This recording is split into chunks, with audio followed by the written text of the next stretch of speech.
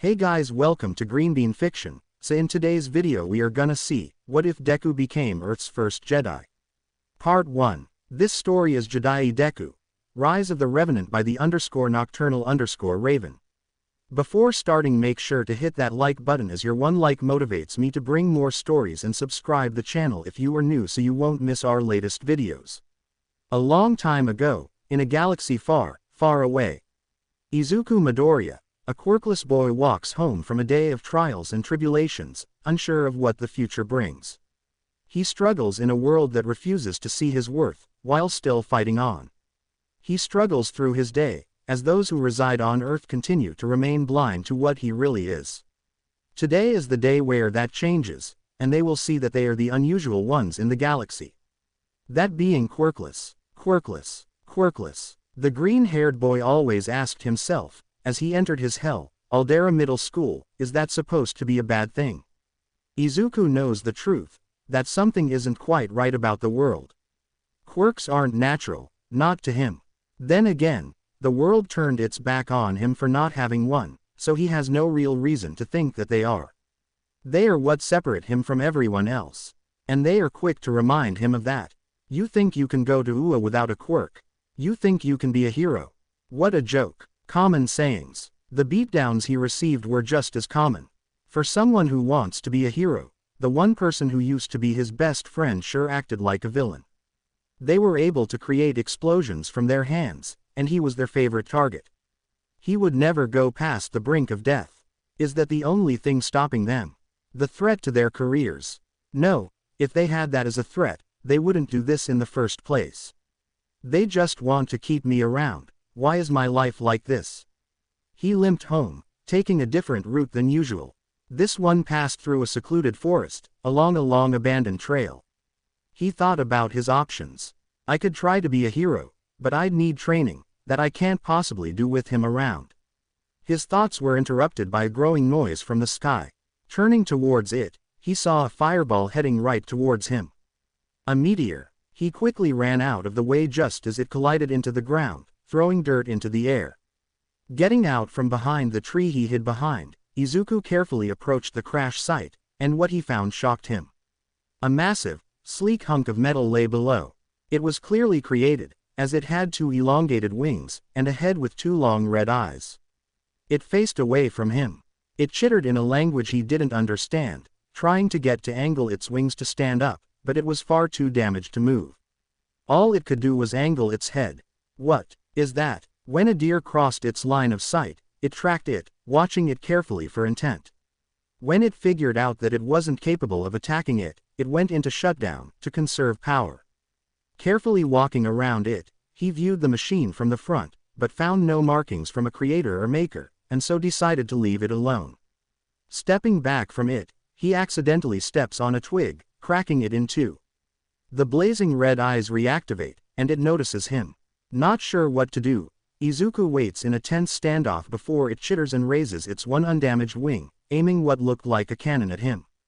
Even though he couldn't know what that was, he still moved backwards away from it as it fired, hitting the tree next to him, throwing him down a steep slope. He tumbled for a moment, but then rolled once the ground beneath him leveled out. Groaning, he got to his feet. Great, how am I going to get back now? He was about to start a risky climb when Izuku felt what could only be described as a calling. Turning, he found what could only be described as a large gate further along the slope, ancient and completely different to any surviving temples in Japan. Curiosity taking over reason, he started to explore the place, using his phone as a flashlight. For something so old, it was in pristine condition. Wow, he arrived into a large room, with soft orange glow emanating from the walls. Lights. Here. This is too strange. A door at the end of the room opened, welcoming him. Slowly, he approached, and found a dark room. Ancient machines whirred to life, and what can only be described as a blue hologram flickered into being. The man it showed wore long robes, their head covered by a hood. A simple metal mask covered their face. Its voice was muffled, but warm, easy to listen to. Welcome, young one. Don't be shy. Izuku carefully walked into the room, as if drawn to the area. The first thing that escapes his lips is a question. His curiosity made manifest. Who are you? The hologram responded, proving it wasn't a recording. Me, I am a digital copy of an ancient scholar named Revan. Incredible. I've never seen anything like this. I need to know more. How ancient? He stroked the lower part of his mask. At least 200,000 years ago. This planet fascinates me, and I've been studying its effects on life, and on humanity here. To think it would create, what do your people call your abilities? Quirks. To think it would create quirks. What is your name? The greenette stuttered his name. Izuku Midoriya. He bowed, in respect to the boy's discovery. It was a gesture that shocked him, since he'd never been offered any kind of politeness, or kindness, before now. Izuku Midoriya, thank you for coming to this place. How did you find it? He rubbed his arm, his skittishness really not helping here. I'm not sure. I fell down a steep hill and found the door, and I don't know how to explain this. The AI was nurturing, in a way. Do the best you can. It felt like it was calling to me, as if I should enter this place. He latched onto that word, a calling.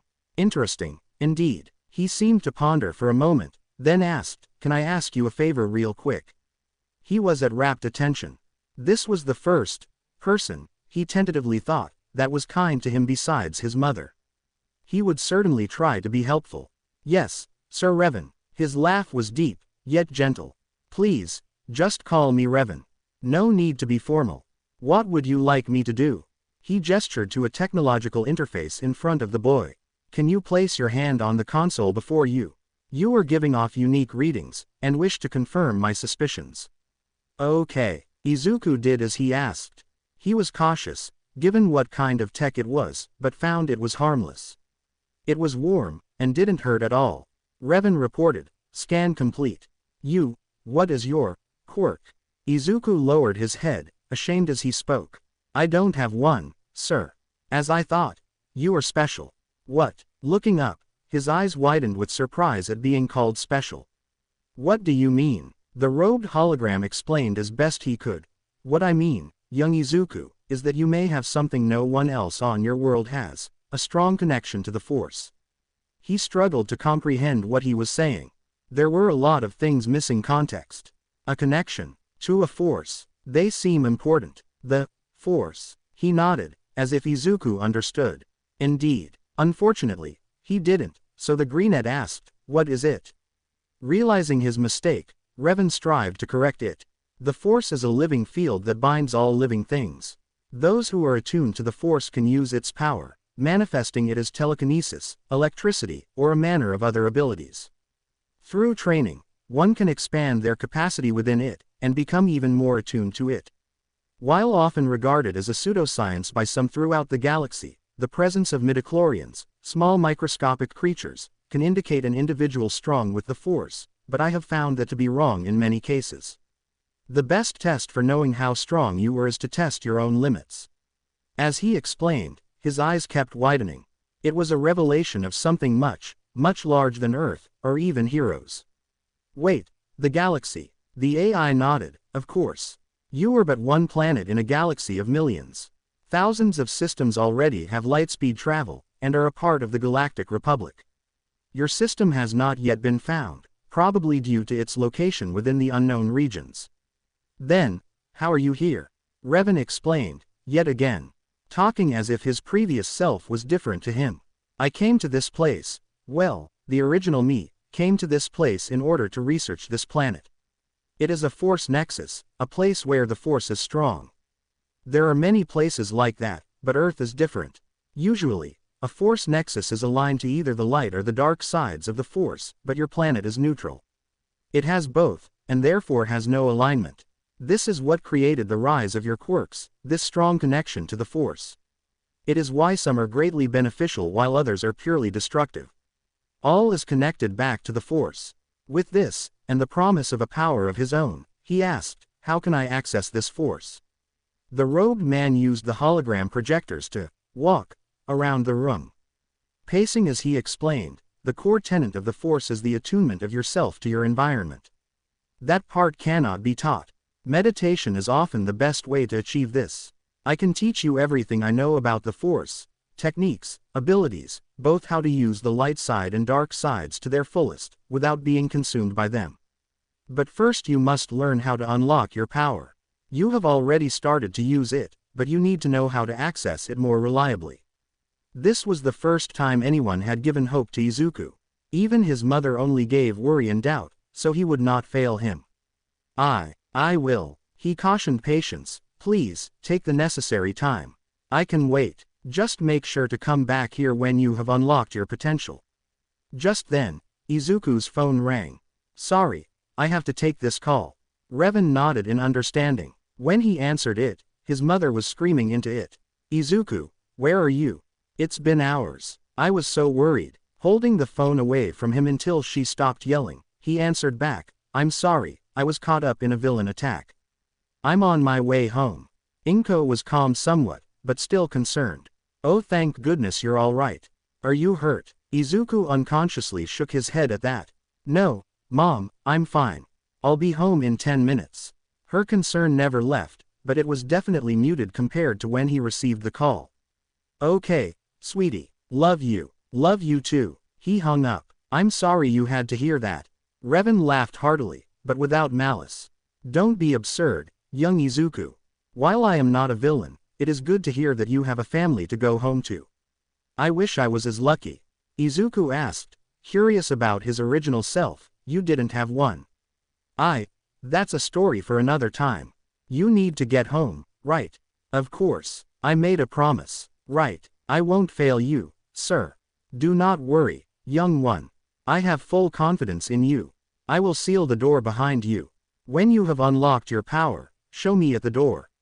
Then, I will teach you everything. Izuku nodded, before turning and running out the room. The AI chuckled. To be young again. He reminds me of myself, that eager spirit, the drive to excel. I have high hopes for you, Izuku Midoriya. I wish you the best of luck, and may the force be with you. Izuku arrived at home, opening the door to his mother crashing right into him. She could be faster than Ingenium, the Greenette swore. It was comforting to know that she cared so much. Izuku, I was so worried when you didn't arrive home. What happened? Trying to breathe under the crushing hug, he tried to push off the explanation at the current time. It's a bit of a long story. I'm not going to lie, I'm more than a little hungry. Is there anything to eat? She let go, beaming, of course. I started dinner after I called you. It'll be done soon. When dinner was served, Izuku explained all that happened, from his walk through the woodland path, the crashed ship, and his meeting with Revan, although he talked about him as a dojo master, instead of the AI he actually was. And the best part is, he gave me some exercises to do first. With his training, I could be a hero. He believes in me. That's wonderful. Izuku was determined to get started with this routine. I'm going to my room to try some of the breathing exercises first. Okay, I'm glad this mentor is a positive influence on you. She smiled, and went to the kitchen to clean the dishes. Izuku went to his all-might-covered room, and thought about what he was really wanting to do. This training, the Force could help me be a hero, but is that what I want? I'll think about it later. Now I have to try to connect with the Force again. He sat down on his bed, sitting straight up and closed his eyes to focus. I have to reimagine that feeling, the calling, and then he felt it. The connection he had to the temple manifested again, but in a much larger way. It was as if everyone in Japan was connected. He could visualize a web, connecting people to plants, to pets, to nature, all the way to the horizon if his eyes were open. Wow, Inko Midoriya thought about all Izuku had told her. Why would he take that forest path? It's at least an extra 10 minutes at least. Why not walk with Katsuki? Aren't they friends? Unless they aren't, but that's not right. I would have heard from Mitsuki if they broke up their friendship. And this Revan fellow, I would like to meet him if possible. And the sudden meteor, how had nobody heard it? Or seen it? I know I heard thunder, but you would think it would be on the news. She finished the last dish. I'm going to check on him. He's taking this seriously. She walked to his room, and quietly opened the door, and what was on the other side shocked her. Izuku was meditating on the bed, but random objects in the room were floating. Did he just unlock his quirk?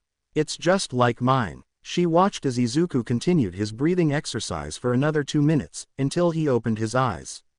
When he saw his mother's shocked expression, he quickly turned to panic. "How long were you there? Izuku, how did you get your quirk?"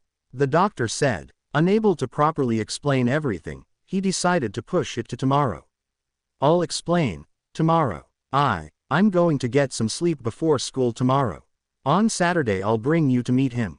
Still astonished, she understood that he needed time. And Inko was more than accommodating for her son. "Okay. Sweet dreams, dear." School was just as painful as the day before. The beating was terrible, but what Bakugo said to him broke any belief that he could save their friendship. "If you really want to be a hero, then I have some advice. Go take a swan dive off the roof and pray for a quirk in your next life." "Why? Why would you say that? I was so close. I would have done it if Revan didn't believe in me." "Think before you speak." He collected his throne notebook, damaged by fire and water, and went to leave, heading a different path. "I'll go to Revan tomorrow. It'll be Saturday then." As he left the tunnel, he heard a noise behind him. Out of the sewer grate, a sludge villain appeared, and zeroed in on him. A medium-sized skin suit. Perfect. He launched himself at him, and Izuku instinctively tried to run, but didn't get far. As he struggled against the villain, Izuku thought about what could have been. He was about to give up when an iconic voice called from the tunnel. "Do not fear, for I am here." A gust of wind knocked the sludge off of him, and Izuku stumbled to the ground. All Might walked over to him, and helped pick him up. "Are you all right, young man?" Thank you, All Might." He was jovial, think nothing of it. Izuku started to speak, to ask a crucial question, "Can I?" But All Might rudely interrupted him, presuming something completely different to his actual intention. "No fear, for I have already signed your notebook." Annoyed, he continued his question. He didn't dare show his annoyance to the man who just saved him, of course. Ask a quick question. The blonde hero, of course, would listen to this request. Sure. Izuku took a deep breath, before asking the crucial question. "Can a quirkless kid like myself be a hero?" The hero pondered the question, and tried to be careful with how he answered this crucial question. But what he said only confirmed to Izuku what he needed to do. "Some villains, like him," he held up the bottle, "cannot be beaten without a quirk. It's just the nature of the world. It doesn't mean stop trying. There are many professions considered heroic, such as police, fire department, or medicine, but I cannot recommend it to someone without a quirk. One who hasn't prepared for it will die in the field. You can be a hero, but it will take a lot from you, and you'll only get so far." Instead of being disheartened, Izuku became determined. I see, thank you for answering that." The hero's expression was unreadable, but he shrugged, and held the bottle with the sludge villain in his hand, as to not lose it. "Now, I must take this villain to the police. Thank you for supporting me." He jumped away, bounding over buildings just like a superhero of old. Izuku thought about the response. It was sound, in his view. The sludge villain confirmed it. He needed to master his power, or else he would never be able to be a hero. Today was the day Izuku would start his training properly, and he promised to introduce his mother to the one who would train him, the AI of Revan. Packing her purse, she asked Izuku, "What kind of man is he, this Revan guy?" Izuku described his best qualities, as if he described him too much, she would definitely get suspicious. "Strong, old, wise. He has a similar power to my own." Inko nodded. Even though she was telekinetic, she was able to access it instantly.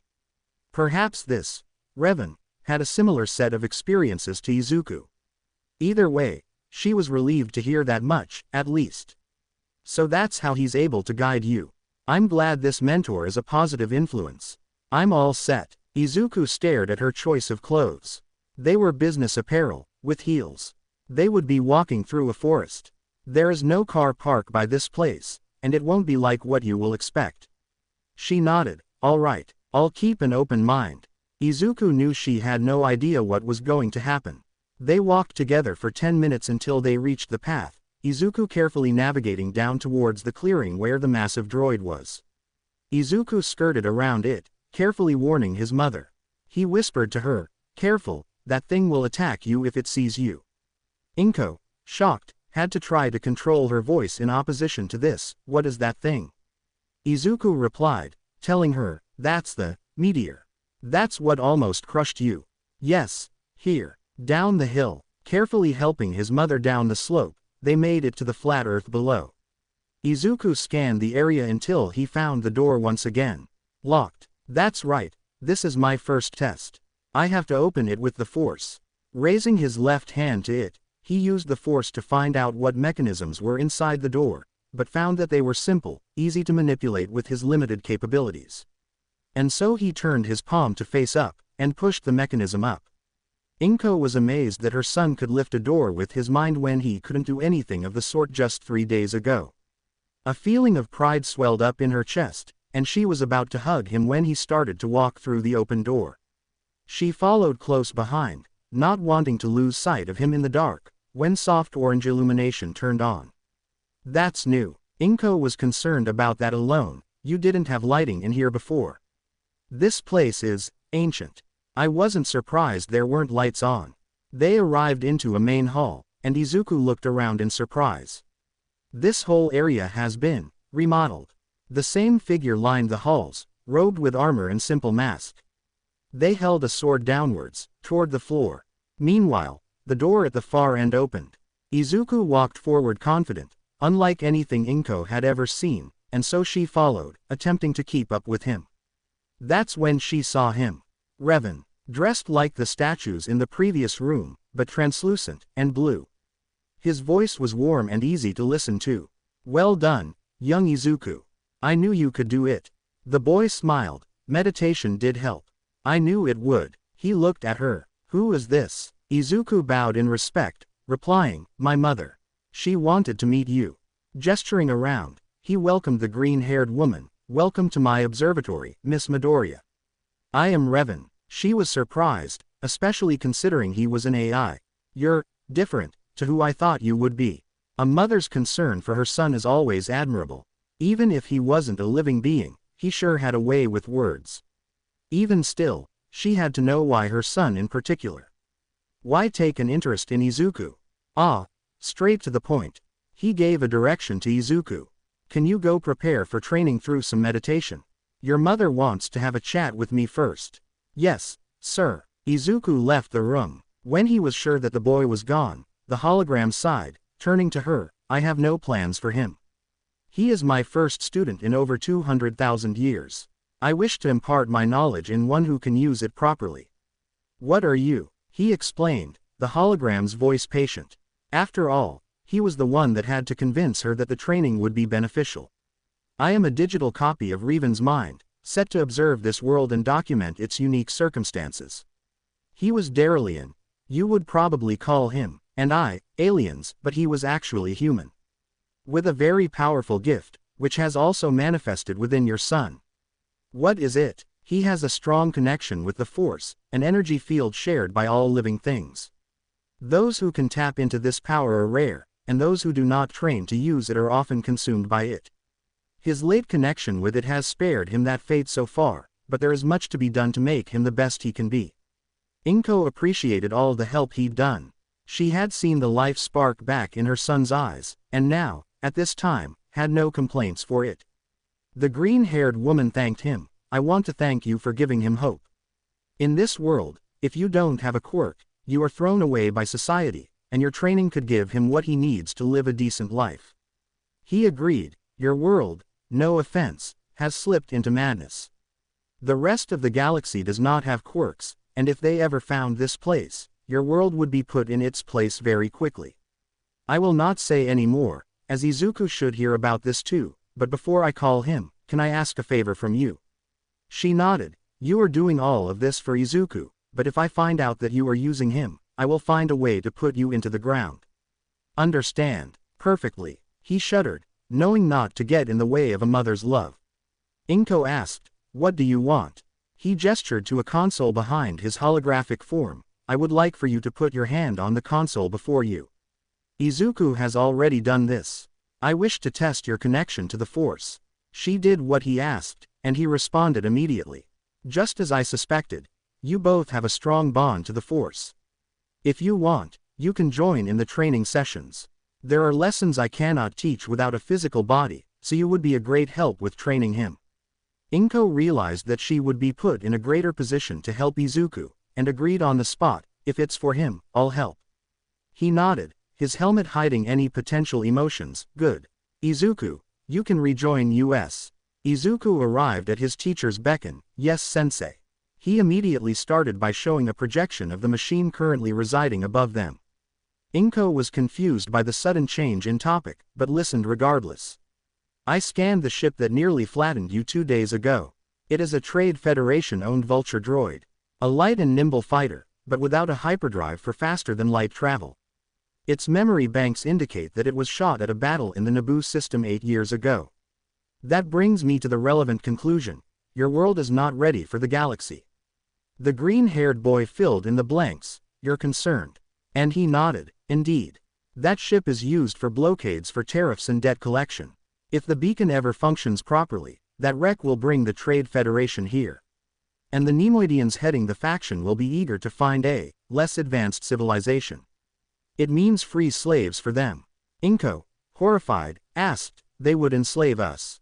Revan confirmed that unfortunate fact. They attacked Naboo, invading the planet under the flimsiest of pretexts. They are a cowardly race, raised to be ambitious as a Sith, and hold no qualms of subjecting an easy target. Izuku sighed, even if I try to be a hero, it'll all be for nothing. You can be a hero to your people. Learn all I can teach you, and unify your people. That is all I can advise. Inko's eyes narrowed with suspicion. After all, this was just counter to what he'd said not too long ago. You want my son to take over the world. Is that your scheme? Revan, to his credit, didn't break under that lethal gaze. I can only say what is on my mind. The old me would have absolutely tried to manipulate Izuku, but I am not a copy of that man. He was a dangerous Sith Lord, consumed by hatred. The green-haired woman asked with a statement, you speak as if they were two different people. And the hologram answered her question. That's because he was. The Jedi may have replaced his memories, and banished the corruption, but not his connection to both sides of the Force. A connection I remember and cherish, because without one side, the other cannot function. I should start with a quick background of each major group of Force users, the Jedi and the Sith. The Jedi Order used to be about balance with the Force, much as I believe. They were called Jedi. Then, a splinter of them relied too much on the dark, consumed by their anger, greed, and ambition, were exiled to the world of Korriban after a bloody war, forming the Sith Order, who believe that the dark side of the Force is the only way. Meanwhile, the Jedi reformed, casting aside emotions in an effort to cast away the dark. They've been at each other's throats ever since. Although, my recent reports from the rest of the galaxy indicate that the Jedi Order won in their crusade, I believe they changed their tactics. The Sith love deceit. Izuku was far more interested in the potential of the Force. So, the Jedi use only light, the Sith only dark, there aren't any in between. Not that I'm aware of. Certain individuals may dabble in the dark, but 99% of Jedi stick to the light only. He was slightly disappointed by the fact that they didn't use right. Anyway, I believe the best news I have, young Izuku, is that your mother is also Force sensitive. She is. He looked at her with shining eyes. That meant they had the same power, and a deeper bond than even he knew. Revan confirmed this. The Force often manifests itself at a young age. They saw her ability with telekinesis as her quirk, and labeled it as that. That was an acceptable answer to Izuku, who just said, okay. Now, Miss Midoriya, I would like for you to meditate, as your son did. Reach out and try to commune with the Force, while Izuku, I want you to. The next 2 months were of intense Force training. Izuku learned how to master the light side of the Force, using inner peace to perceive his surroundings, lift objects 10 times his size, and even how to heal wounds or even produce what was known as electric judgment. Inko kept pace with her son, even giving tips for controlling telekinesis, an area she knew well. Revan congratulated the two of them. Very well done. You both have proven to be fast learners and great students, but now comes your biggest test. We will begin using the dark side of the Force, learning their techniques, their strengths, weaknesses. Are you ready? Izuku was resolute. I am. While Inko was less so. I'll do it. I advise that only one tries at a time, that way they can be stopped if you go too far. I'll go first. Inko volunteered before Izuku. He was surprised by the action, Mom. Revan was less so, but listened as she explained her reasoning. This is apparently dangerous, and I don't want you to be at risk. Very well. The dark side of the Force is based on exerting your will on the Force through powerful emotions. Due to the training of the Jedi, many fail to control their emotions due to repressing them.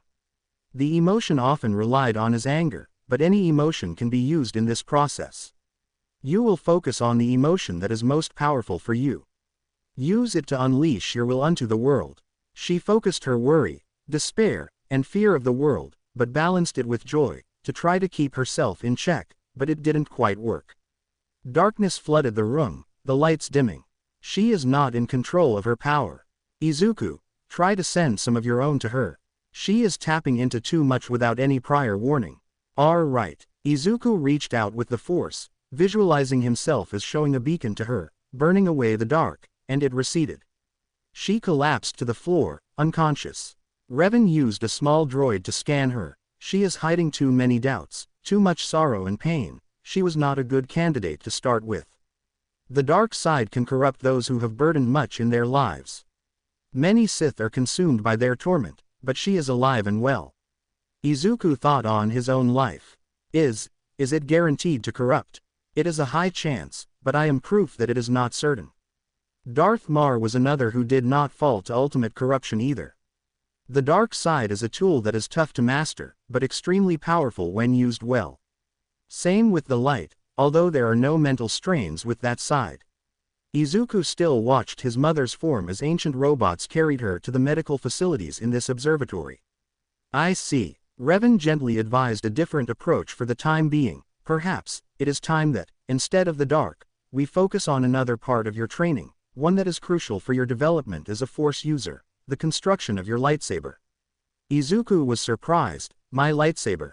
Revan explained, showing a holographic version of his own blade. A weapon so dangerous only one attuned to the Force can wield it safely. A blade made of pure light, only able to be built through the guidance of the Force. It disassembled before the boy, who took in every detail. This observatory has most of the pieces, but it is up to you to find the most crucial, a lightsaber crystal. This core gem is what gives the blade life, and its color. How do I find one? Part of my observations included geographical surveys. Your planet actually has tons of them, under a different name, quartz. Not surprising, since your planet is a Force nexus, but the important thing is to find one that calls to you. That's going to be difficult. The Force will guide you. It's preferable to get one that has a connection to you, but if you cannot find one, any crystal will do. I see. But, before you build it, I have some training blades, and you can learn some of the moves from training holos. I have to attend to your mother, and make sure no negative effects remain. Hopefully you can show her the efforts of your training. Izuku became determined at that. Yes, sensei. Izuku spent the next week, when not going to school, perfecting and working on lightsaber techniques as his mother recovered from her exposure to the dark side. For 3 days, she was unconscious, and for the 4 following days, Revan would not let him see her. After day 8, Revan spoke with Izuku, interrupting his practice. Young Izuku, your mother has recovered from her exposure, and it is now safe to see her. Izuku had been worried about her, since he had been refused access. What happened? Is there a reason? Yes, she had fallen, but not far. I was able to bring her back to herself, well, mostly. The dark side took its toll, but the recovery process worked wonders. Next time, I will teach you how to heal those afflicted by the dark side, but for now, give support to your mother. The door to the medical wing opened, and Izuku couldn't believe what he saw. In the hospital bed lay his mother, who lost most of her weight, and her skin was much paler. Her green hair flowed down, her eye sockets ringed with a tired gray, but her eyes remained mostly normal, emerald green with a small ring of yellow on the inside. Mom. She turned, and smiled once she saw her son. Izuku, come here. She opened her arm, wanting a hug. He ran over and obliged her. You've changed so much. Inko smiled weakly. I know, but I think this is an improvement, if I'm honest. I feel much lighter, and freer than before. Revan flickered into the room. There will be some after effects from her exposure to the dark side. You can already see some of it now in her eyes. Mentally, she's stable, but don't be surprised by some darker tendencies.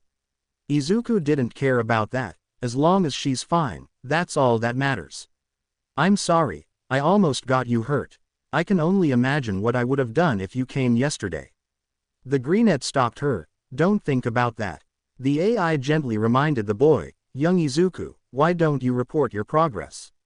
Eyes brightening, Izuku explained, yes, I've been learning force using blade techniques. Revan added with his typical grandiose manner. He will soon be ready. He learned all 6 forms quickly and to near perfect ability. His last task before tackling the dark side will be to build his lightsaber. To do that, he needs to find a power crystal, which your planet has in great abundance. Inko smiled, proud of her son, but immediately fretted about if he needed anything, really. Wonderful job, Izuku. Do you need money to get one? Revan shook his head. Quartz, as it's known here, seems to be inexpensive. He should have no problems, except finding a source for them nearby. The green-haired boy told his mother, I'll be fine. I just want you to recover. When you have, maybe I can help you learn the saber techniques I've learnt. I would love to, she yawned. Can you leave me to rest? Sure. Take all the time you need. Thank you, Izuku. He turned and walked to the door. Turning, he called to her before he left. I love you, Mom. Please get better. She smiled gently. I love you too. After Izuku left, her smile left. Is what you told me before true? That you've seen my son beaten up by Katsuki Bakugo? Revan nodded. If that is the name of the blonde, then yes, it is. One of my stealth probes discovered this on a routine patrol in the sector. She seethed, her blood boiling. It looks like I will need to have a talk with Mitsuki and her son. Not yet. Wait one more day for the results of today's test. It seems you have a stronger connection to the dark side than the light, but do not let it cloud your judgment. You're right, Sensei. Izuku's safety comes first. I will leave you to rest. Please do not do anything rash. Calming down, she nodded. Please inform me if it happens again. I want to see it happen. Revan left the room, while she still thought on the information. How long has this been going on? Why did Izuku do nothing? I will punish Katsuki myself if Mitsuki fails to. Izuku wandered through downtown Tokyo, feeling with the force for any lead. Revan described the crystals as selective, calling out to him if they have a connection. A strong connection is important, and so far, nothing. However, he was interrupted by something far worse than this particular problem. He accidentally bumped right into Bakugo. Shit. Damn it. Oh, it's you, Deku. You plan on being my punching bag today. Even with his force training, Izuku couldn't help the fear that crept into his voice, and no. Well, that's just too bad. Katsuki grinned, putting an arm around him, giving the appearance of an old friend to anyone outside their conversation. He guided him to an alleyway, out of sight for most, except one particular observer. Revan notified Inko as soon as it began again. Inko, it's happening. As he projected the recording into the hospital room, the equipment in the room started to malfunction, small utensils were crushed, and the room started to shake. Revan switched off the recording. Please do not destroy the medical wing. I have no way to recreate some of the machines here. Inko calmed down, yet again. I'm sorry, it's just, how long has this been happening? While I may not understand a mother's love, I can understand how strong it is for you. Rest today. You can take care of necessary business tomorrow morning. I will. After Katsuki's warm welcome, Izuku got to his unsteady feet. Breathing raggedly, he stumbled down the alleyway, when he felt it. The calling. Turning to face it, he found a collection of useless quartz, thrown away after being unable to sell them. Upon closer inspection, many had what people perceived to be faults. They were clear, fractured on the inside, or just dull, but then he found it. The crystal, it called him, and he gingerly picked it up, cupping it in his hands. It shined, as if joyful to be saved from its previous fate. Carefully, he put it into his pocket, and navigated back towards home, so he could rest for the next day. Inko woke up first thing in the morning. Restless, she got up and stretched. Revan projected himself into the room. There is a cleaning station in the other room, and a spare set of clothes. I was inspired by the royalty of Alderaan, known for their elegance. She took advantage of the facility, and the spare clothes. When she pulled out the outfit, she didn't know what to say. It was on par with Mitsuki's fashion lines, but before, Inko had never felt good enough to wear those. Now, though, after changing into it, she marveled at her new look in the mirror. "This outfit is beautiful," Revan admitted to her, "it fits you much better than I thought it would. Do you need any assistance with what you are going to do?" "No. This is personal. Do not kill him, there is likely an explanation for his behavior. And you cannot help Izuku from within a prison cell." "I know." Izuku arrived back at the temple, collapsing to his knees as his body ached from the previous day's beating. Revan was completely concerned for the boy, young Izuku. But the green-haired boy was too excited about that. "I found it." A moment of pause before the AI responded, "You did." "I have it. Here." He pulled out the crystal from his pocket, showing the gem in all its glory. "Indeed, a perfect Kyber crystal. This is an important milestone in your training. But, before you start the construction of your lightsaber, you look like you have taken a beating recently. I want you to get checked up in the medical wing." "Yes, Sensei. Do not be surprised by your mother's absence. She went to take care of some personal matters."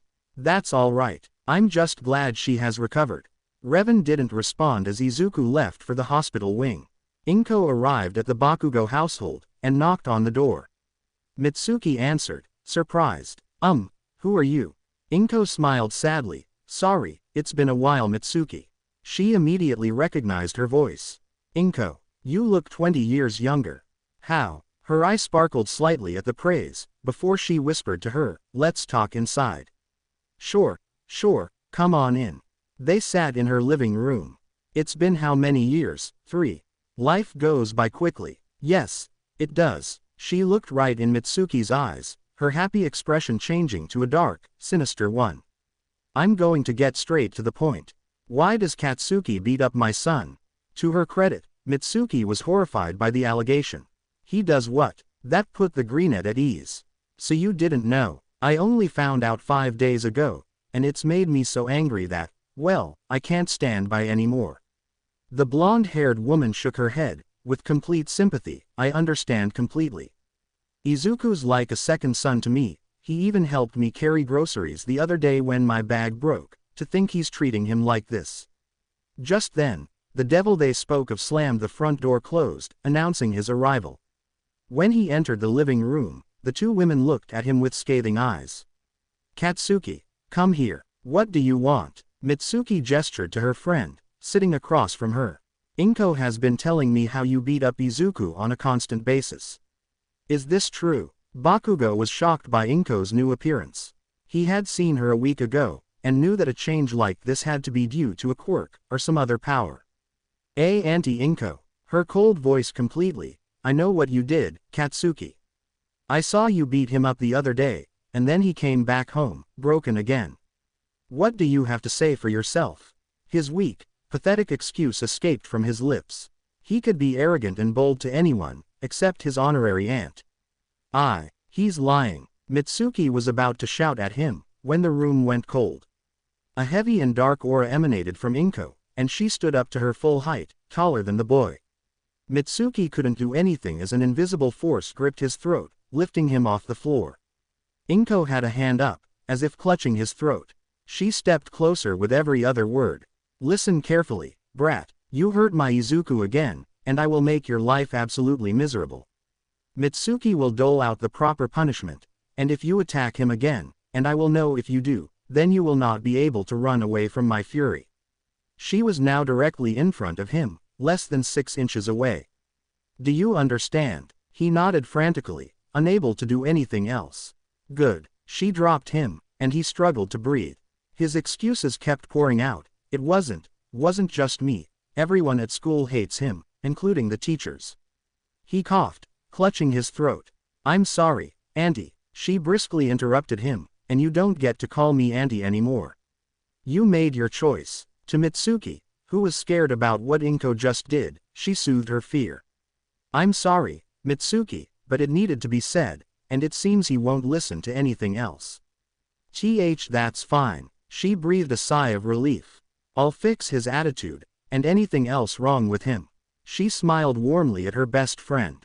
Good. I look forward to seeing him change. Inko then left the Bakugo household as they feared what she had become. Inko arrived back at the observatory, and went to the medical wing.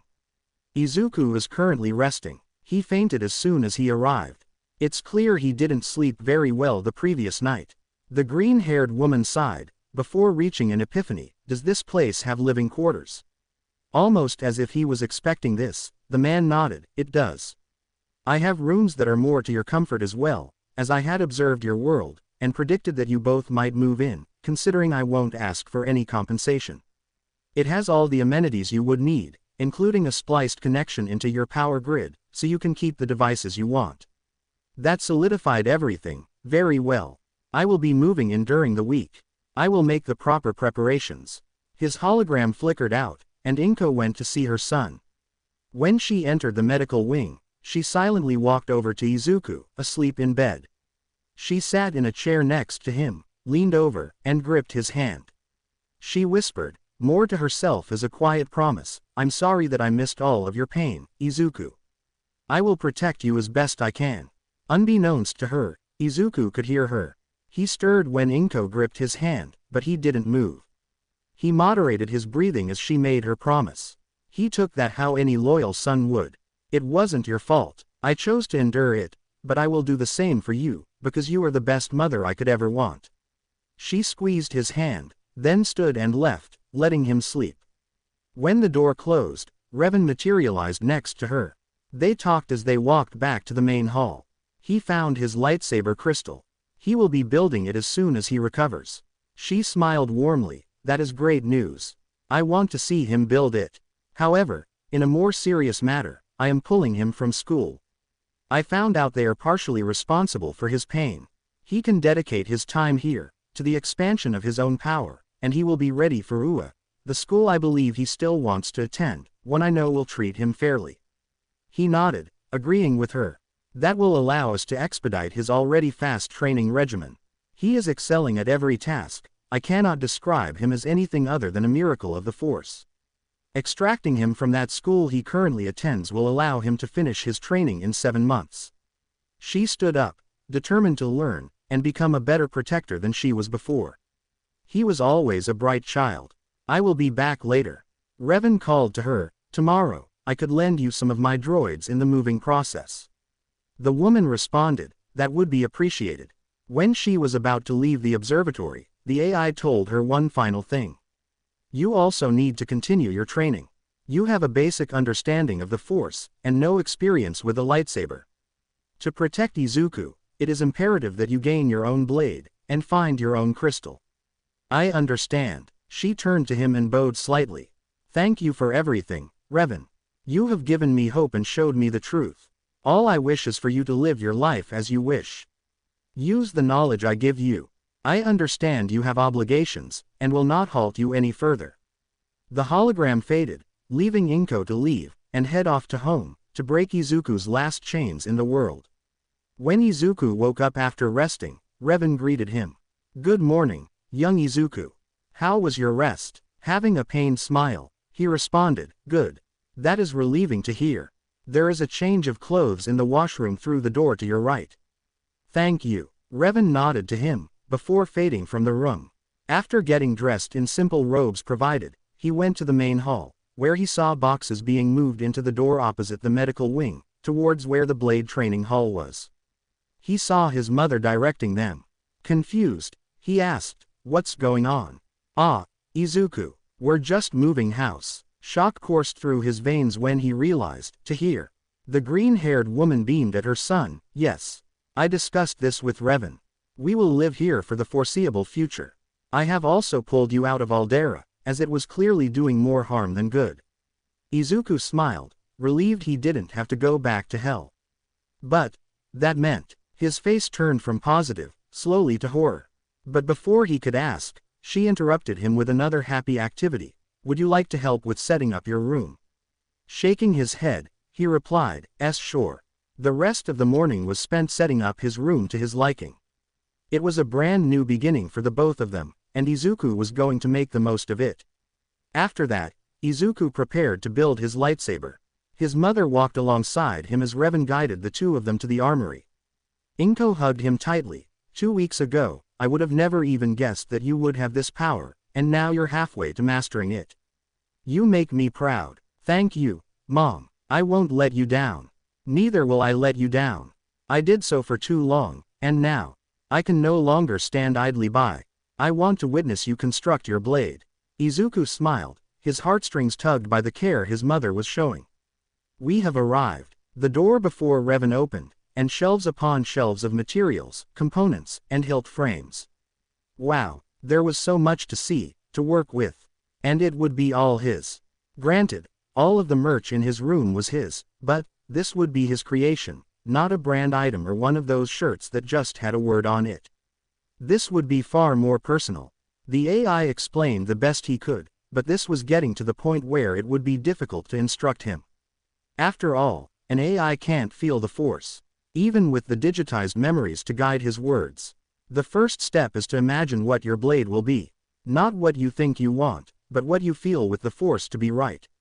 Close your eyes and tell me what you need. What does your future blade feel like? How will it be used? Izuku did so, and described what he wanted, a mix of offense and defense, and I feel, leather, a soft metal. Unusual. While leather is usually not used for a grip, I have some here. We have a few options, but the best in combination with a dark brown leather, in my opinion, is Cerakote, here. Revan used a droid to retrieve the parts that he described. Now, in combination with standard lightsaber mechanics, you have all of the necessary components. Take a look. Izuku opened his eyes and found the parts in front of him. Take them, meditate, and use the Force to guide the construction of your lightsaber. Izuku sat in the center of the room, placing the parts around him. Closing his eyes yet again, he started to meditate. The parts started to float, first the crystal itself, then the inner frame, spinning gently like a planet. The wiring and energy packs floated into place, secured within the frame. The beam emitter was placed towards one side of the blade, before the outer shell, made from a dark gray metal known as Cerakote, secured the ancient design. Finally, the leather wrapped around the metal, the dark brown grip contrasting with the gray metal. Finally, the ornamentation around the emitter, almost enclosing it, was placed, and the bottom cap sealed the leather in place. Reaching out his dominant hand, he grasped the blade, and pointed it straight up. He felt the leather grip, feeling completely right in his hand. He opened his eyes, igniting the blade for the first time. It was a brilliant violet blade. Its amethyst glow covered the room in its oxymoronic light, casting Inko and Izuku's shadows onto the walls. Izuku was amazed to hold something so important. It was a trophy of all the progress he made. He would always cherish it. Inko was amazed to see the process. She applauded him immediately after igniting the blade. She only held back from hugging him because of the danger involved, but did take her phone out for a picture. Well done, Izuku. Revan clapped as well, although his were silent. A purple blade is extremely rare. I wouldn't have been surprised if yours was blue or green, but purple is reserved for those who are special. The green-haired boy turned to the hologram. Special in what way?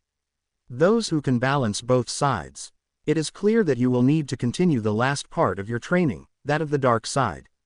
Will you be ready to begin tomorrow? While not eager to begin that dangerous part of training, he understood its value. I will, Sensei. Then, celebrate tonight, but prepare for what is to come. It will be your toughest challenge yet. Izuku nodded, deactivating the blade.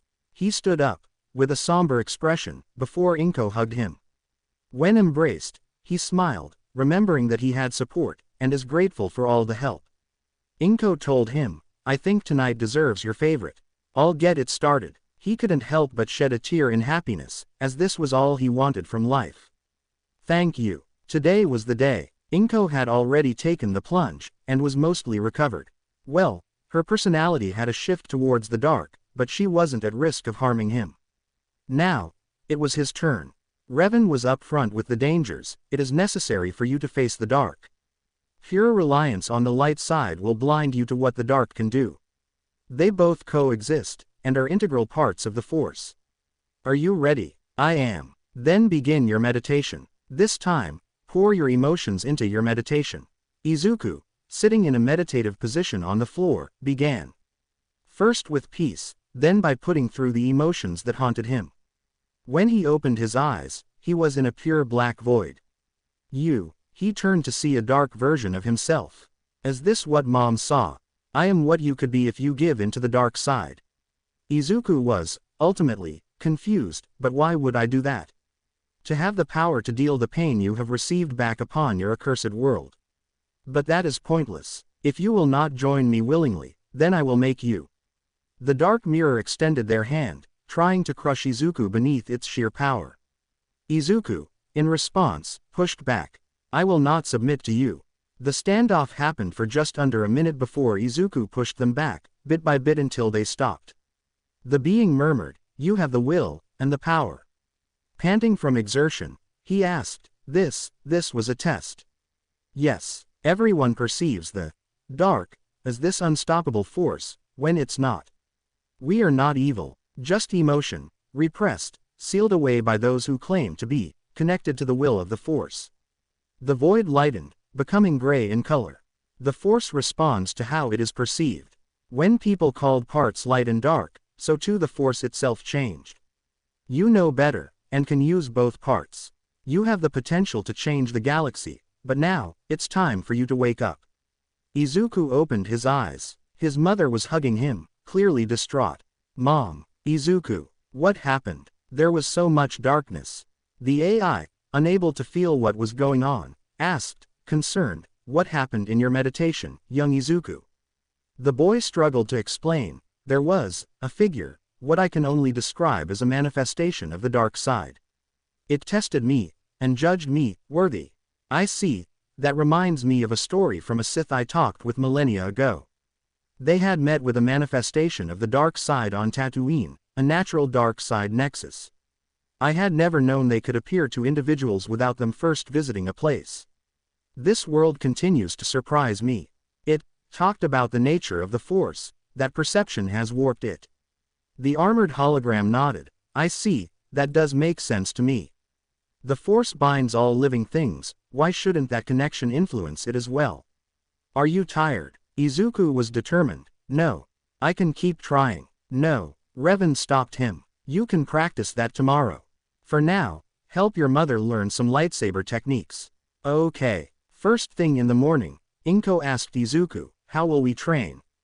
With training blades. I used training tapes to learn the moves, but I know that not everyone learns that way. There are 6 forms of lightsaber combat. Is there one that is easier than others to learn? That is largely dependent on you, and what you find to be the best fighting style. I admit, I prefer Form 3 because of its defensive nature, but you may find another style works for you. As Inko practiced the forms under Izuku's direction, he found that she gravitated towards a mix of Forms 4 and 2, with its aggressive, yet elegant style, complete with fast movements aided by the Force. It was diametrically opposed to Izuku, who preferred defense to offense. During the week, Izuku helped her, through direct sparring, and giving pointers when necessary, until it was time. Inko would build her own blade, just as Izuku did. The crystal was easier to find, and the process went smoothly. Her blade's hilt was shorter, designed for only one hand, as Form 2 relied on single-handed blade techniques, similar to a fencer. When she activated the blade, it was wholly unique, black, with a white outline. Revan spoke, analyzing the blade as Inko looked at it, captivated by it. Fascinating. The last time a blade was black was a full millennium before Revan's life. The only Mandalorian Jedi had a black blade. It symbolizes mystery, and an inherent connection to the dark side. A fitting blade for Inko Midoriya, in my opinion. Izuku had to ask, fitting. Revan, ever the teacher, explained, there is much you do not know, young Izuku. Things, even I do not know. But that is not what we are here to discuss. Celebrate Inko's lightsaber construction. I think your time here has made you forget how quickly time can pass. You have less than a week until your exam. Izuku's eyes widened, clearly having lost track of time. UA's entrance exam. It's that soon. You have spent months here, mastering your power. It is almost time to unleash that power for what you believe in. What do you want to be? Izuku thought for a moment, before solidifying his determination, a hero for the world. The day of the exams. Izuku was as ready as he could be. He put on a mix of normal clothes and simple robes, to blend in. He stood in front of the main gate, ready for the ultimate test. He walked through the gigantic gates to the hallowed grounds beyond. His anticipation made him move faster, eager to prove himself, until he stumbled and tripped on a jutting piece of sidewalk. As he fell, he thought, "This is how my story ends, huh?" He stopped falling, helped by a girl with a brown bob cut. She was very pretty for her age, and when she was sure he was fine, she let him go. When she waved, he could see her finger pads were different. She must be able to nullify gravity with a touch, and tapping them all together nullifies the effect. Be careful, you know it's bad luck to trip before a test. Thanks. She checked her watch. It's almost time for the test. Let's hurry, we don't want to be late. Right. The explanation for the heroics exam rules was done by Present Mike, due to the ease in which he spoke. There were no interruptions, and the contestants were brought to the fake city, ready and eager, just like Izuku. When the gate opened, he wasted no time. When the others complained, they were met by Mike calling them to battle. There's no countdown in a real battle. Get going. The robots didn't stand a chance. Izuku was in flow. He didn't use his lightsaber, and didn't need to. The first few waves of robots were crushed with little effort. However, when the competitors caught up with him, he had to start being precise. This was the environment where the lightsaber would be best, but the Force was telling him not to use it. Rely on it. He used both where he saw fit, saving students, taking down large groups, and everything in between. After an hour and a half, he decided to rest, taking time to meditate and recompose. The principal of UA was ecstatic so far. Absolutely incredible performance by that meditating kid so far. What's his name? Nimori. Let's see, the file says. All Might interrupted them. Izuku Midoriya. His response surprised the staff. How did you know? I met him a while ago. He made me think about what it means to be a hero. It's hard to forget him. Nimori looked over his file. His file says he's quirkless. That's correct. He asked me if he could be a hero without a quirk. He must have awakened his in the months after our meeting. It's the only explanation I can think of. Well, we need to see what our potential students will do in the face of overwhelming danger. I think it's time to release the zero-pointer. Nezu laughed almost maniacally as he pressed a shiny red button. The ground shook. Izuku opened his eyes in response. He got to his feet, as most students ran for the exit, done with the test in their view. Izuku would have left if he didn't hear the familiar voice of the girl from his arrival at UA. Help me, somebody, please. Using the Force, he located and navigated the ruined city. He found her, the girl, and so did the zero-point robot.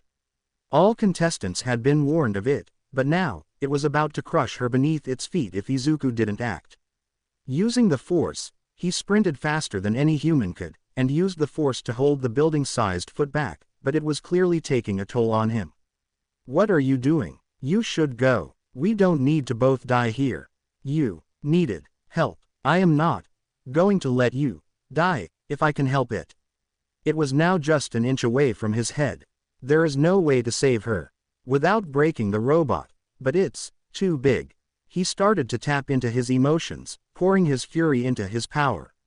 Screaming, he accessed the dark side, causing lightning to crackle from his fingertips and across the entire robot. Sheer power arced up and around all of the zero-pointer, almost creating a web to entrap it. The power short-circuited it, and he could start to move it away, towards an area with nobody inside. The ground shook on impact. Panting, he calmed down, and let the light side wash away his exhaustion. Turning around, he saw Ochako have an open mouth. Oh my god, what was that? It was awesome. I didn't know I could do that. That lightning. He looked at his hands with amazement. My power continues to amaze me. Can you help me? Of course. He focused, and lifted the rubble off the ground, freeing her. However, the girl couldn't walk, so when Izuku put them down, he asked her, "Do you need a lift back?" Exhausted, she accepted his help. "Yes please. Here, I'll let you climb onto my back." He knelt, letting her get on. Izuku carried her back to the medical tent at the start of the fake city, confident that he got in. When they saw the lightning snake up the sides of the zero-pointer, Toshinori Yagi paled. He has 2 quirks. A dormant quirk like this has never been discovered yet, unless he got multiple from him. I never found his body, but, no, there is no other explanation. That cannot be right. Nezu asked quietly, "You have something to say, Yagi?" The only person to have multiple quirks, he was quirkless 2 months ago, he had to have received them from All for One. It's the only explanation that makes sense. Hazashi, aka Present Mike, nearly shouted, "Why would you think that? He just saved that girl when it almost killed him." "I don't know, but there can be no other explanation." Nezu thought for a moment, before asking the blonde hero, "Are you absolutely sure? You, yourself said that you killed that particular villain by your own hand. What if it is simply a magnetic style quirk? Those have the capability to also create lightning, such as the iron-helmed hero in Australia." Toshinori spoke again, still nervous. "I've never seen a magnetism quirk that strong before, or operate like that. Only a telekinesis quirk operates like that, but they never have lightning." This time, Aizawa interjected. "The criminal underworld still believes he's alive. Lightning and a strong telekinesis, there's no way that he isn't involved. AFO might be trying to send a spy in the form of a promising student." The risk is great. Would you be able to tell him directly why you wish to disqualify him? Would you directly tell him the reason, and watch as you break a potential hero's dreams? The risk is too great, considering what Aizawa has just told me. Power Loader offered an explanation for the new teacher. The zero-pointer did break the outer wall and some of the UA grounds. That'll be it then. In the medical tent, Izuku chatted with the girl, who introduced herself as Uraraka. "Thank you so much for saving me. It's what a hero does. You are already one in my eyes.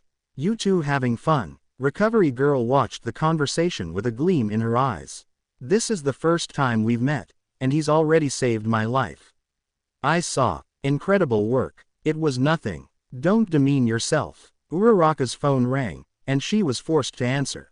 After a conversation with her family, she quickly said to Izuku, "I'm sorry about this. I'll have to leave. Here, I'll give you my number, and then we can hang out again soon." "Thanks. It sounds fun." They traded numbers, and she hurried as quickly as her repaired ankle let her. "Well, you're clear whenever." Izuku Midoriya, correct. Nezu perched on top of All Might in deflated form. "Yes, we wanted to thank you for saving that girl. The robot controls were malfunctioning, so if you didn't do anything, she would, most likely, be dead. It wasn't anything, but we do have some questions about your quirk." "Okay. All official medical documents list you as quirkless, yet clearly, you have 2 quirks." 2. Don't play dumb with me. You used lightning and telekinesis. That was the first time I'd ever seen that lightning. I find that hard to believe." The tone of the conversation had become increasingly hostile, to the point where even Recovery Girl was surprised. "Nezu, what are you getting at? Were your quirks given to you?" "What? No. This is my own power. If you won't tell us where your quirks come from, I'm afraid we'll have to deny your entry to UA." Recovery Girl gasped, while Izuku was incredulous. "On what basis? That is classified. I can't believe you." Tears started to run down his face. "I thought you were after heroes, you wanted to train more. I can't believe it. Especially you, All Might." Nezu's eyes widened slightly, not knowing that Izuku knew Toshinori was All Might. "You never saw this form, how did you? You have the same presence, the same eyes, but I guess UA's just like you, huh?" "Nothing but a lie. Thanks. I'll take my leave." He rubbed his eyes as he left, unable to contain his grief at this blatant rejection. "You too. I am disappointed in you." Recovery Girl made her displeasure apparent. "I observed him the entire time he was in here. He genuinely cared for the girl he saved. He wouldn't leave until he knew she was all right. That Izuku had the makings of a great hero, and you all just ruined it. Congratulations. She walked out of the tent. When Izuku arrived back at the observatory, he locked himself in his room and meditated. His treatment from the UA staff made him seethe with anger. Quirks can have multiple aspects, and they just assumed it was 2 of them. Is it so hard to believe that I can awaken abilities after being diagnosed? It's stupid on their part. I had demonstrated I have immense power, and they wished to fight me. His mother called from the other side of the door. Izuku, are you all right? His voice shook as he called back. Please, give me some space. The pain in his voice was clear, so she respected his wishes. Okay. Revan and I are here if you need anyone to talk to. I understand. He sighed, then opened his phone. There was a message from Uraraka.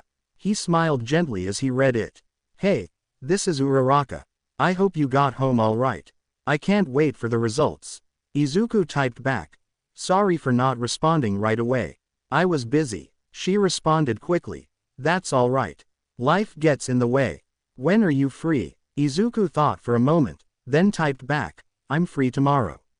Why, Uraraka? I thought you'd want to hang out. Do you, Izuku? Of course. Know of any good places? Uraraka. We'll meet at the fountain by Garden Mall.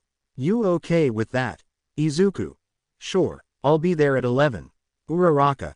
It's a date. Izuku couldn't help but blush once he saw that. AD date. No, that can't be right. We're just friends. Are we friends? I'll ask tomorrow. Feeling better, he left his room and went to the one used as a living room. His mother was seated on the sofa. She noticed as soon as he entered the room. Are you feeling better? I could feel that you were in pain.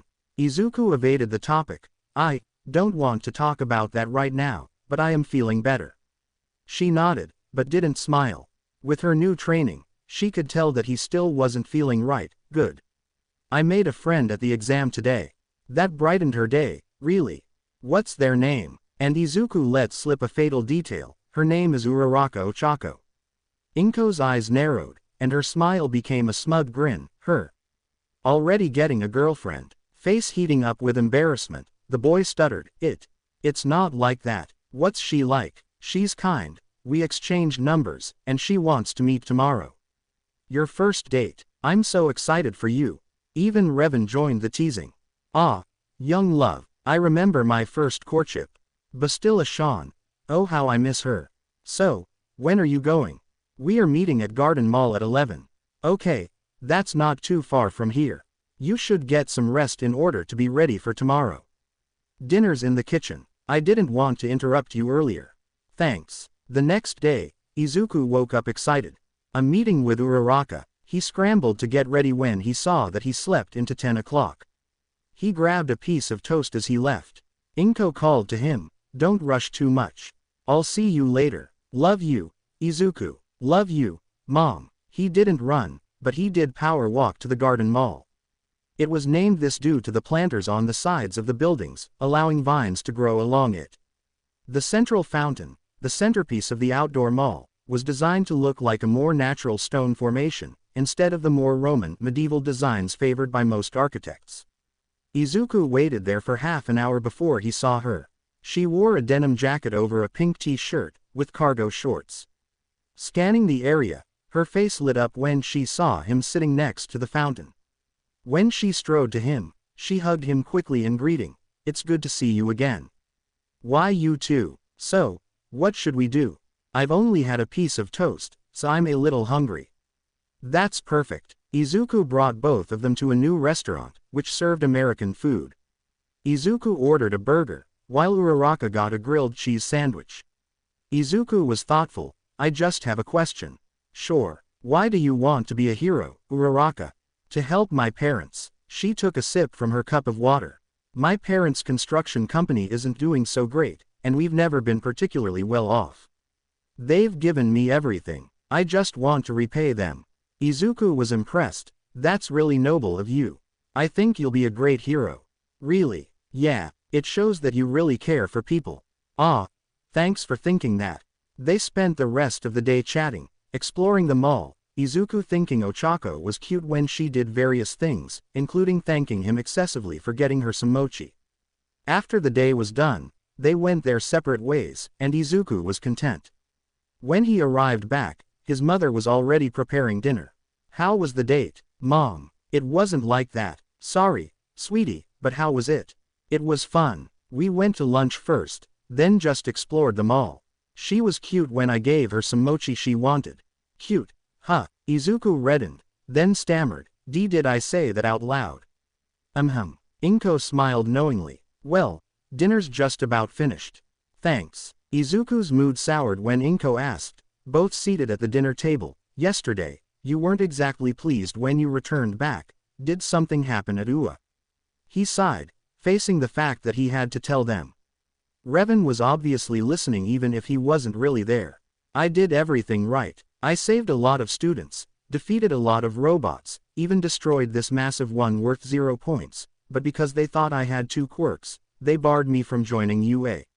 What? Inko immediately became enraged. Revan spoke up. They believed you had 2. Why? I used only telekinesis, for the most part. When I was forced to stop the 0-point robot from crushing Uraraka, I tapped into the dark side, and lightning came out of my fingertips. Revan mused, Force Lightning, a very lethal dark side ability. One where you can control who gets shocked, and they believed you had 2 quirks. Izuku thought about why the clone would be so scared, and then it hit him. While they didn't tell me what was so bad about that, I believe it's because they are afraid of a villain. One who could steal and grant quirks.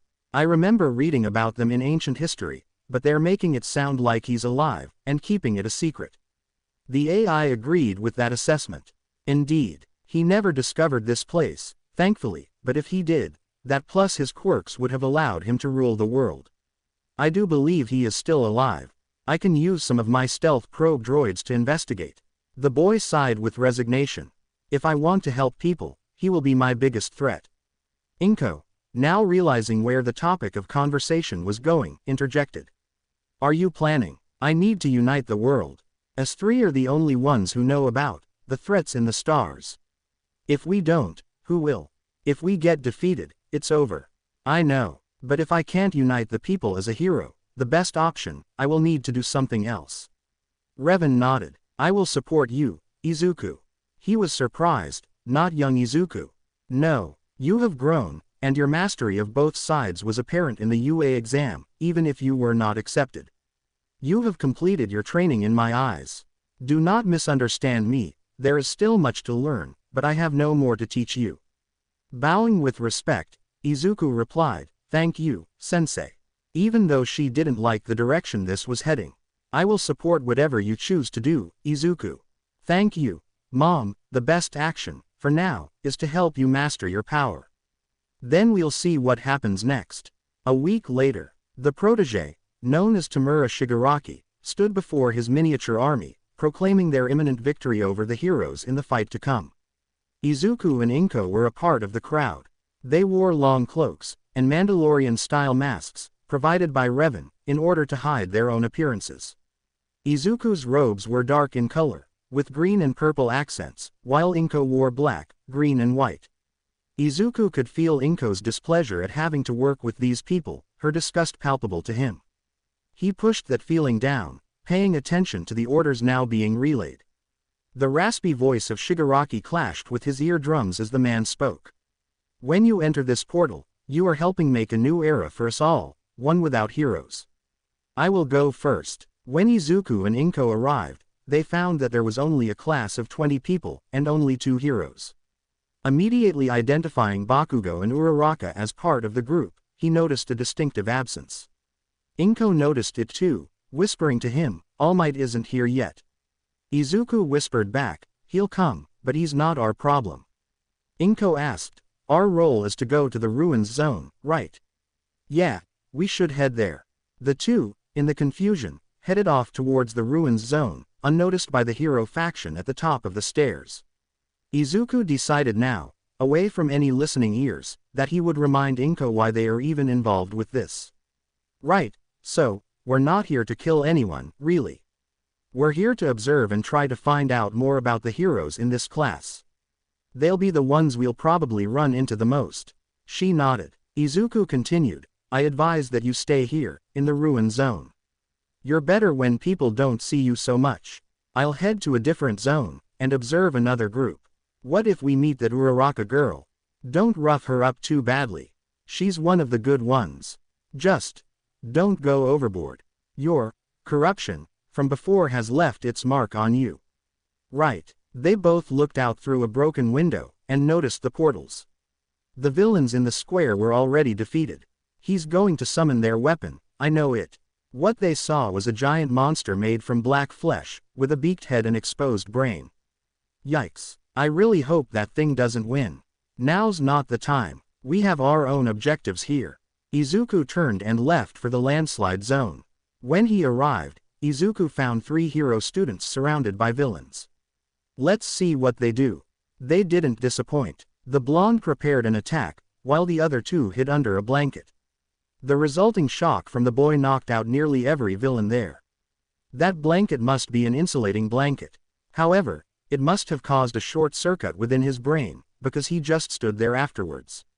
The 2 girls with them checked if the coast was clear. When a villain grabbed the blonde's neck, holding him hostage, Izuku waited to see what would happen when he saw them surrender. Or at least, pretend to. When the villain laughed, Izuku could see the raven-haired girl form something on the back of her arm, cleverly out of his view. The purple-haired girl threw a rock to the side with her quirk, causing him to be distracted, allowing the other girl to aim the device and shoot it. It knocked the villain out, freeing the blonde. The 2 picked up the boy under their arms, and led him back towards the center. Jiro sighed, relieved that all of the threats were gone. I can't believe we won there. Momo agreed, that was incredibly risky, but good job on the uptake. I could tell you were doing something, but I wasn't sure what. However, just before they reached the beginning of the ruins zone, an aura washed over them. It was cold, immensely powerful, and made them freeze in place. Denki even snapped out of dummy mode due to the sheer danger faced at this very moment. Before they could react, all of them were quickly lifted into the air, separated, and frozen with their arms and legs bound by some invisible force. Then they saw him. The dark robes were what they saw first. A gauntleted hand gripping the air, the indication that he was using his power against them. He wore armor under the cloak, the same color scheme as the mask. The angular, emotionless mask. Black base, with green and purple accents. A dark visor covered where the eyes would be. Jiro, the one able to withstand this aura the best, called out to them. What do you want? His voice was filtered. I am not going to kill you, so you do not need to be afraid. Jiro, still able to speak, asked, then why? I want to get a better look at those who will be influential in the future. He strode slowly around them, analyzing them. They paled as he broke their appearance and abilities down quickly and efficiently. Purple hair, headphone jacks, can be used as alternate limbs, sensitive hearing, that's how you threw the distraction. Black hair, creation quirk, looks like ancient hero Kriti, probably similar quirk. Yellow, blonde hair, electrification, with a paralyzing downside. You 3 have potential in the future. To himself, he whispered, you may be useful. He lowered them gently to the ground. Your survival today means nothing to me. Go. They went as quickly as they could, not daring to look back. If they did, they feared he might change his mind. Inko watched Katsuki Bakugo with cold, narrowed eyes. Her mask didn't betray her feelings out to the world, no matter how much she wanted to. She observed his combat style, direct, bombastic, and crude. Just like the boy himself. The other one was less observant, but didn't need to be. His quirk hardened his body. It was just the 2 of them. They beat the villains without really breaking a sweat, ironic considering the blonde's quirk, and then Katsuki noticed her. The one thing she could give him credit for was his aggression, and his observation skills in a fight. It was as if his brain worked overtime, finding threats to eliminate at all times. And during peacetime, there were no threats to take down, making him irritable. Quickly dodging the first blast, she withdrew her lightsaber, but didn't activate it immediately. If she used the force to restrain him, he would recognize her immediately. So, instead, she would be relying on her blade. But not yet. Timing would be key. His attacks were straightforward, and so she only redirected his attacks, making him fly off with his own momentum. Inko stretched as she waited for him to come back. Meanwhile, Kirishima was watching the fight play out. She turned her attention to him, waiting to see what he would do. However, instead of attacking her quickly, the redhead stayed back. He was surprised when she spoke to him. What, not going to charge me either? Infuriated with the taunt, he knew better than to charge an enemy he didn't know. Activating his quirk, he demanded to know, what do you want? Calm, her voice was steady as she flourished her lightsaber gripping hand. I'm not here to fight, but I can defend myself. So what will you do? You're not going to stop me from leaving. Nope, she tilted her head. But he won't leave me alone, will he? Will you abandon your friend to me? Explosions could be heard as the blonde made his way back to the two of them. It's your choice. Izuku, however, finally made his way to the end of the ruins, looking over the entire battlefield. He watched as All Might took down the Nomu, slamming it out of the dome. He noted down every quirk he could see, but very few ultimately would have influence. By this time, the rest of the heroes had arrived, and the last of the villains would be routed. Shigaraki used Kurogiri, the warp villain, to escape. The attack was a failure for the League, but not for us. I've got the information I need. I just need to find Mom and get us out of here. Where is she? Just then, a massive explosion sounded from a nearby building, grabbing everyone's attention. That answers that question. He quickly navigated the ruins to reach the destination before the heroes. Inko dodged to the best of her ability, but Katsuki had long trained his quirk. He was more than a force to be reckoned with, and it was clear that there was no easy way out. After all, she only had a week or so of proper training, and it showed. The robed woman was hit with a blast, thrown back into a wall, and he was about to punch her. Inko braced herself before realizing that the blow never came. Watching, she saw her son's bully ripped off by an invisible force, and with the life of him being choked out. The ashen blonde tried to claw the invisible hand that started to choke the life out of him, but it was to no use. And her beloved son's modulated voice met her ears, to the greenette's relief. Of course it's you who does this, the one known to be aggressive, impulsive, a villain in hero clothing, how sad. I would end your suffering here, but then it would cause more problems for me in the long run. To Inko, Izuku said, let's go. Nodding, she stumbled to her feet, lightsaber in her hand. Right. Izuku flicked his hand, sending Bakugo out of the window towards the other side of the building, to the horror of the redhead. Said redhead looked back at the two of them, as they completely ignored him, leaving. In this situation, he was powerless, even with his durability, and that deeply affected the hero in training. The duo could feel the redhead's doubt, despair and anxiety as he realized he could do nothing to stop them. When out of earshot, Izuku asked Inko, where is the closest exit? Meanwhile, the older woman pointed in a general direction, while explaining. The map of the place indicated there was an exit close to the other end of the ruins zone. Agreeing with their best shot, he reciprocated the feeling, the heroes will be after us now. No reason to outstay our welcome. She nodded, and they moved quickly to their next objective. When they reached the exit, they found their path blocked by ectoplasm clones, 3 to be precise. They must have been sent to make sure no villains could escape. They are telepathically linked with him, so we must be careful. Izuku was first to try to make a plan, we'll try to sneak out. There's no point fighting them. However, under her helm, Inko was grinning.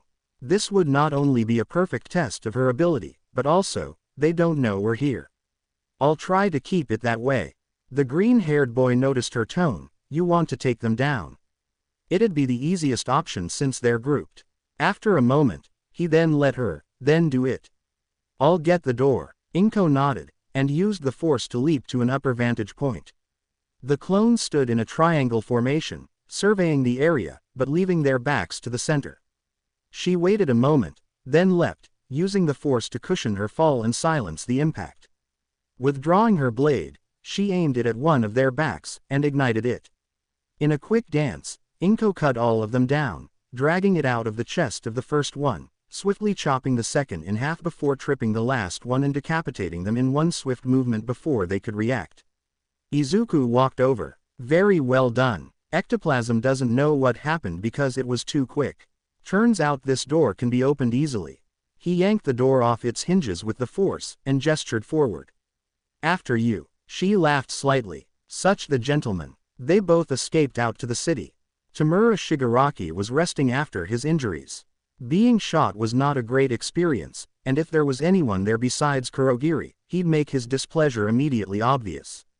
However, he would recover, and gain the vengeance he so desperately wanted. As a villain, he'd get his chance. Sensei would be sure of it. However, the silver-haired man's thoughts were interrupted by the sound of the door being forced open.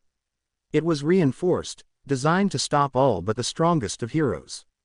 Whoever this was powerful, not to be underestimated, and in step 2 of his former USJ team. They were a distinctive duo, but nothing special, or so he had thought. Clearly they hid their strength. Choosing his words carefully, the villain wanted to keep them under his thumb. I'm surprised you managed to get out of there. However, the shorter of the two, in dark robes with violet and green accents, spat at him. Don't act dumb, Shigaraki. You left all of us there. His voice leaking his inherent malice, the addressed villain explained his actions. Tisk. I got shot. Kurogiri made the choice. I was so close. However, the robes man interrupted him, and his response infuriated Shigaraki. Then perhaps I should get to the point, and bypass your excuses. Due to your incompetence, immaturity, and lack of direction, I believe that you are the worst person to have as a leader. Therefore, I am taking over control of the league, starting now. Tamura snapped, wanting to grab at him, but his body wouldn't respond. As if fearing something beyond what was there. Instead, the villain spat back at the other villain, his enemy. You'll never take it from Sensei. The robed man sighed with disappointment, so it was given to you on a silver platter. Expected, but still a disappointment. Before he could say anything else, however, a portal opened in front of them, and a man in a suit exited. His voice reeked of hidden malevolence, and exuded power as he spoke, angered at their action. You will not take my organization from me. Ah, I knew you would come, that makes it much easier. Izuku waited to see what this sensei would do. Grinning under the helmet, he knew that if he failed now, then he'd lose everything. And they would too, whether they knew it or not. He started to move forward, before being blocked by Inko. She held him in place, gripping his heart through the force. Affected by a power that was both familiar, yet foreign, he tried to move. This only compounded the pressure on his heart. Goo. Izuku was calm, asking simply, will you submit? Damn you. Shigaraki tried to get up, but was in no condition to attack Izuku, and he knew it. All for one was undeterred. Do you know who I am?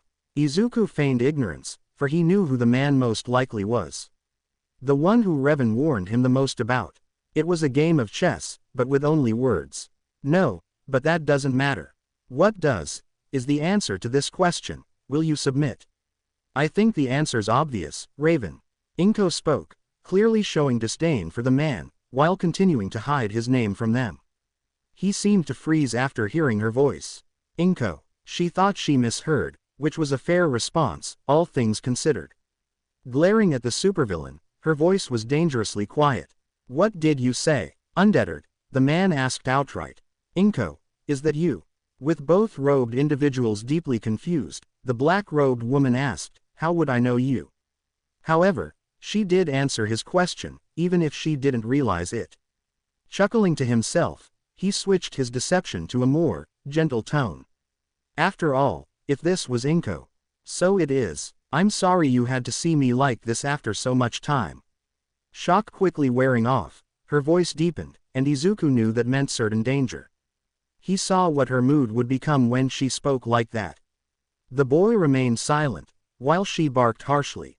Get to the point. The man spread his arms, warmly replying, something impossible.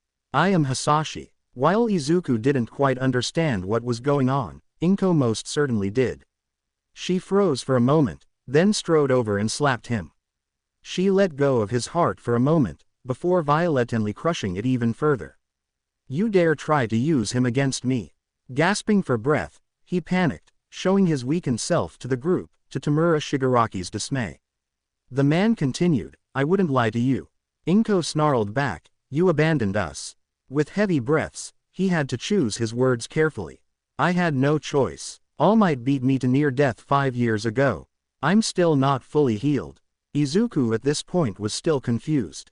There was crucial information missing. What is even going on right now? I have no idea. Shigaraki was just as befuddled. At this point, they were both watching this old drama. Whatever it was massive. And would impact his view of the world. If you were him, what was the last thing you said to me before you left for work? I'll pick up something for Izuku's birthday. At this point, Izuku had to ask, what do I have? So here you were, hiding in abandoned buildings, even taking a surrogate for the son you abandoned. Izuku was still confused, but starting to piece things together. He'd never seen his mother like this, but it wasn't enough. What's going on? She sighed, revealing something that Izuku didn't know that he didn't want to know. Izuku, he is your father. Izuku's heart plummeted when he heard the pain in his mother's voice. Shock, confusion, anger, and more culminated into one. This has to be a bad joke. I was going out to buy your birthday presents when I was attacked. It was the only time I let my guard down. All Might was furious because of, well, I killed his master. But in my defense, she had something that was stolen from me, and wouldn't give it back. Inko raised an eyebrow, not quite believing him. You left the day he got his diagnosis. I don't buy that excuse. All for One, to his credit, was very aware of his position. Not only did he have the moral low ground, but he was outclassed. He fell in love with the genuine woman before him, but her power was weak. It never triggered the need in his quirk. An upside, to be honest, but now the villain didn't view her with the same lens. Now, he wanted her quirk. He needed her quirk for his collection. And the only way to do that was to be the apologizing husband. I can tell that you're not a big fan of me right now, Inko, but I'll make it up to you. She didn't trust him. After seeing how much he lied about, even down to his quirk, of course she wouldn't trust him. Make it up to your son, first. He nodded, and continued the act. I will. Inko smiled under the helm. Not a kind, warming smile, reserved for anything Izuku did, but a malicious one, reserved for this very situation, and for whatever Katsuki did next against her son. You can start right now. In fact, Izuku walked up to him. He was hurt, confused, and not sure what to make of the situation at hand, but he did know one thing. I do not trust you. I don't even know you. And you adopted a replacement for me. You have a lot to make up for. AFO turned to the boy. I recognize that, Izuku. I'm at least glad it is you that will inherit the family business, then. Tamura, watching the whole conversation with a mix of awe and confusion. Then rage as he realized what this meant for him. Master. However, the suit-wearing absentee father was quick to placate the man-child. Tamura, Izuku is my biological son. But you will still receive greater gifts later. Izuku was disappointed. Even after you meet me for the first time in 10 years, you still have to placate that child. Inko was fuming at the whole ordeal, as Izuku continued. Perhaps you need a change in perspective. He raised a clenched hand. Tamura was then raised into the air, choking on nothing. AFO could only watch helplessly as he couldn't stop his biological son from killing his adopted one. I cannot stand this surrogate that you chose, so I'm removing him from the equation. I thought he could be useful, but not at the expense of a more useful power. He fully closed his fist, and Shigaraki's neck broke in an instant. Releasing the corpse, it flumped to the ground. All for One was distraught by that. I raised him for 10 years, built plans around his growth and survival. However, Izuku didn't care. This man cared more for a surrogate than his own flesh and blood. When he'd meet his father, the green-haired boy didn't know what to expect, yet he was still disappointed. Now you won't be distracted. Times are changing. The age of the hero is fading, and now, you will take a seat on the sidelines as it happens. Now, with little left, he asked, curious of the last statement. What is your plan, then? Glancing at his mother for support, she nodded, and he explained his plan. First, a rebranding, then, retreating back to the shadows, for now. We cannot afford missteps. The USJ will put them on high alert. But, we can show those who are willing to listen that we can help them. AFO, hearing this, was mildly impressed, but that impression was soured with the last sentence. It was too similar to his nemesis outlook. "You're not a true villain." Izuku's voice was cold as he replied, clear with his disdain of AFO's position as a villain. "No, this is bigger than that stupid rivalry villains and heroes have." The brunette thought for a moment, before turning to Inko. "Mom, I'll let you handle Father for a while. I need to get some things ready." "Okay, after all, he's due for some punishment for leaving us behind." She grinned maliciously, and AFO could do nothing but pray that her wrath wouldn't leave him dead.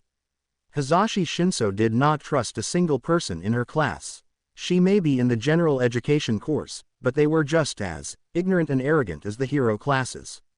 Her long, purple hair was unkempt, flowing down to her waist. Violet eyes scanned the room, dark circles highlighting her own insomnia. She sighed, bored with the class, and looked out the window, watching as the hero course did training exercises. "This is so unfair. The robots at the exams aren't fair. They don't represent actual people." Her thoughts were interrupted by Present Mike calling on her. "Shinso, can you tell me what conjugate verb to use in this sentence?" Turning to the source of the volume, Hisashi looked over the whiteboard. The sentence on the board was, "can be a hero." "Can't you choose a better sentence right now?" "Really?" In English, the Violette replied, "You." Grinning wildly, the loud hero nearly deafened the class with his praise. "Correct. Full marks. Now, onto." She sighed again. The world has a cruel sense of irony. When the bell rang for lunch, she walked over to where the Class A students were.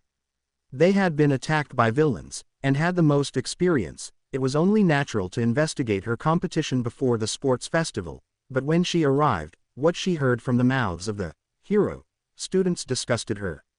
A crowd had formed with similar ideas to her own, but they just showed outrage. No coherent thought behind it. If she had the lead, she'd show them. Then, the main instigator spoke. An ashen blonde who looked like someone shit in his cereal, and acted even worse. "This mob just wants to see those who'll crush them in the sports festival. You all know it's pointless to try, so why don't you all fuck off? This is who Ua thought would be a great hero. Have they lost their fucking minds?" Moving to the front, the Violette started to speak. "I can only speak for myself, but I came to see what you were like.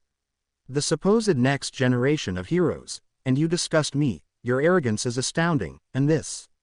She gestured to all of them. A common tactic to conflate everyone with the worst amongst them. It was no doubt effective. "Is who they pick. Did you know that a lot of us here didn't get picked because we couldn't possibly pass the test? Well, we can always earn a spot in that class if we do well enough in the sports festival, which would kick one of you out." She grinned sadistically. "So continue to be arrogant, it'll make our test easier." She turned, leaving them behind, and heading to the cafeteria, to another lonely lunch, sweetened by the satisfaction of what just happened.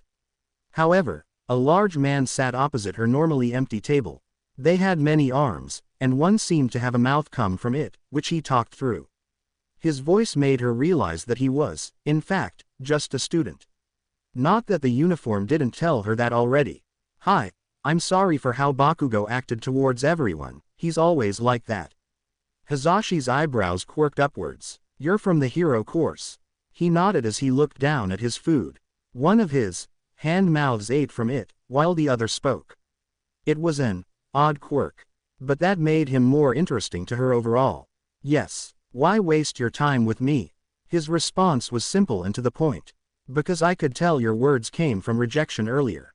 She was taken aback. Panicking slightly, she adamantly denied the statement. Her own tongue was tripping to come up with something. Words were her weapon, and right now they failed.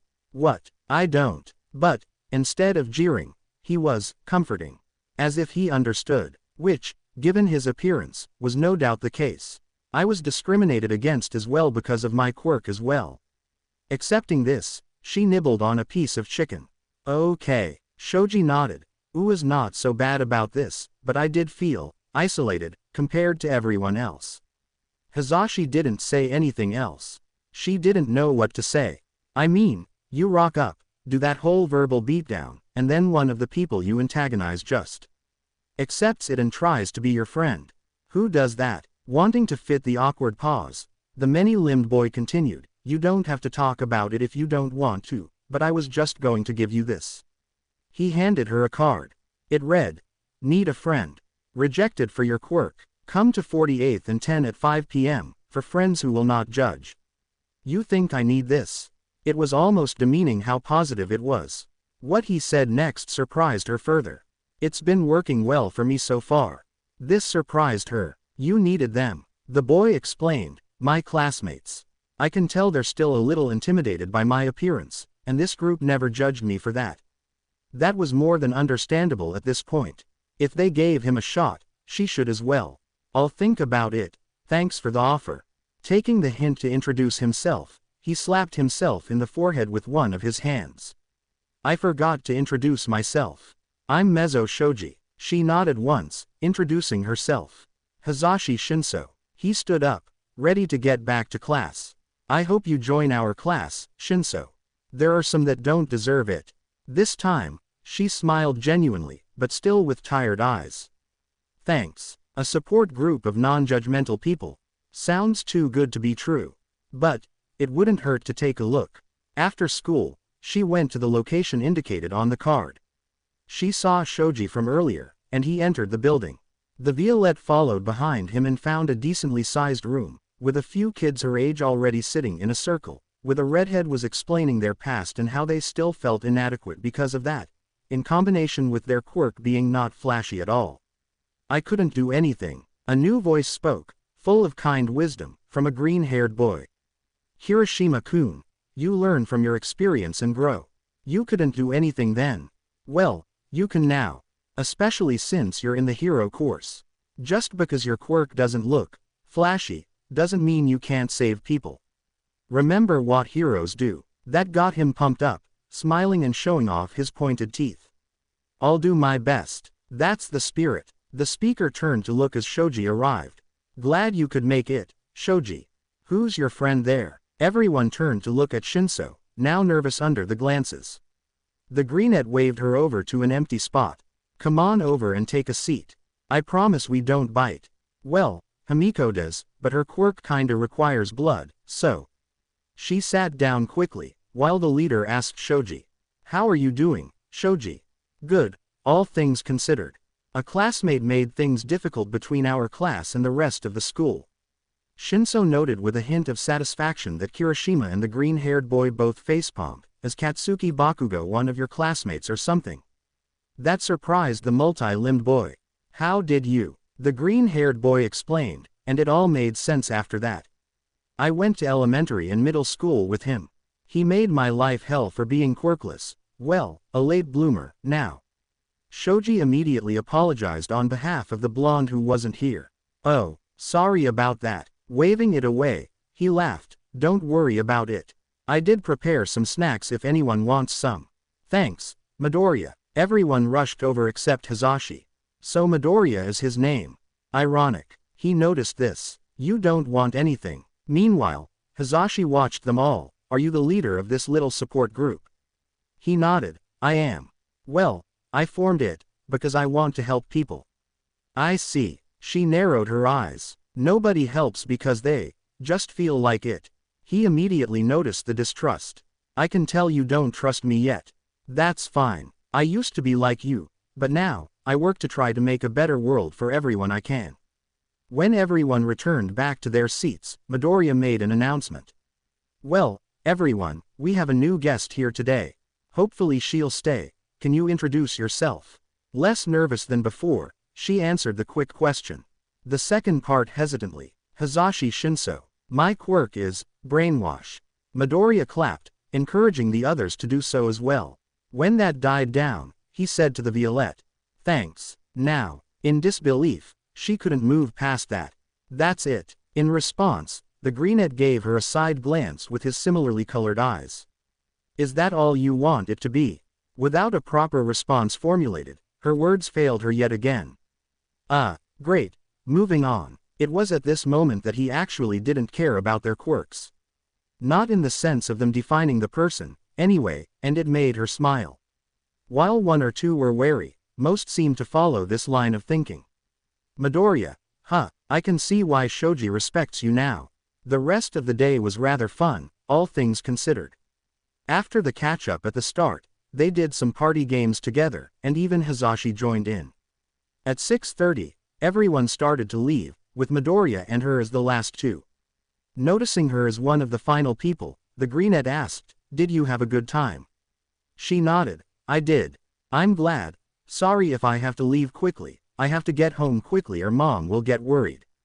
That made sense. He was just a kid, like her, like the rest of them. "Okay, see you tomorrow." He departed quickly, but had left his phone behind. Noticing this, Shinso picked it up, and tried to follow him. Navigating through the streets, she was confused. He's heading home, right? Then why is he heading to this forest? There aren't any houses out here. She followed him quietly as he snuck past. What even was that? Is that some kind of animal with a quirk? You'd think there'd be more news about that kind of thing. Eventually she watched Izuku walk through a different kind of door. Following, she was going to speak when a hologram activated in front of them, of a woman in her older 20s. At least by appearance. "How was your day, Izuku?" Midoriya responded, and Hisashi realized that Izuku must have been his first name. "It was good, thanks for asking." She continued, with a slightly menacing undertone to her voice. "Your father got a stern talking to. He won't be able to move for another day or two." While he laughed it off, Hisashi got the feeling that she wasn't really joking about that. Nor was he with his response. "Geez, Mom, don't kill the man." It was then that the Violette was noticed. "Oh, who is she?" "A friend of yours." "What?" He turned and was surprised to see Hisashi with his phone in her hand. Without anything really to defend her snooping, she offered his phone back. You kinda left this behind." He was just as unprepared as she was, which was mildly amusing, in all honesty. "Oh, welcome to my home. Can I get you anything?" Hisashi's voice was quiet as she replied, "It's fine." Meanwhile, the hologram asked, with a content smile on her face. "What is your name, dear?" Midoriya was quick to intercede on her behalf. "Oh, right, Mom, this is Hisashi Shinso. She's a part of that support group I started. Just joined today." As a matter of fact, Izuku left for the kitchen to grab a bite to eat while his mother talked to the Violette. "Wonderful. I'm sorry I can't be there in person, so please, make yourself at home." Bowing respectfully, she was quick to be on the woman's good side. "Thanks, Mrs. Midoriya." "No problem. Oh, one more thing." Her expression turned dark, just like with mentions of his father. The next would have made her have a spit take if the Violette had been drinking anything. "If you break my son's heart, there will be hell to pay, got it?" Chills went down her spine, as she wondered whether her statement earlier was literal or not. "Yes, miss, although I don't think either of us think of each other that way." She put on a happier face again. "I know, I just want to avoid the past repeating itself. Just have a good time, make my son happy." The hologram flickered off, and Izuku came back into the room. "Ever accommodating?" he asked. "So, what would you like to do?" Izuku was panicking. A girl had followed him to his new, secret home, and now was thinking he was a weirdo. And he heard what his mother told the Violette, and felt even more embarrassed. She wasn't like that, but, in the end, she surprised him by not wanting to leave. Maybe a tour first." She didn't say anything, and just met his eyes. Not able to maintain eye contact for long, he turned to gesture to the entire room. "Okay, well, this is the main hall. Follow me." He went through the door to Hisashi's left, and found a standard kitchen dining room. "Well, this is the start of our living space. Small kitchen and dining room. It's usually just me and Mom here, so, not much to really say." He showed her the living room just beyond, and then the two used bedrooms. "And this is my room." It was plain, without any hero merch one would usually expect. Instead it had a stand with sci-fi looking armor, and modern technology. On the bookshelf was a bunch of glowing blue cubes and a couple red pyramids. They were translucent, with light emanating from the inside. There was a metal cylinder in front of them. She had no idea what they were, but they were interesting. That was the word she'd use. Interesting. However, The Violette did note the lack of hero apparel on the walls. No hero merch. Most kids have some. He shrugged, giving a resigned explanation. This was clearly a sore spot for him. Well, I wanted to be a hero, but I was disqualified. So, I have to help people in other ways. That shocked her. With what she'd seen of his quirk, it was considered perfect for heroics. A powerful telekinesis. How could he be disqualified? He rubbed the back of his green-haired head.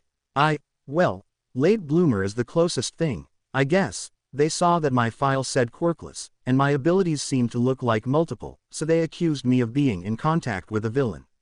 Although that was kinda weak. I think one of the teachers just vetoed me, and didn't want to say why. Curse quirk discrimination. Midoriya is a good person, he would have been a good hero. Oh, he smiled, trying to play it off. Don't worry about it, you didn't know. The silence between them was awkward until Izuku thought of something. So, how does your quirk work? Shinso slowly explained it, bracing for him to change his mind about her afterwards. I ask a question, and if people answer, they become susceptible to my mind control. What he said next genuinely surprised her. Especially because it didn't make sense. Really? Because your power seems a lot more like mine than that. What? Before Izuku could elaborate, a hologram whirred to life, and someone interrupted them. Izuku. Shinso jumped away from them, nearly yelling as he appeared behind them both, and she was clearly unnerved. It was a random person appearing behind them, of course it'd make her jump, but Izuku didn't. My apologies for surprising you, miss. He turned back to Izuku. I have a today's report. Your father has contacted his associates in the US and everything is on schedule.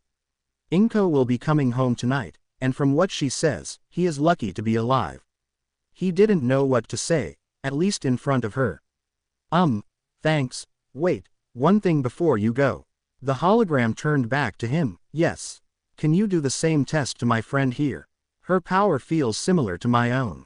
Surprise laced the hologram's voice. Clearly whatever was happening was unexpected, even for him. Really? That can be arranged. I'll go prepare the console. He flickered away. Shinso was suspicious of what was going on. What test? The greenette explained, it'll just scan you. Mom and I both have the same power, and he. Izuku gestured to the holographic man. Revan taught us how to use it. She narrowed her eyes. You think my quirk is the same as yours? He showed a crucial difference, stressing the word, similar, but yes. The violet-haired girl sighed, resigning herself to the scan. I'll take it then. Smiling, the boy gestured for her to follow me. What surprised her was the futuristic room he brought her into. The hologram of Revan waited patiently. Do not be alarmed, young Shinso. This test is painless, and only indicates your strength with the Force. Please, place your hand on the pedestal before you. She did, and it felt warm to the touch. Revan spoke up, looking over whatever results the pedestal told him. I see. Not as directly strong as Izuku, but you are strong with the Force. You have a quirk. Shinso responded to the hologram. It's called brainwash. Gently, as if sensing the tension behind her curt response, asked, how does it work? I ask a question. If they respond, I can ensnare them. He nodded. It was simple enough from an outside perspective, but he seemed to know that it was more complicated than that. I see. You are already subconsciously using the Force when you activate your quirk. It creates a link between you and the subject, which strengthens naturally when they respond back. Your quirk leans into your Force specialization tremendously well. The more Izuku and this Revan guy talked, the more they kept alluding to this Force. Whatever it was the source of Midoriya's sudden power. But why she would have any connection was beyond her. Asking for clarification seemed the best course of action. Force specialization. Izuku is extremely powerful, matching up to my ancient self when I was alive. However, he is a jack of all trades kind of Force user. Is this Force a quirk or not? He's implying it's not. Wait, that might explain why Izuku calls himself a late bloomer. What the hologram said next surprised her, as it concerned her abilities. He can manipulate people, sure, but you will surpass him with training. His mother, for instance, is a far better duelist than he is, as her inclination with the Force supports her lightsaber combat, and allows her to beat anyone at it. Your inclination, as I mentioned before, would be Force manipulation and deception. It would make you an unparalleled spy, suppressing your presence and manipulating those around you, but that's with months, perhaps years of training. Don't get me wrong, you'll still be able to access telekinesis and other Force abilities, it is just that you shall be unparalleled at that particular power. I imagine that you won't even need to speak to control a person if you practice enough. Hazashi was stunned, all of this from something nobody, except the Midoriyas, apparently, knew about. Really? Izuku beamed. If Revan believes you can be, then you can. He is the most knowledgeable person on the planet. I would love to help train you, if that's what you want. He finished his statement sheepishly rubbing the back of his neck. His nervousness from having a girl in his home was returning with a vengeance. Hazashi smiled, and got closer to him, to his obvious discomfort. She was going to enjoy messing with him. Really? Or is that just an excuse for something else? That made the green-haired boy's mind lock up. Error 404. Revan watched amused, but decided that he should leave for the moment. Young love, anyways, I have to work on replicating what we discussed earlier. I shall report to you when I have more progress. Izuku protested, not wanting to be left alone with a girl more than willing to tease him for a laugh. Wait, and like that, Revan's hologram flickered off. Hazashi couldn't help but laugh. Gently, at his actions, not at him. You have never had a girl around you long, have you? Izuku shook his head, and the response he gave saddened the Violette greatly. It reminded her of her own story, but with the roles reversed. The last time I talked to a girl was when I was still quirkless, and she didn't like me being anywhere near her. Hell, I'll be straight, I'm still quirkless. The Force isn't a quirk. It can't be erased by heroes like Eraserhead. Nor stolen from you, even with a quirk like All for One. Blinking at the sheer skill in analysis, wow. You know a lot. Why aren't you at UA's general course? I know that they stopped you from being a hero, but... His response reiterated what he already told her. They banned me, and, just like before, it confused the hell out of her. Why? And this time, the green-haired boy went into far greater detail on the whole situation. Especially since she now understood the context. Because of my aptitude with the Force. Most of the test I used telekinesis, but against a zero-pointer that was going to crush a girl, I unlocked how to use Force lightning by accident and fried it and pushed it away. They thought I had multiple quirks and banned me after that, thinking I was in contact with a villain or something. BS, I know, but it's what happened. She was outraged. Even though the test wasn't built around her style quirk, she hated his treatment. He never got a chance. We never got a proper chance. That is bullshit. Didn't they want strong heroes? Izuku sighed, trying to divert the conversation. No point in dwelling on that, it's already said and done. I'm still proud of all my efforts, and that I saved that girl. She raised an eyebrow. Your positivity is amazing. How do you do it? To that, he shrugged. In all honesty, I have no clue. Just keep pressing forward, and all that. They both laughed for a moment, before Shinso responded, all right, before I have to go. I do have one question. He smiled, not really fearing anything she'd ask at this point. What's your question? What was he reporting about? To that, Midoriya rubbed the back of his neck. Oh, well, I was considering applying to some schools in the States, but I kinda don't want to leave Japan yet. I see. She sounded a little disappointed, as he was the first genuinely nice person who didn't care about her quirk, or her attitude. She pulled out a sticky note, and wrote something on it, then stuck it on his shirt, just above his heart. Here's my number. Call me back, K. Face flushing, he stuttered. Sure. Man, you really need to get over your nerves. He nodded, determined to improve. Never change, Midoriya, right? She smiled and waved, leaving the place to him. See you tomorrow. She was surprised to find that he texted her back in the morning. Most guys didn't really like her that much, due to her tired appearance compared to others, but Izuku didn't judge. In her eyes, he was an amazing person, and she was glad to have him as a friend. After the next day's group meeting, Izuku left in a hurry, apologizing that he had some things to take care of, but she wasn't buying it. They were supposed to meet, but one glance at his phone changed all of that, and she wouldn't be so easily deterred. She followed him from a distance as he went in the opposite direction from where she knew his home was. Suspicious, she watched as he went into an alley, and into a public toilet. When he came out, he wore black, green and purple robes, and put on a helmet and hood. They matched the design of Revenant, the holographic man. Scanning his environment, he went towards the nearest docks. Shinso, definitely suspicious at this point, continued to follow him as he approached a bunch of new vehicles being brought over. He examined them, and then knocked on one. "What is he doing?" Her question was soon answered as the outward panels on the vehicle split, and the vehicle shifted and turned into a giant robot. In a commanding voice, they boomed, "Where is All for One? He was supposed to be our contact here." Unafraid, Izuku responded, his mask changing his voice, "He is currently preoccupied. Besides, I used him to contact you." The robot's crimson eyes narrowed slightly. "And why would he help you, boy?" What he said next almost made her shout her thoughts. But Hazashi was careful to cover her mouth for once. "What the fuck? He's the son of a villain. Because it's the son's duty to surpass the father." The robot thought over it, then laughed. "So it is, boy. So tell me, why bring us here?" Midoriya's response was horrifying to the potential hero student. "I want you to cause havoc. If you are captured, tell them that the US secretly brought you here."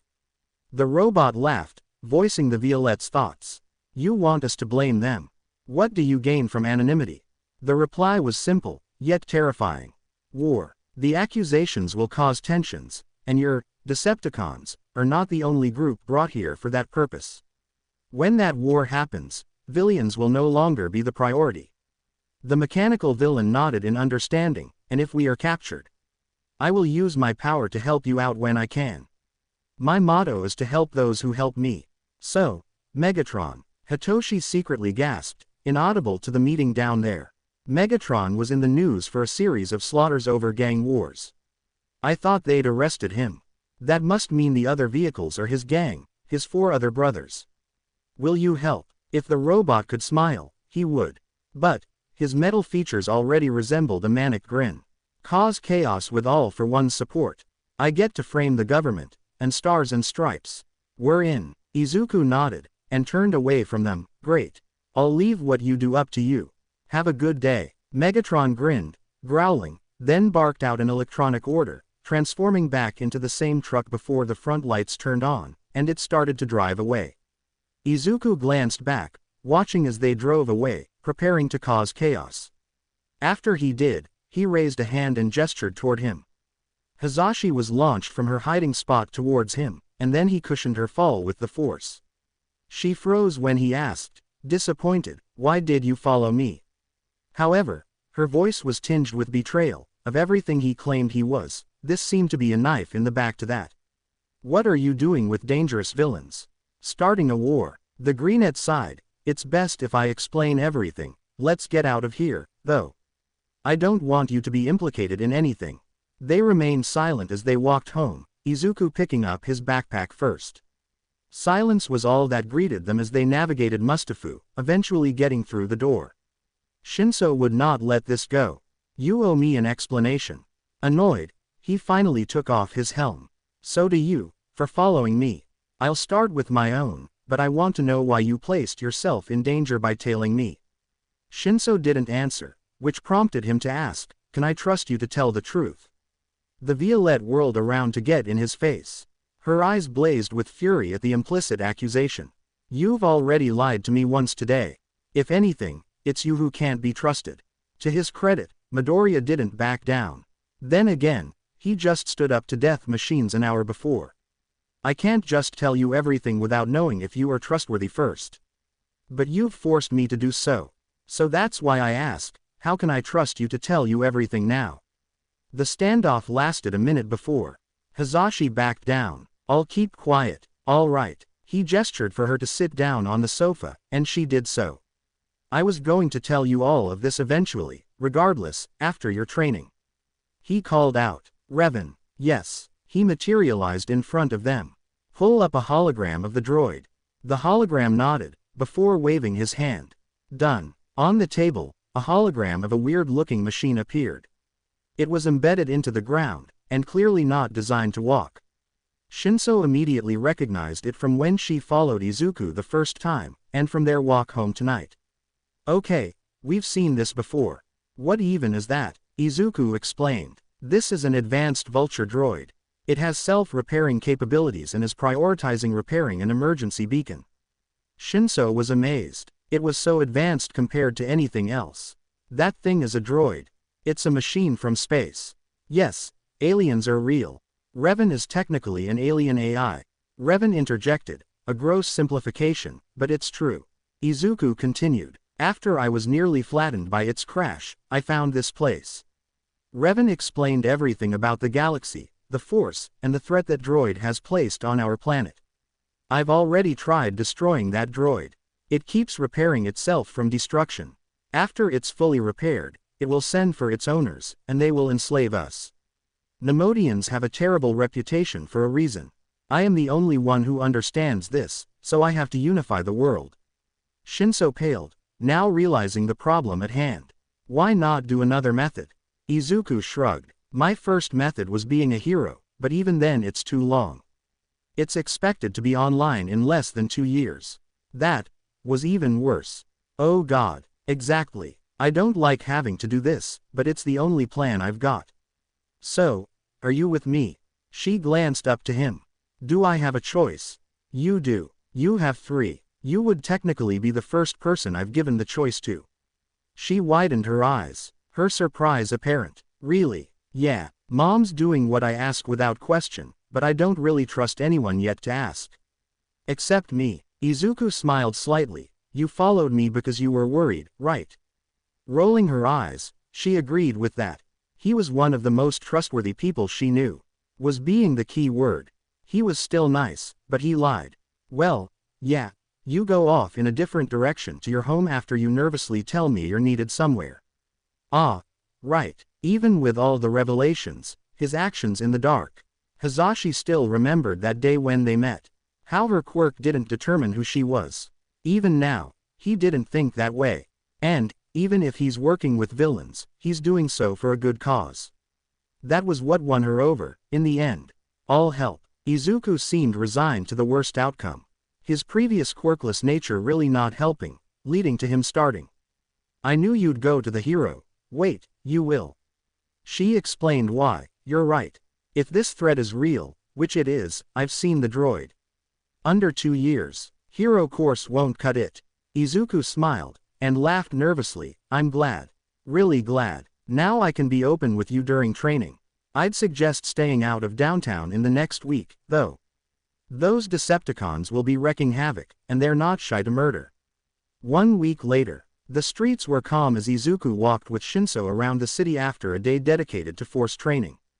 It was a leisurely day when a building the direction they came from exploded. The voice that boomed following it confirmed his suspicions. Decepticons attack. A Blackhawk helicopter flew down the street towards the voice, then transformed into another of them, with a stealth fighter doing the same thing. They even found American-style forms to transform into. Megatron clearly wasn't trying to hide. He retained an alien aesthetic for his vehicular form, turning into a large bulky tank, before rolling down the street. Toward them. Shit, he doesn't know it's me. He'll kill us if he catches us. Move. The two ran down the street and into an alleyway before he barreled past them, heading towards the Hero Commission building. Bold move, starting in the heart of the city, then heading to the Hero Commission.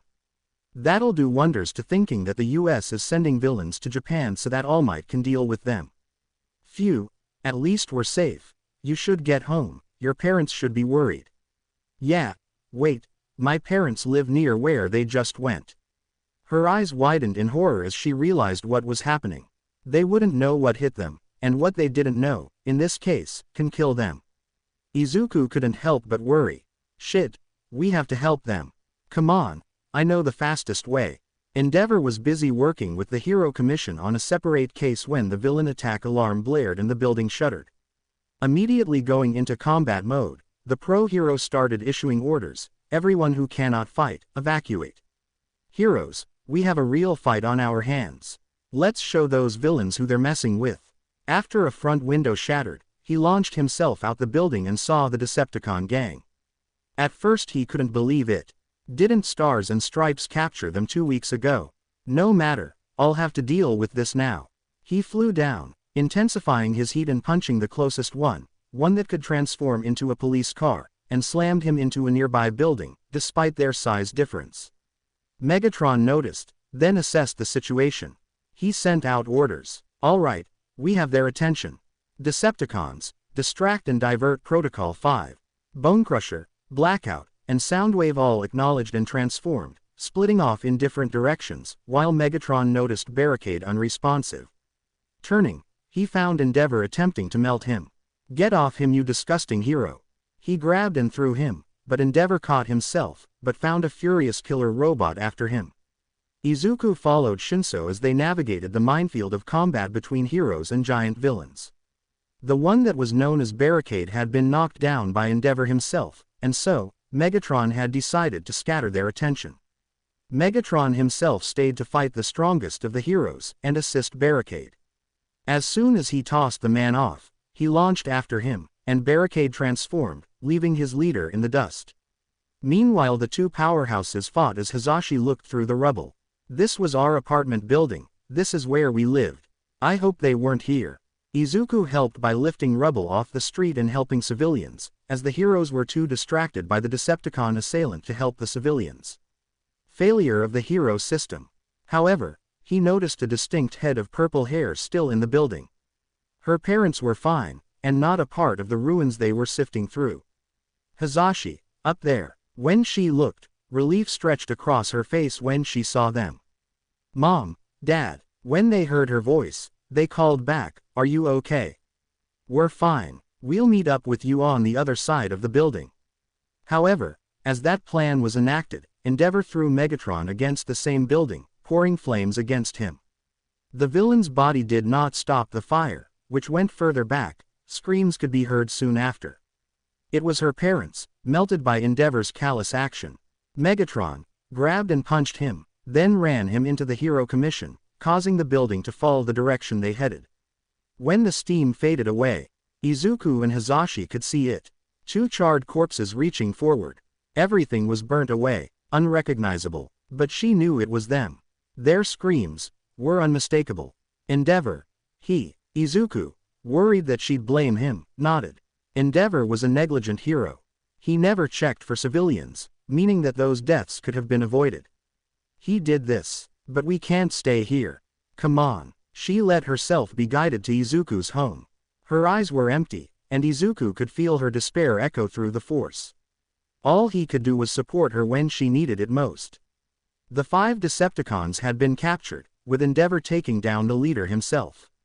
Toshinori and Tsukauchi also arrived to interrogate the leader, due to their circumstances.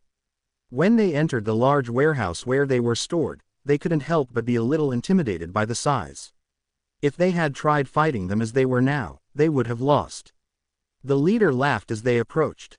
They were small in his view, and hardly intimidating. Especially the blonde stick figure. "So, you're to be my interrogators.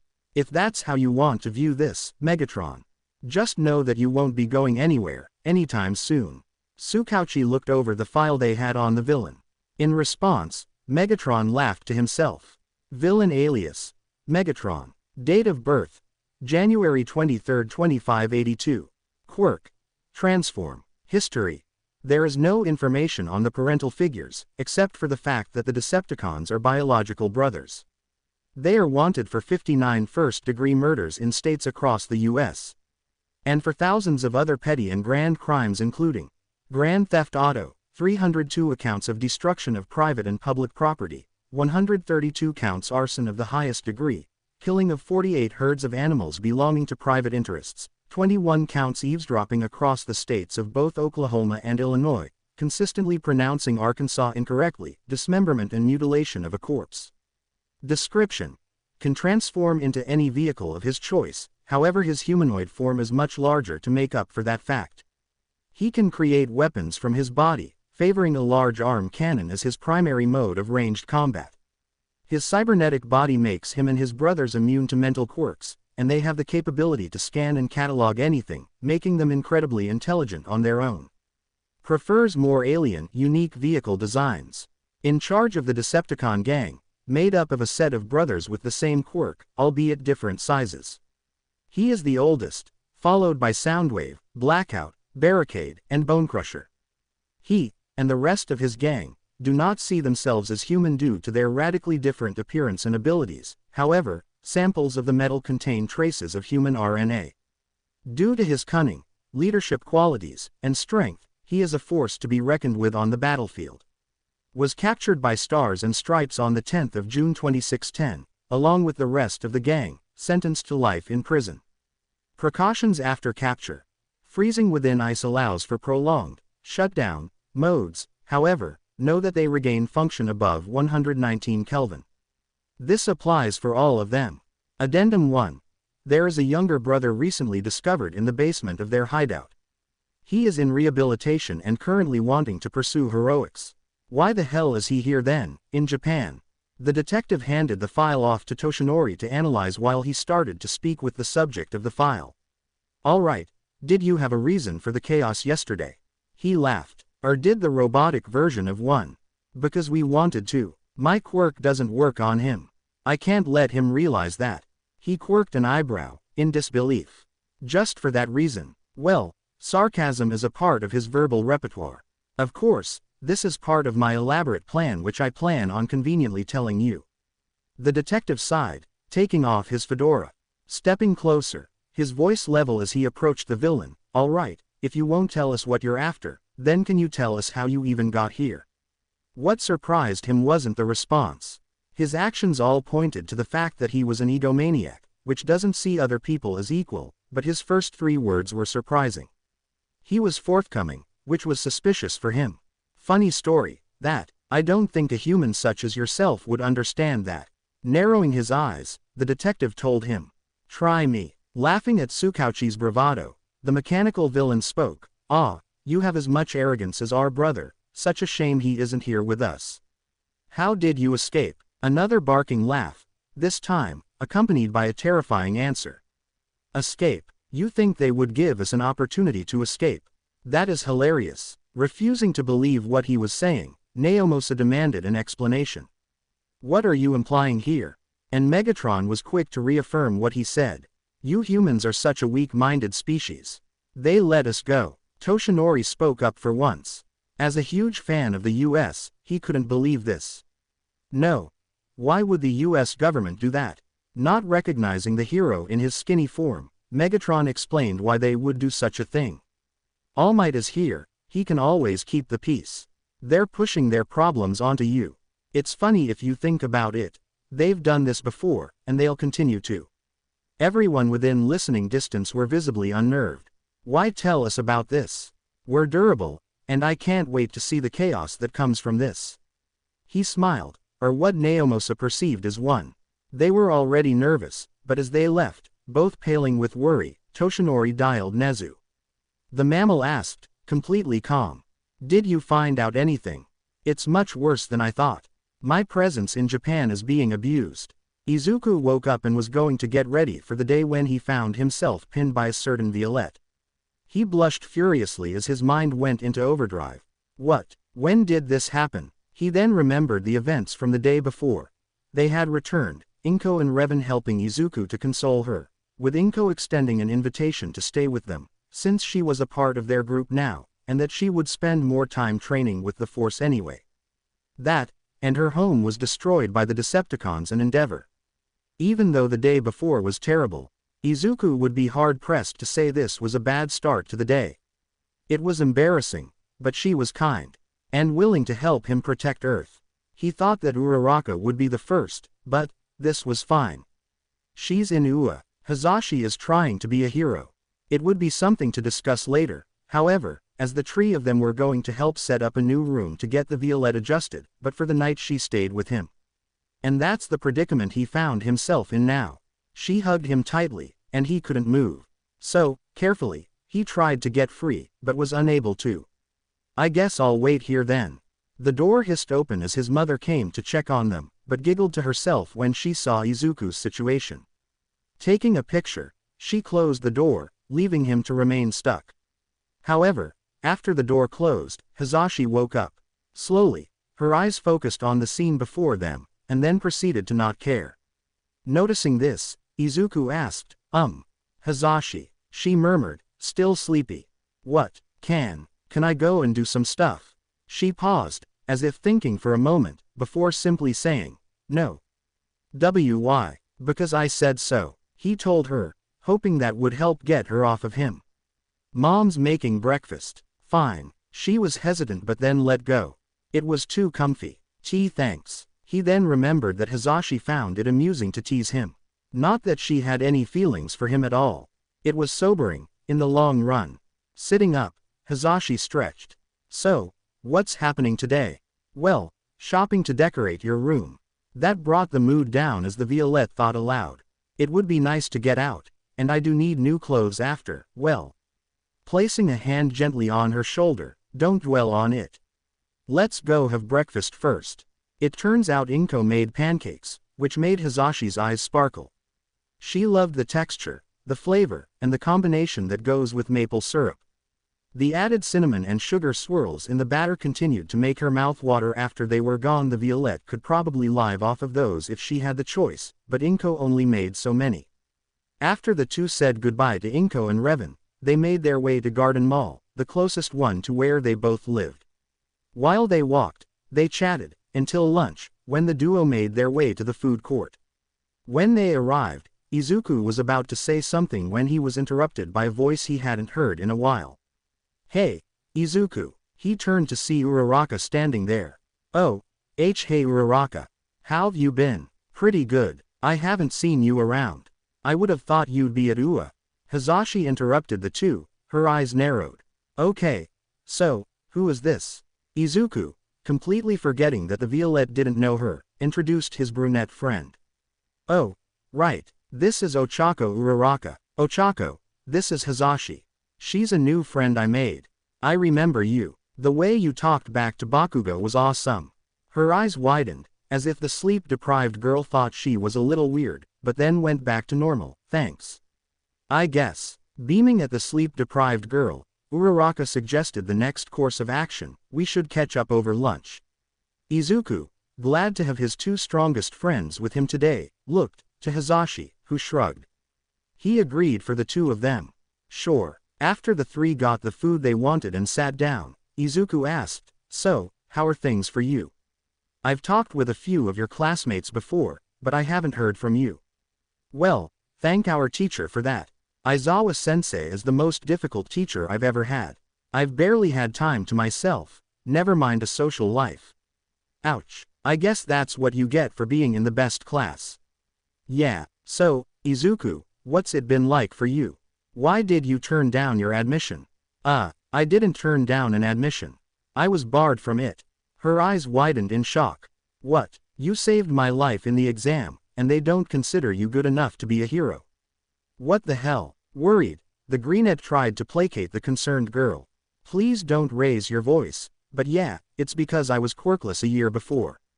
I'm a very, very late bloomer. Even with that explanation, she mumbled, that shouldn't have stopped them. He gently explained their logic, as poor as it was. They could brush off the telekinesis, but not the lightning, apparently. All Might was being very paranoid. Uraraka voiced all their thoughts, gaining partial respect from the Violette. That is still unfair. Izuku shrugged, not like the world would care. Anyway, moving on, I still wanted to help people, so I created a support group for those like me. Hated by the world, nobody judges there. It's how I met Hazashi. The brunette smiled, with the introduction of the happier topic. Before unknowingly asking a very dark question. That's sweet. So, why are you two here? Izuku grimaced, worrying the other girl, before explaining to her horror. Yesterday was that massive villain attack, and it destroyed her home and killed her parents. For now, she's living with me, and we're getting some new stuff for her. Oh, her face expressed every emotion, her voice mirroring that. I'm so sorry, if I lost Ma and Pa. I wouldn't know what to do. Hazashi looked away. Izuku did his best to defuse the situation. It was clear at this point that nobody else was hungry, and they still had a lot to do. Come on, we should get back to shopping. You can join us if you want, Ochako. That brightened her mood once more. Positivity was her natural state, it seemed. Sure. The three of them had a good time, helping Shinso pick out new outfits and stuff, which Izuku unfortunately couldn't carry with the force in public. When the day was over, Shinso received Ochako's number, and they promised to meet up again. While they walked home, the two of them continued to talk, this time about the sports festival. I know you'll be training me anyway, but is there any way to speed it up for the sports festival? Izuku thought pensively. That's true, if she's in the heroics class, she'll be in a better position to act. Normally I would advise against trying to rush training, but you being in the heroics class would be a tremendous benefit. I'll see what I can do. Ochako walked into class the next day in happy spirits. She got to meet her savior from before, and properly met and befriended that girl from before. But she couldn't get what he said from her mind. I didn't turn down an admission. I was barred from it. It shook her trust in the staff, who were all heroes. Especially All Might, so when he came in for heroics, she wasn't too enthusiastic to see him. The day went from a breeze with math and art history into a slog, as they started their training. After that class was done, however, she had to talk with someone, so she approached Aizawa at the end of the day. His tired voice reached her ears, having a similar voice to nails on a chalkboard. Not that she'd know what that was, since that was way before her time. Yes, Uraraka, one of my friends, Izuku Midoriya. I thought he had chosen to go to a different school, but he had been banned from UA. Did you? Her teacher sighed, immediately recognizing the case. Instead of telling her no, this was confidential information, but he really wanted to stick it to All Might. He'd been criticizing his teaching methods ever since he got here, as if he wasn't his own brand of incompetent. He saved your life at the exam. It's only natural to be curious when you have the time to be so. Follow me. He led her to the teacher's lounge, where most of them were relaxing after another day of teaching, unaware of the reminder heading their way.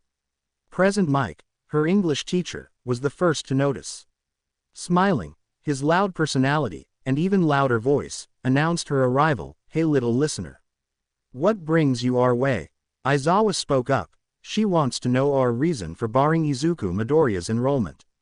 The room went quiet, and all attention was on Aizawa. Midnight stopped grading hero art essays. Aizawa re-elaborated, staring at a blonde-haired man. She wants to know why her hero was rejected by the hero course. Everyone slowly turned to glance at Toshinori. He was sweating bullets, knowing full well it was his fault. Knowing that he couldn't get out of this, and it was against his hero persona to lie, he admitted to the truth. Well, I saw two quirks, and assumed the worst. After much thought, I would have rescinded my ban, but we couldn't find him.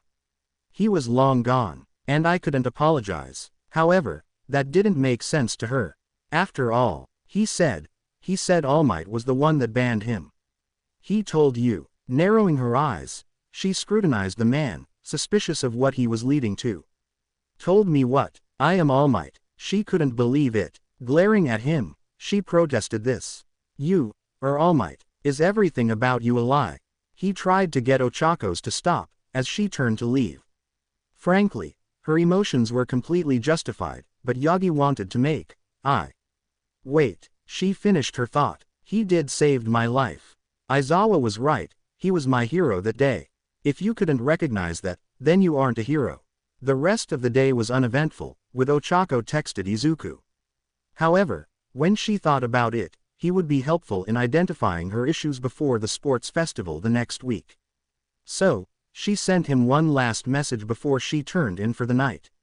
The next morning, Izuku found that Ochako wanted to train with him as well, to help her get ready for the sports festival. It was true, he was strong, his quirk was similar to hers in appearance, but that created a conflict. The Greenette had already promised to help Shinso with the same thing. However, as he did his morning routine, he had an epiphany. Why not knock out 3 birds with 1 stone? While they ate breakfast, Izuku spoke to Hizashi. I got a message from Ochako last night. She wants to train with me for the sports festival. Do you mind if she joins us? After a few seconds of thought, The Violette finally shook her head, indicating that she didn't mind. No, she's chill compared to the rest of her class. Smiling slightly, he watched as she continued to eat. Good, I'll text her where to meet us. Let's go. They walked back past all of the destruction. The rubble was still being cleared away, and the bodies counted and tallied. Identified and next of kin notified. It was horrible, but necessary. Hazashi should have blamed Izuku for this. After all, they wouldn't be here without his help. But the Violette didn't. For once, she blamed the people actually responsible. After all, Izuku just said to create mayhem, and didn't really control them. It was Megatron who made the call to attack that part of the city. It was Endeavor who used fire without checking for civilians. To her, they would both pay. Fortunately, however, Uraraka's family business was one of the many companies commissioned to clear the debris, so their quality of life became better, but she was struggling to readjust to this. Probably because the brunette predicted that the money would go away once the construction finished. Still watching over everything, I can't believe they did all of this. Izuku explained carefully, with consideration of every aspect of the situation. The only hero that could stop them without casualties was Stars and Stripes. She had to think outside the box, too. There is a reason they are classified as S rank, even though they failed. Not being able to bear looking at the chaos from the event, the Violette looked down at the ground. I see. He whispered as they walked by the emergency services that continued to work diligently. They aren't the only villains being shipped from the US. More have already arrived and are wreaking havoc across the country. I'm surprised that they haven't come to the obvious conclusion yet. That earned a glance from the Violette, that being. Izuku immediately replied. His response was that of the obvious look of it all, but they both knew the truth at this point. The US is being shifty. Sending them to where they can be taken care of properly. The US has struggled to contain all of the villains out there, and it's well known. I see. After 10 minutes or so of walking, out and away from the rubble and ruins, they made their way to a beach. Or what would normally be a beach, if it weren't covered in garbage, from tiny little plastic bottles, to refrigerators and cars, rusted through age and the elements. This was where they would train. Not just for weight training, but because, if they wanted to be heroes, they would have to get used to community service and getting dirty. As far as Izuku's research was concerned, this was the perfect training locale. Gesturing with wide, sweeping motions, the Greenette introduced the place. Here we are. Dagoba Beach. She looked over it skeptically, clearly not impressed at all. Really? This place is covered in trash. Izuku grinned, already having their routine planned out. And this makes it the perfect training ground. A voice interrupted them as Izuku oversaw Hazashi carrying trash. She was in the process of separating and condensing them into piles. Sometimes with, and sometimes without the force to assist. This way she could train control and her own strength without it. The best of both worlds. Hey guys. Turning, Izuku waved to her, having her come to their position. Hi Ochako. Hazashi was a lot more muted in her response, as she stopped. A mix of tiredness and mistrust. He'd have to figure out a way for them to get along. Hey, looking around, confusion lined the brunette's features. So, why are we here? Izuku started a speech he had been rehearsing in his head, to clarify any confusion they had. He'd held off on this so that Hazashi wouldn't have to hear the same thing twice. The sports festival is in just under a week. We have no time to waste. This beach will be the perfect training ground for you and your quirks. Ochako, I never really got to know your quirk. Is it something to do with gravity? She showed her fingers' unique pads as she described her own unique ability. Yep, zero gravity. I can cancel the gravity of whatever I touch. It makes me nauseous when I use it for too long though. I see. Her quirk is very similar to our own, but she has a more limited connection to the force. Fascinating. But, because of the way the Earth moves, zero gravity would make things shoot off into space. So I think that's a misnomer. It's probably a levitation quirk, not zero gravity. Moving past his thoughts, he nodded, understanding the ability well. Alright, your biggest weakness is the nausea you feel when using it too long, so you have to overcome it. And Hisoshi, you found more to your quirk. She nodded, it's more of mental manipulation than brainwash. I found out recently that I can manipulate things other than people as well. Ochako beamed, unaware of the truth of Hazashi's quirk, and gave a near cheer for the girl. Awesome. Now you really have to give it your all. Izuku interrupted them, smiling devilishly, and that brings us to today's training. Ochako, Hazashi, your first task is to start the cleanup of this beach. Hazashi already started, so you'll have to catch up, Ochako. It has a lot of useless junk, so snap to it. Use your quirks to help, as well as strengthen your normal muscles. I'll be observing to make sure you don't falter. When you are exhausted, let me know. That was their cue. They spent their time cleaning the beach for half a day until the duo were both exhausted and hungry.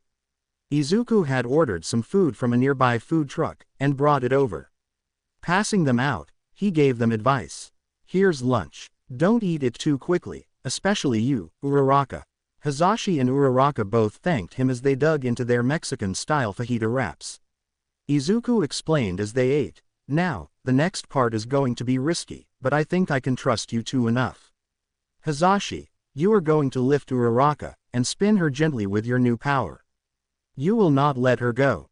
Understood. Confused, she responded, right. Meanwhile, Uraraka was more forthright with her curiosity with this exercise, asking directly, why? And explain, the greenette did, it will induce nausea, making it so that you can experience the side effect in a different way. This way you will be practicing feeling weightless and Hazashi can practice her quirk too. He paused, before explaining the true purpose of the exercise, at least to him. This will also be a trust-building exercise, since I know the only reason you two are here is because of me. I want all of us to be better friends. They nodded, agreeing with Izuku's assessment. As loath as they were to admit to themselves, he was the main reason they were here today. As well as train themselves for the sports festival. While Hazashi was cool to Ochako, for standing up to Bakugo the way she did, the brunette didn't like how she was standoffish and a bit rude during the school day. Meanwhile, Hazashi had no idea how to interact with the bundle of positivity that was the gravity girl. So, they all agreed that some form of trust building was in order. After lunch, they went to the area they cleared, a 6 meter by 6 meter place of just sand. This way, if the Violette lost hold of the brunette, she wouldn't get hurt. Hazashi focused, lifting Ochako gently off the ground. She was amazed by the power, with the Violette asking, "Are you ready?" "Thumbs up," she shouted. Yes. It started off slow, a gentle twirl in the air, almost like a ballerina on a ribbon. Ochako experimented with her own movement, to try to see what would work and what would not. Eventually, Hazashi sped up, faster and faster. At first, it was being handled well enough. But then it started, a nervousness in Uraraka's movements, before she went pale, and almost green. Eventually, Ochako called out, "Stop, please." Shinso obliged, slowing down gently and letting her fall to the ground. She looked like she was on death's door, on the verge of puking the fajitas she enjoyed earlier, but was able to swallow it down. As she waited for her stomach to calm down, Ochako joked weakly, "You really know how to lift people up, Hazashi." The Violette genuinely smiled. "You didn't do too badly either, Floaty." They both laughed as Izuku walked over to the two of them, happy to see them in better terms than before. Mission successful. And, the sun was low in the sky. They'd been training for most of the day, so now was time for a break. "Alright, I think that's enough training for today. We should get some rest for tomorrow." They both agreed, eager to finally stop. Right. The rest of the week continued like this, beginning with cleanup of Dagoba Beach, then nausea training for Ochako. They built themselves up, their natural strength increasing, quirk weaknesses diminishing, and friendship strengthening just in time for their first true test, the sports festival. Soon enough, it was time. The sports festival was a pivotal part of UA's curriculum at this point. It showed off the best and brightest they had, elevating their prestige in the process. It was the crucible that would forge heroes, weed out those who were not up to slack, and provide opportunities for those who didn't pass the entrance exam. That was what the three of them, Izuku, Hazashi, and Ochako were looking forward to. The Violette's chance at becoming a hero. And so, Izuku went to the festival to wish them luck, catching them before they had to go get ready. "Good luck with you two. I know you can do it, so just do your best." Ochako was wondering something. Will you be here? The green-haired boy nodded, smiling brightly. I'll be in the stands, cheering you both on. Don't be late. The brunette agreed, while Shinso merely nodded in agreement. Right, we'll look for you. The two entered the tunnel, getting ready for the first event. Present Mike, the loud hero, was the main announcer for the event. Welcome, everyone, to the UA Annual Sports Festival. I am Present Mike, your host, and I'll now hand it off to the R-rated pro, Midnight. When the hero in question walked onto stage, the contestants couldn't help but wonder. Is she even school appropriate?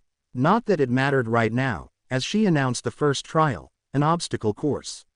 Her voice called out, clear as the day was bright, all students, get ready, set, go. Izuku watched from his decent seat as ice coated the starting tunnel, but immediately smiled when he saw Ochako and Hizashi float over the frozen crowd.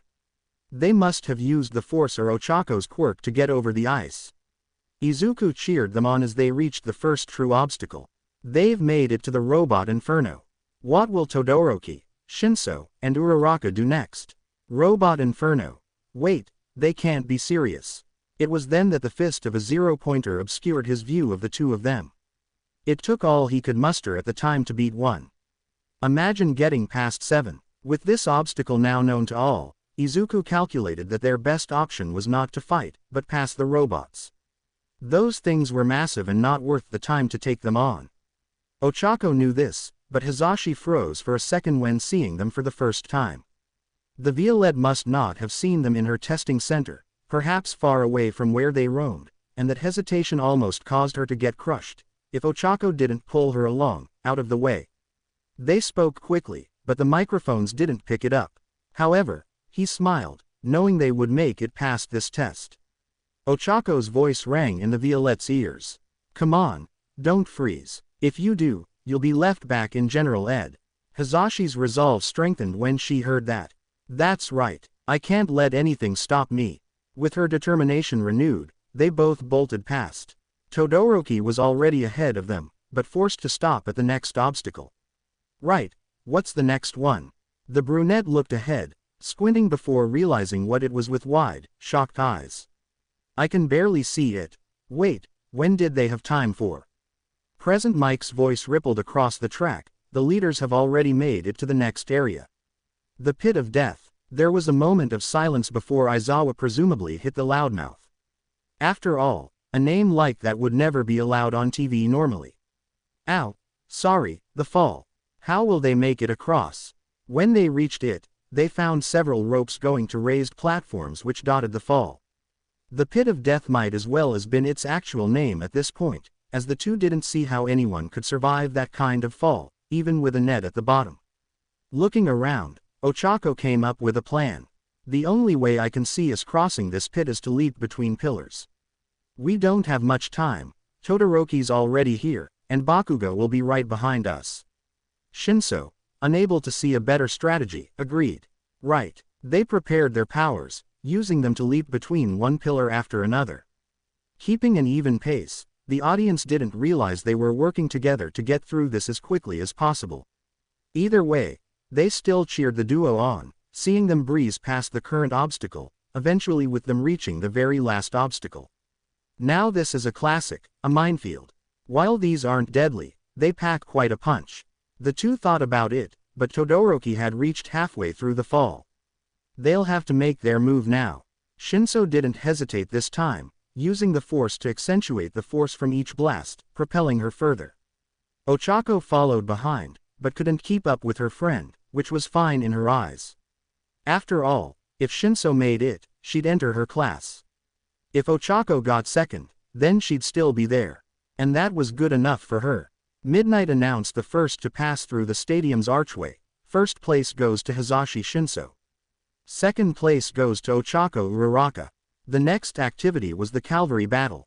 Ochako wanted to form her own team, while Hizashi searched for those to help her out. There weren't many, since most of those who succeeded were from the hero courses, and many from Class A didn't want to help her after her comment the week before. However, she managed to convince a boy named Tetsu, a girl named Tokage, and was thinking about who to ask when Hatsume demanded to be on their team. She showed off her gadgets, which evened the playing field a bit more. Midnight called the countdown. Right, teams at the ready. Tetsu was at the front, taking most of the weight, while Tokage was on the right, and Hatsume on the left. Begin. The cavalry battle was a mess, but they managed to keep the headband through the event. Tetsu tanked hits, Tokage managed to snatch some bonus headbands, and Mei surprised everyone with her unpredictable gadgets. It was a clear victory when the event finished. Teams Shinso, Uraraka, Todoroki, and Bakugo have made it to the next event. I would like to have a round of applause for all contestants so far. And for those that didn't make it. The R-rated hero basked in the applause before talking again. Alright, time for the last event, the tournament. This would be the true test. The others were nothing but appetizers to the audience, and this would be the main course. The first battle was actually Hazashi versus Yaoyozuru. She was a prim and proper girl, the opposite of what Hazashi was. Believing she would be stuck up, she was surprised by what the Revenant said, "Best of luck to you." She felt it fair to wish the same, and to you. Midnight called to both of them, "Begin." Momo instantly made a sword and shield, then charged. Shiso moved quickly, using the shield as a springboard to launch herself over Momo. Using the force, landed and kicked her in the back. Yelping in surprise, Yaoyozuru dropped her blade, which Shinso picked up and swung. The Revenant barely rolled out of the way, before creating another blade and retaliated. The blades clashed, but what Momo didn't know was that Shinso had been practicing sword combat under Izuku's direction. They danced with the blades, causing the audience to watch with awe, until Shinso used a mental trick, a force illusion in combination with a feint to make her believe that she was going to swing from one direction but really attacked from another. This combo knocked her back close to the edge. Hazashi quickly ran and kicked, which Momo was forced to block. However, Midnight's voice interrupted the fight, bringing it to a standstill. Yaoyozuru is out of bounds. In shock, she looked down. What? And sure enough, her foot was indeed out of bounds. Hazashi tossed her sword aside, walking past her towards the rest area. You fought well, and you weren't arrogant. Good job. Thanks. Next was Ochako versus Bakugo. Izuku couldn't help but worry, on top of the dark feeling, almost a premonition for the fight to come. They stood across from each other. Bakugo was smiling. He never did unless there was a fight to be had. He was in his element. The familiar voice of Midnight echoed across the stadium. Begin. Bakugo immediately blasted towards Ochako, but she was ready. Izuku had given both her and Hazashi tips on Bakugo, should they ever fight him. His right hook was point number 1. And she redirected it perfectly, almost throwing him out of bounds by applying her quirk. He quickly recovered, and blasted towards her, forcing her to retreat towards the middle. He was getting used to having no gravity, but that reliance was a flaw she took advantage of. When she released her hold on him, he fell to the ground face first. Spitting out dust, he swore curses as he launched at her again, blitzing her with a series of micro-explosions, knocking her around the arena, before she grabbed him and he launched himself up and out of the arena to the open sky. He launched himself down back at her, soon reaching terminal velocity. Uraraka released her hold on his gravity, and he was forced to correct it before he became a stain on the pavement. She rushed him, keeping low to the ground in order to minimize being launched. This time, though, he was wary of her abilities. He used his explosions to cause chip damage, while maintaining his distance. Heroes in the stands were calling for the event to be stopped, but Eraserhead spoke up from the presenter's booth. If you think that the fight should be over, then re-evaluate your position. Bakugo is treating her as an equal, taking precautions when usually he doesn't. It's a testament to her own strength, which should have been obvious to those watching. However, the blonde then immediately blasted behind her, into a blind spot, as she frantically tried to turn to face him. Grinning, the ruby-eyed pyromaniac focused an explosion, knocking her out of the arena and slamming against a wall. Ochako was afraid as she heard, deep within her body, a snap, followed soon by a massive feeling of pain in her back. She tried to move and hold back tears, but was ultimately unsuccessful. As the salty wetness rained down silently, her thoughts turned to horror as she realized the extent of the last injury she sustained. Bakugo wins. Midnight noticed that Uraraka didn't move. While everyone was focusing on the winner, the heroine moved over, concerned. Are you alright? I can't feel my legs. When Izuku saw the stretcher carry Ochako away, he was already concerned. Why couldn't she move on her own? Is it something about that last blast? Please have her be alright. He walked through the structure, trying to find her. He rushed past Endeavor talking with his son, and came face to face with Toshinori. Surprise and sheepishness crossed the number one hero's features. Why young Midoriya? Snapping. He didn't have the patience to deal with his former idol. I don't have time for your bullshit, All Might. Wait, I just wanted to say I'm sorry. He shook his head, looking down the hall, searching for where the medical area was. Now is not the time. I don't care. That shook him to his core. The young boy that asked him so long ago was gone. That thought was soon interrupted by a concerned, yet still stilted question. Where is Ochako? Realizing that he was looking for his friend, he gestured behind him. She's in the medical room, down the hall and to the right. Thank you for being useful once in your life. He brushed past him and to his destination. Yagi sighed, resolving to do better and make it up the young man. Perhaps he can still be the man that he once idolized, but it would take effort. When he arrived, he saw Recovery Girl looking over her, assessing the damage on an X-ray. How bad is she? She looked over at him, then asked, Oh, it's you again. She sighed, knowing better than to refuse him the results, and put it up on a board that illuminated it properly. I can't treat her. Nobody can. It's too delicate a situation and my quirk could make it worse. Horrified, he couldn't help but ask, seeing the clear fracture in her back. What happened? Her spine broke when she hit the wall. When Midnight brought her here, she told me that her first statement was, and I quote, I can't feel my legs. Izuku was at a loss for words. And there's no cure. Even with all of the modern treatments we have, it's impossible. Izuku thought, modern tech can't fix it, maybe future tech could. I know a doctor who uses new and unique techniques. I could try to get Ochako to him to help her out. How do you? Oh, right, you were quirkless. It was common for those who were quirkless to try to verify whether or not the results were true. It was a desperation, but a justifiable one. The most desperate often underwent terrible procedures in order to try to earn one, but it often backfired catastrophically. His quirk came in late, which was fortunate for him. If you can get her healed, I would love to meet this new doctor. He nodded, absent-mindedly. I will. He helped tease out my quirk. Izuku pulled out his phone and called his mother. She answered. Izuku, what's wrong? With pain in his voice, he explained, adding an extra title to reinforce the charade. Ochako needs treatment that Recovery Girl can't give. Can you get her to Dr. Revan? Immediately serious, she replied hurriedly, Of course. I'll be there in 10 minutes, if you could tell them to let me through. All right. He ended the call, and turned to the elderly hero. My mom is a friend of his, and will be here to help move her. Recovery Girl asked, somberly, Do you need any help? Just to let her in when she gets here. Their conversation was interrupted by Present Mike. And now, for the grand finale, Hizoshi Shinso, the Rising Star vs. Katsuki Bakugo, the crusher of all opposition. WHO will win. Izuku shook his head. Sorry, I have to go support my friend. The nurse understood immediately. After all, it was quite obvious he didn't care for Bakugo. Nezu had shared some of his blackmail material, and it was clear in class that the blonde was going to be a future endeavor. Shinso, right, he nodded. Smiling slightly, Recovery Girl told him gently, Go, her condition won't change. I'm sorry I couldn't help more. He bowed respectfully to her. Thank you for all you've been able to do, Recovery Girl. The greenette, unfortunately, left before she could respond back. I hope she can recover. She had a bright future ahead of her.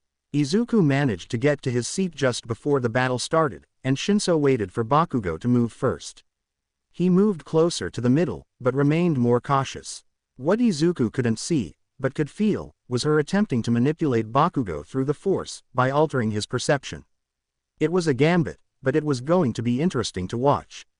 Bakugo got impatient and launched himself at her, only to find himself face-planting.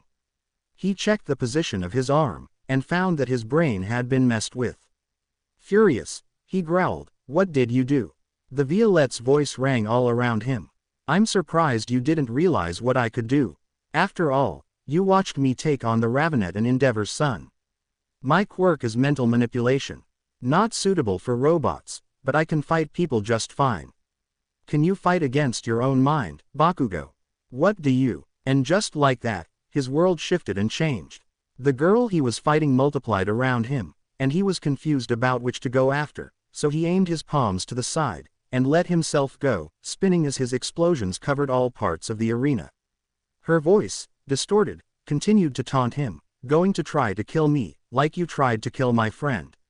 It knocked him out of the hallucinogenic fever dream for a minute, but it allowed him to see her properly. He bolted to her, shouting, "I'll kill you," but not trusting his explosions to launch him. When he got to her position, he tried to launch an explosion, but found it going up. She smugly responded, "Well, at least you didn't tell me to kill myself. I know what you said. Before you His arms seemed to rematerialize as reality started to take hold again, partially due to his own shock, before his shoulder was grabbed and he was knocked out with a force-enhanced punch to the head. Shinso was satisfied when her opponent crumpled to the ground. "That's only a fraction of what you deserve, for what you've done." Shaking her hand due to the thick skull she just punched, she smiled properly as Midnight announced the results. Hisashi Shinso of Class C wins the UA Sports Festival. Todoroki stood in third place. Bakugo was chained to second place, muzzled and thrashing about ever since he rewoke from his unconsciousness. Then, on the first place podium, was Hisashi, standing tall, tired eyes full of pride and scanning the crowd. She saw Izuku cheering her on and her heart fluttered a little. That's weird, he's just a friend. However, what surprised her was that All Might would be presenting the medals. He approached the dual-haired boy. "Congratulations, young Todoroki. Remember that even though you only achieved third place, you have limitless potential as a hero. Stay true to yourself, and you shall achieve." He nodded as he accepted the bronze medal, looking at it while contemplating. He was clearly suffering, Hisashi estimated, considering the pure hatred that he emanated whenever his fire was mentioned. She had to personally remind him that a quirk was a part of themselves, not of their parents. It was really tragic. He turned to Bakugo, nervous a little as he attempted to place the medal on the blonde's head as he was still, feral. "All he'll be, and all he'll ever be, is a rabid dog. Good job, young Bakugo. You made it to second, but know that a true hero doesn't break those around them, they save them whenever possible." He sighed, finally getting it onto them. Finally, he turned to Shinso. "Congratulations, young Shinso. Your determination, fearlessness, and creative mind aided you well as you fought against those with more raw power than yourself. Be proud of your accomplishment today, as you went, say it with me, now.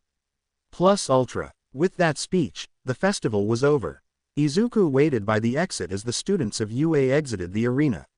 When Shinso saw him, she ran over and gave him a hug. "I won. I actually won." He reciprocated, even if he was embarrassed to do so. "You did amazingly well. I could feel what you were doing, and it was funnier from an outside perspective. I don't envy your opponents." Breaking it up, the Violette searched around. "Where's Ochako?" Worry crept into Hisashi's mind as he explained. Her spine was snapped in half after taking that last explosion from Bakugo. "Recovery girl couldn't heal her, so I had mom take her to Revan." Content with that, she was about to ask. "Good thinking, but how are we going to?" However, their conversation was rudely interrupted by a certain fleshy bottle of lukewarm nitroglycerin. Deku. Shinso facepalmed, annoyed that he was ruining their time together. Shit, why now? But when she looked back at him, there was a look of cold fury on his face as the blonde stomped to him and got in his face. "Why the fuck are you here?" To Izuku's credit, he didn't even flinch. Then again, he is used to it. She could feel his own emotions on the matter, and knew this was just as personal to him as anything could be. "To support my friends, of course." Spitting, he furiously responded, unaware of crowd forming around him. After all, Bakugo did get second place, and Hisashi was the first place winner. "What friends? You're just a quirkless freak." Izuku smiled. "I guess you didn't hear. I was a late bloomer. So I have a quirk now. So buzz off. I'm not wasting my time with you. Besides, you're actually ruining yourself right now. Notice the cameras. He gestured, and Bakugo looked around to see a lot of smartphones looking right at him. Besides, I have at least 2 good friends, one of which you put in the hospital today. I hope you're proud of yourself. Barely holding onto his rage, he could only tisk. Stay off nerd. The brunette didn't break his gaze from the boys, forcing the blonde to look away first. Don't worry, I have no intentions of trying to get in there. I see no value in it anyway. The two walked off, leaving the blonde deal with the crowd he'd formed. Izuku smiled. Despite Ochako's condition, today was a good day. Hazashi agreed. Yeah, let's head back. When Ochako recovers, we'll celebrate. Smiling serenely for a change, the tired girl also agreed to that. Sounds good. Izuku asked, hopeful. Feel like Katsuden. Laughing at that, the winner of the sports festival pointed out, you always do. Haha.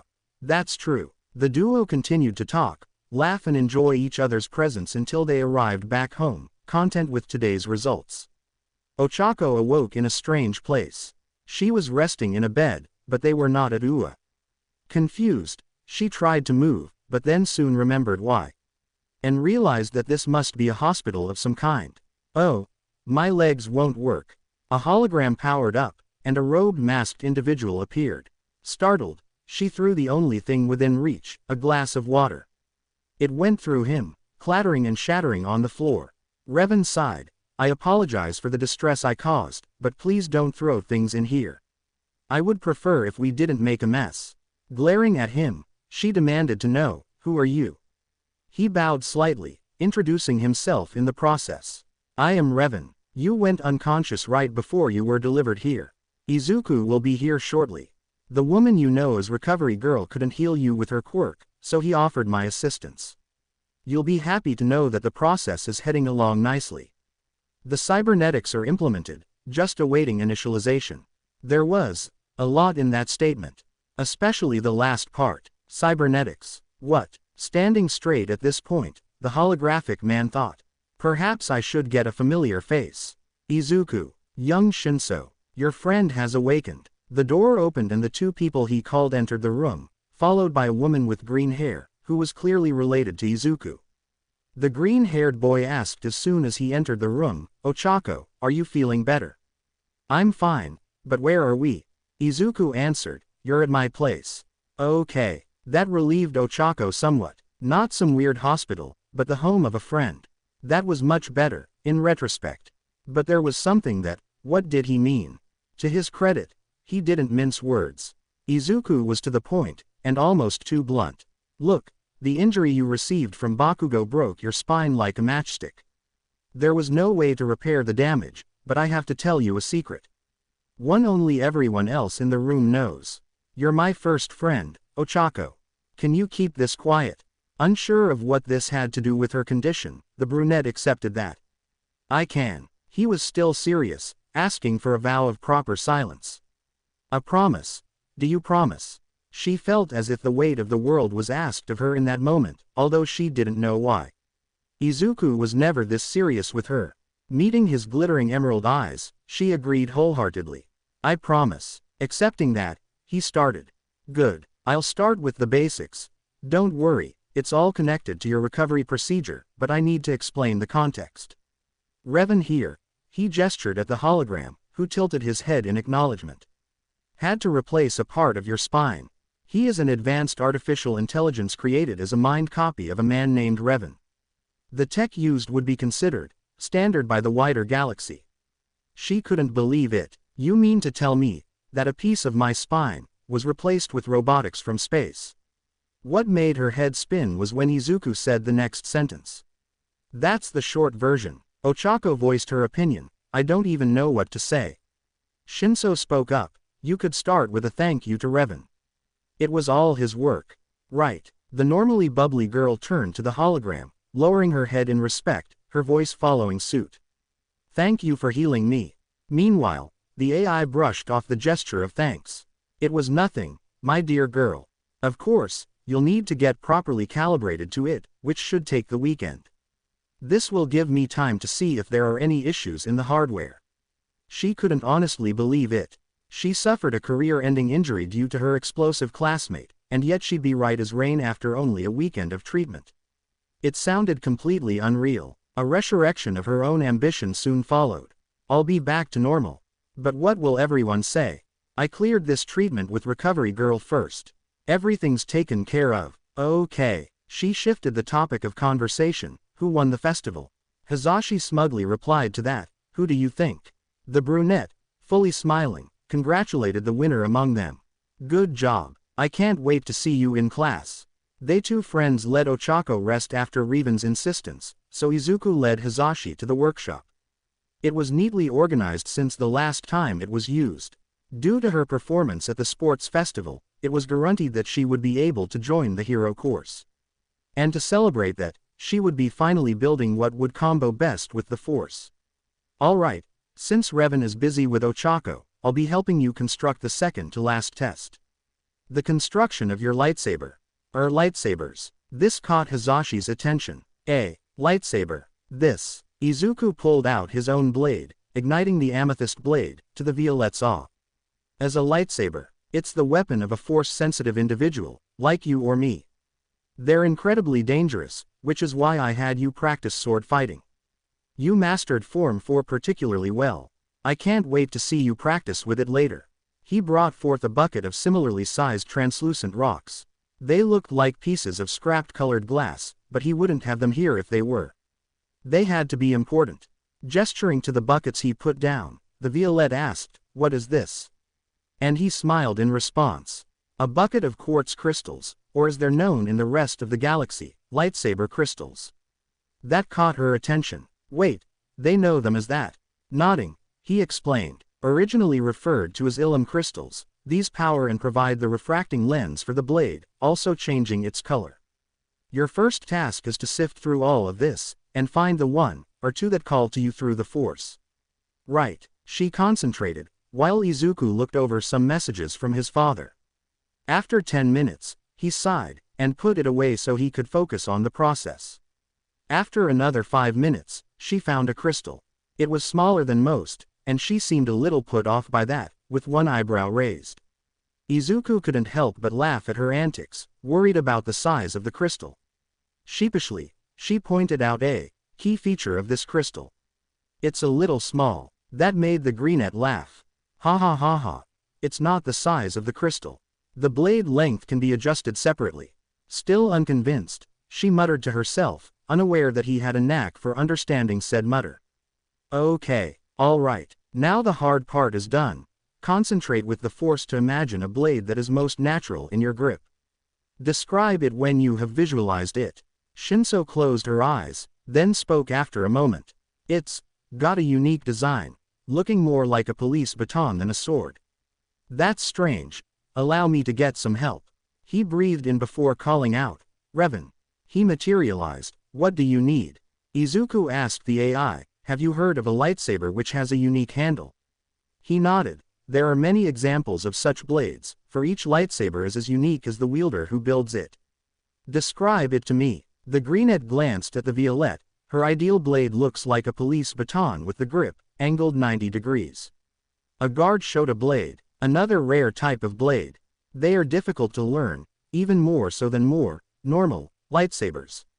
It would require a shift in training. I have some up top. He gestured towards the top of the cabinet, and Izuku retrieved the hilt model, emitter, and other parts, giving it to her. What does it look like? Hazashi, closing her eyes again, focused on the image provided by the Force. Metal. Completely. Izuku asked. Color. Black. Revan immediately said. Durite.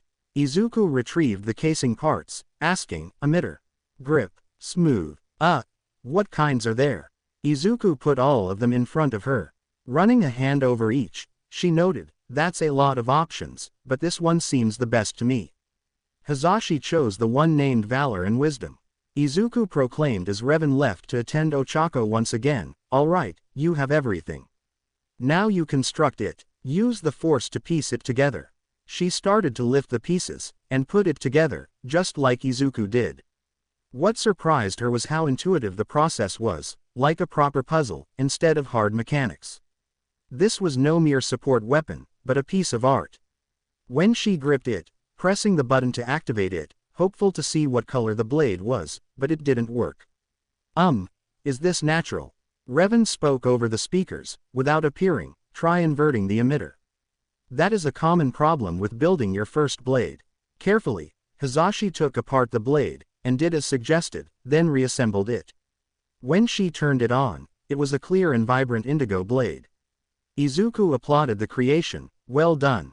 He checked his watch. I need to go take care of some stuff, but I'll be back in the morning. Can you make sure Ochako doesn't go into the wrong areas? Meeting his emerald eyes, the Violette was quick to agree. Sure. The Decepticons were impatient. When will he uphold his part of the deal? Megatron, for once, exhibited patience. After all, there was no reason he should believe betrayal yet. He did his part of the bargain.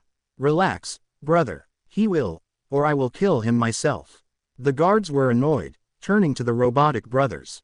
One told them to shut up. That caused the large steel-colored robot to yawn. What can you do to threaten us, human? They were about to retort when something lifted the two of them, choking the life from them. The figure who replaced AFO walked out of the shadows, hand raised in a grasping manner. Seeing the men who attempted to torment them unable to do anything brought a grin to Megatron's face.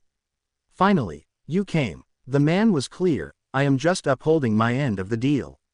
You've already done me a great service. Clenching his fist, the two guards' necks snapped simultaneously. He asked, clear to the point. Where are your chains? Megatron indicated the ones near his right arm. He activated his blade, its amethyst blade surprising the Decepticons. So, you have more tricks. I do. You can free yourselves now. He cut through the ones on the right arm, then put away the blade. I recommend going away from Tokyo, and causing havoc there, but it's your choice. I don't control you. For that notion alone, you are one of the few humans I respect. I will heed your advice.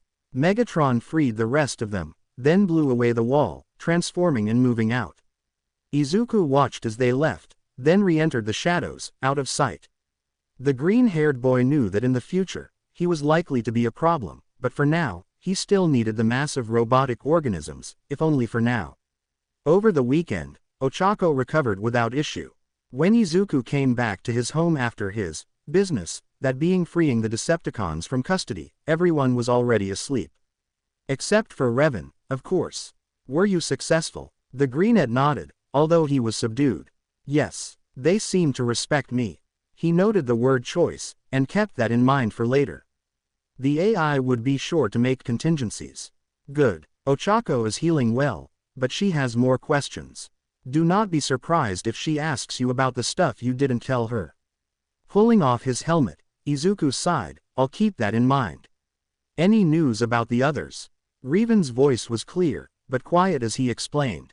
Inko has reported that AFO's other contacts are still sending more villains to Japan. From what I gather, the Hero Public Safety Commission is having problems even keeping it from reaching a boiling point, and the National Diet itself is contacting the US. I advised AFO to send Japanese villains to the United States to stir up further tensions. Accepting this as necessary, the Greenette spoke up. The UN is meeting in 2 days. Is there a way to interrupt it while blaming the arising conflict? There may be. I'll ask Inko to look into it. Nodding, Izuku said, thanks. I'm going to bed. The hologram flickered away as Revan also bade the boy good night. The next morning, Izuku stretched, and started with his morning routine. Early meditation, to center himself for the day, getting dressed, not in his robes for less than savory operations, but casual clothes, and cook breakfast for the two, no three of them. He had to take care of Ochako, too. So, with a spare plate of pancakes, the green-haired boy entered the medical wing, on a mission to see Ochako. As he arrived, she was doing stretches of her own, getting used to the implants, and feeling if there were any problems. Revan had assured them all that there weren't, but one could never be too sure. How are you feeling? Just like 2 days ago. Before the fight, anyway. I can't believe I can walk again, after. Setting down the pancake plate next to her bed, he said, don't think about it. Quote, she looked thoughtful, before stating what was clearly on her mind. Can I ask, what is your quirk? I knew this would come up. Izuku rubbed his forehead slightly before he beckoned her to follow him. Come on, let's go to a more comfortable place first. This will be a long story. Okay. When the three of them were settled in Izuku's living room, he started to tell his story. Hazashi only knows a few bits and details, but most of this is new to you both. Let's start at the beginning. Everyone has quirks, right? Ochako, confused with retreading old ground, agreed. Supposedly, Hazashi didn't speak. She knew this part. Well, you both know I wasn't born with one. For 14 years, I appeared quirkless to everyone. You both know this. The truth is, I'm not a late bloomer. This power of telekinesis, lightning, etc. They're all a part of my connection to a living field, the Force.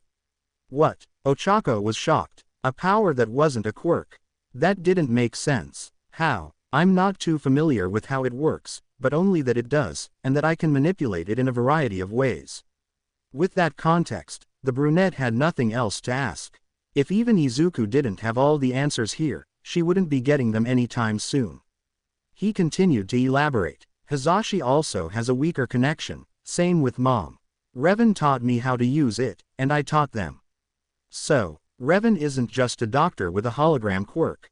The brunette nearly laughed at that. No, in fact, the thing is, he's older than any human on this planet. He's an AI from space.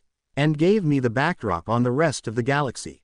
We're definitely not alone. And some factions have more malicious intent. Izuku pulled out a device, and a hologram flickered to life. It was the Vulture droid. This is a highly advanced droid starfighter. It's repairing itself, currently. So far, only Hazashi, Mom, Dad, and myself know about this.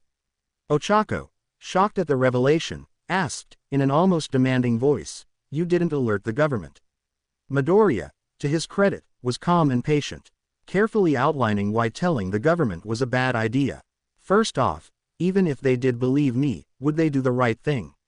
They'd try to adapt their weapons first, then the spacefaring capabilities, all to get an edge. They wouldn't do what's necessary. After all, if it repairs its distress beacon, then we'll have a much bigger problem. Still not knowing the full picture, the brunette did the logical thing, and asked, why? Revan flickered to life in front of him. His presence now clearly understood. Ochako gave him complete, undivided attention. The droid is owned by the Trade Federation, a faction currently headed by Nemoidians. They are a cowardly, greedy species, due to their upbringing. They would not hesitate to enslave this planet. Horror crept into the Gravity Girl's voice. Enslave. Izuku didn't address that immediately. Ochako, I want you to know that I didn't want to get you involved, but I have to explain this. I have been taking steps to bring about world unification. We have a time frame of under 2 years, so world-changing events will occur. So, I recommend that you keep your family away from the city, for now. Suspicious of that last statement, you're sounding like a villain. Probably because that's the term they'd use. I did forcefully take over the League of Villains from my biological sperm donor. Eyes wide, she shouted, you did what? He didn't dignify that with a full response. Instead, he described the USJ incident. Momo, Jiro, and Kaminari, those three encountered me at the USJ. That day we were observers, not fighters. After that, I killed Shigaraki and took over the League. My father, all for one, was the actual head of the League, so. Her whole world was shattered. Izuku a villain. Impossible. Midoriya continued, more wistfully at this point. You know, I wanted to be a hero. Still do. But as I told you before, Ua banned me, and I couldn't afford another school. Her voice was laced with betrayal. You're trying to take over the world because you couldn't get into Ua. However, he shot down that potential strawman argument. No, unify it at least, and when the crisis is averted, we'll see after that. I'm not evil, but I'll ask you now, will you at the very least not tell anyone? She thought for a moment. I want to help people. Quote, it's a difficult process. I didn't want to do this. I wanted to become a hero and unite people that way. Never got the chance. So, I'm doing it the best way I can. I can't guarantee people's safety, but the world's at stake, even if they don't realize it. The brunette was still conflicted with her feelings. Everything she thought she knew might be a lie. At least about everything around the green-haired boy who saved her life. I know, for now, I won't tell anyone. If you help people, I'll help, but if I see you stray, I will stop you. Smiling and relieved, he replied, "That's fair. Thank you. It's the least I could do because of what you did to help me." The rest of the weekend was spent getting acclimated to the cybernetics. On Monday, Izuku wished them well as they went to Ua, smiling as they went. He had his friends. That was enough for him. Aizawa waited for the class to settle down. Most of them were congratulating Ochako with her recovery, as they all heard how bad it was.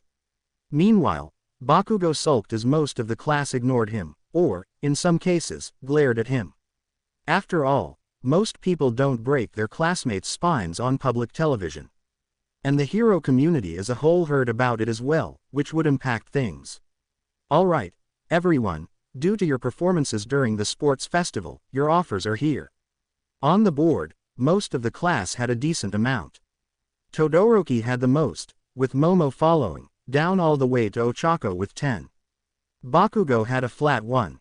Furious that he got more votes than a washed-up cripple, he started to rant, "What is this bull?"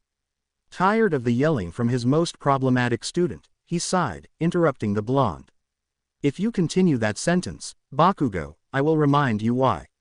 Ochako, on the other hand, was worried because there were only 10 for her. Her teacher noticed, and commented, "Everyone believed you wouldn't make it. We will release an announcement that you have made a full recovery. You should receive far more." On other news, he motioned from the door. Due to their performance in the sports festival, a new student will be replacing the student who performed the lowest in the festival, that being Minoru Mineta. "Go report to present Mike's class, you are now a general ed student." Crying grossly, he packed up his stuff and left, for good. When Bakugo growled, "Good riddance," nobody felt the need to dispute that. Looking at the door, Aizawa waved in the student, even though everyone could guess who it was. "Alright, introduce yourself to your new classmates. Name and quirk." "The striking, Hazashi Shinso. My quirk is mental manipulation. I can manipulate the mental states of those near me, but only within reasonable areas. I can hypnotize people if they respond to a question I ask." Ochako and Shoji applauded immediately, with Mina, Hagakure, and the rest of the class following behind. When they were done, Aizawa continued. "Due to her late arrival, Shinso will be working with me during hero internships. Due to the important nature of these internships, as the introduction of you all as heroes, you will be coming up with hero names. As I am not the best person for this, I will be taking over the class." Midnight stormed into the room. "Since hero names are semi-permanent, I will be helping you with deciding them." The rest of the class was straightforward. Shinso came up with the name Banshee, the Mindbreaker. Uraraka understood why, as she would not be a limelight hero. That, and she would be working for essentially a ghost. Uraraka decided on a different one than her initial hero name. Uravity was a good one, but at this point, and show her resolve for hero work. Kyanshi, the zero-gravity hero. She figured that forming a team with Shinso would be best. Everyone quickly realized the connection, and realized what they were implicitly saying. Kaminari, the class clown, actually asked a semi-serious question. "What is with the spooky names?" Ochako proclaimed for the both of them. "This is our second chance at being heroes. Shinso threw the festival, and I threw my injuries. It's given us perspective. Nothing reflects that like a spirit." As the two left for the afternoon, they bumped fists. They were now officially a duo team for heroics. The UA staff held a meeting with Tsukauchi, their police representative, and a representative from the Hero Commission. The Decepticons had escaped, fleeing north. Since All Might and Endeavor can't leave the area without drawing attention, the military was being mobilized to take them down. However, with the implications of what Megatron said to them, they needed to act in a different direction. That was why, even though the HPSC didn't usually get involved, they had a representative here as well. Nezu started first. "What we need to discuss is the United States' actions in relation to the recent spike of high-class villains." The Hero Commission representative spoke on this. Based on the exponential increase in villain activity, and the reports from the others we've encountered, they all say the same thing. The US is shipping them over. The Prime Minister plans to speak about this at the UN. It's going to be divisive. And, on top of that, create tensions the world hasn't seen since the Dark Ages. The Dark Ages, or what most people call the Age of Chaos, when quirks just appeared. The breakdown of law and order was terribly destructive for all. Agreeing, Nezu continued, what concerns me is that they told us so easily.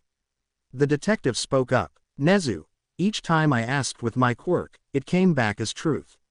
They're saying they were brought over by government agents. Toshinori, buffed up as his hero persona, was disturbed by this, backing up his friend's assertions. And that they were trying to take advantage of my presence as the symbol of peace. I understand Stars and Stripes may be having a tough time, but this is too far. The white-furred mammal sighed, not eager by any of these recent developments. After all, they still don't know what happened to the League of Villains after the USJ incident. It's as if they've gone to ground. I just hope this doesn't come to war. We'll make our preparations for the worst. The HPSC representative sighed, and permitted that course of action. Praise be to the little blessings, Nezu mused, for once, our interests are aligned. Please do. The rest of the week was calm for Izuku and his two friends. Ochako came over multiple times, refusing to move in because she didn't want a handout in that way. However, the green-haired boy insisted because the UA fees were expensive enough, and he just wanted to support her. After badgering from both Izuku and Hizashi, she relented, moving into there and terminating her rent. They all relaxed watching a TV series when they were interrupted. Breaking news, Japan calls out the United States for shipping villains to Japan. Watch here. It then showed the Prime Minister of Japan standing up and speaking. There is a great issue which has afflicted our nation for some time now. A rise in villains not seen by natural circumstances. Due to our outstanding heroes, we have been able to keep this at bay, but the cause has been found. She turned to the U.S. representative. They have told us, under duress of a lie detection quirk, that the U.S. has been shipping villains to our lands in order to make All Might, the symbol of peace, deal with them. This is indefensible and reckless. Not to mention, what one would describe as an act of war. Japan will not take this insult for much longer. If your government does not cease what it is doing, we may have to intervene ourselves for our own security. The U.S. representative responded, coolly, but ultimately, not surprised. Is that a threat? No, it is a promise, and only if your government doesn't change. Ochako couldn't believe it. The world was inching closer to war. But she noticed how impassive Hizashi was. Izuku ducked out to make a call to his mother. While he was gone, the brunette asked her friend, "You're not surprised?" Bitterness leaked into the Violette's voice as she replied, "No. A group of villain Stars and Stripes supposedly caused mayhem at the Hero Commission building and surrounding area. My parents were caught in the crossfire." Reflexively, the brunette hugged her friend. It was clear what the result from that encounter was. "I'm sorry." And just as awkwardly, the Violette reciprocated the gesture. "It's okay." Izuku, when he arrived back in the room, smiled. When they looked back at him, he joined them on the couch. So, back to the show. That evening, after Ochako went to bed, Izuku was dressed in his robes for vigilante villain work. To be honest, he didn't think he qualified for either, since his power wasn't technically a quirk, but the law wouldn't agree with him on that. He had convened a meeting with his mother, Revan, all for one, who now actually had a face, and Hizashi. Izuku started the meeting with everyone by stating the obvious. Anyone who saw the news would know what's next. Alright, Phase 1's almost complete. We'll have to start preparations for Phase 2, starting with a rebrand. The League of Villains name is really bad for PR, so it would be best if we changed it to something better. Something like the United Earth League. Everyone besides Izuku spoke at the same time, too generic. Annoyed, he crossed his arms. Well, we need something to call ourselves. Inko suggested, how about the Revenant Knights? We owe our training and this whole structure to him. After consideration, Izuku agreed, sure. Revan only spoke when they were done. I'm glad you think so highly of me. Izuku, instead of your alias of Raven, perhaps you should follow your friend's lead by calling yourself the Revenant. It's more fitting. 2. Sounds good. A bit more intimidating for those who should be afraid. Those who understand shouldn't be afraid. What's your status, Revan? The AI reported to him, I've run 1,642,003 simulations on advanced weaponry, perfecting ancient designs to more modern standards. I have some prototypes I can stress test further. All we need is the army to use them. I trust Inko and Hisashi to start recruitment, if they haven't already. Inko nodded, agreeing with the ancient intelligence. Yes, Hisashi has already recruited many from the criminal underworld, and he will recruit more. I will start from those self-help groups Izuku established. Most of them have a reason to fight for a better world, and I will help guide them. They will want to meet with you soon, Izuku, as they've been asking to see the real leader. Hisashi asked next, what's my role? Izuku answered her question, become a hero they can trust. This will be the long game. Try to keep yourself and Ochako alive. I'll give you both something so that if our forces run into you, then they'll not attack. Revan added his own statement after that, I will come up with something that will be recognized by the heads-up displays within the helmet designs. Make sure to keep it on you at all times. Hisashi nodded in understanding. Izuku asked the AI further, what armaments have you developed? And the report he gave did not disappoint. I designed your personal shuttle first, but there is also a small fleet of starfighters, unable to traverse hyperspace, and armor and blasters for 100 million soldiers. The weapons range from blaster pistols to long-range rifles, to a limited selection of explosives. Production at the Northern Ice Cap facility is going well. Shipments to other observatory facilities is underway. Hisashi and Inko can start with arming their forces immediately. I would recommend selecting lieutenants for forces in other parts of the world, however, as it will be harder to control them if you don't have people you can trust in charge. Good advice, Mom. Dad, perhaps you could assemble the best, most capable people under your command. I would like to review them. Revan piped up, you could just go in your shuttle to them at their current locations. Izuku protested. He really didn't want to leave Japan at the moment. Less because of his own work, but more due to his apprehension at doing so.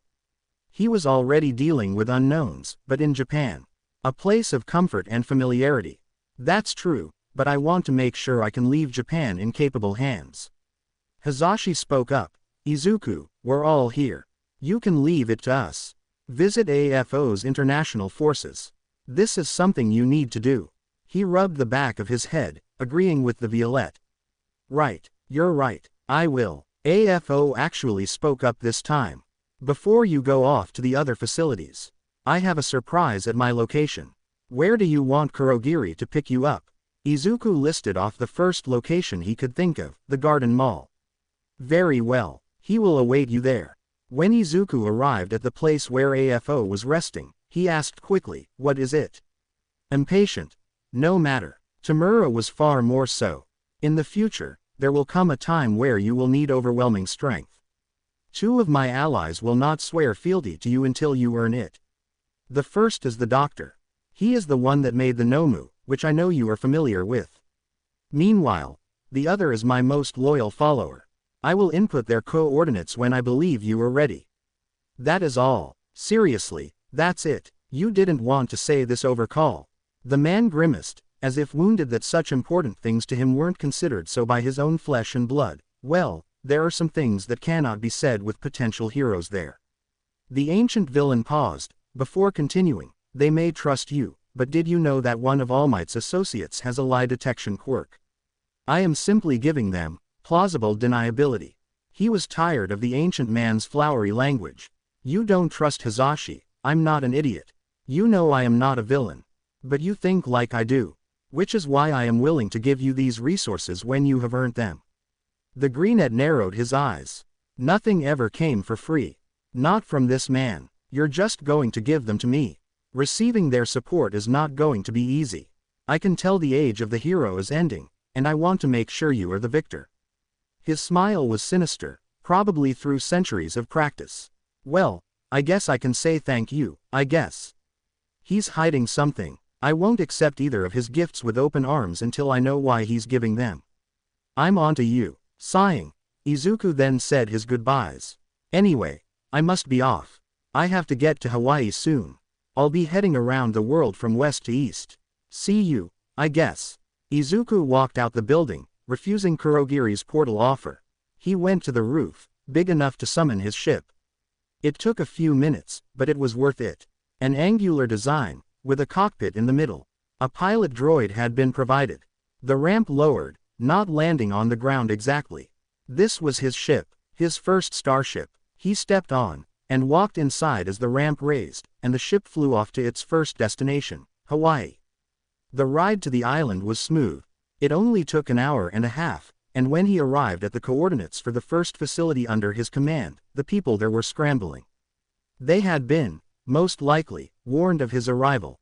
The ship landed, with everyone there looking at it in awe, before the ramp lowered.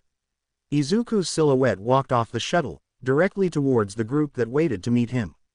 A grizzled old man with a 5 o'clock shave, a military haircut, and a scar over his eye greeted him. His armor looked tough, painted black and orange with a skull and crossbones on the chest. He held an advanced helmet under his arm, the metal under the visor paned with the lower jaw of a human skull. His voice was as gruff as his appearance. "So, you're the one the boss sent." The Revenant. Izuku, annoyed, made his intentions clear.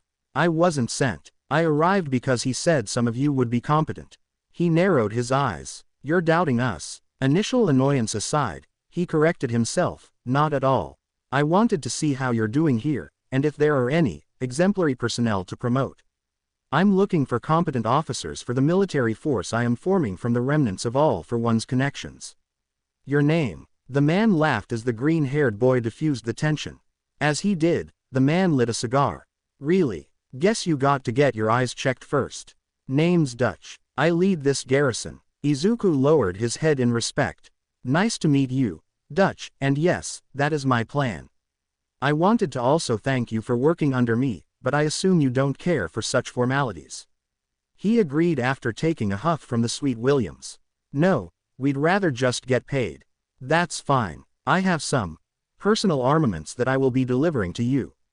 I would like you to familiarize yourself with them." Dutch raised an eyebrow at the news. Apparently mercenaries aren't used to large quantities of gifts. "New weapons. Nice." Izuku responded, "and armor resistant to moderately strong quirks. But first, I want to see the best of what you have to offer in terms of soldiers."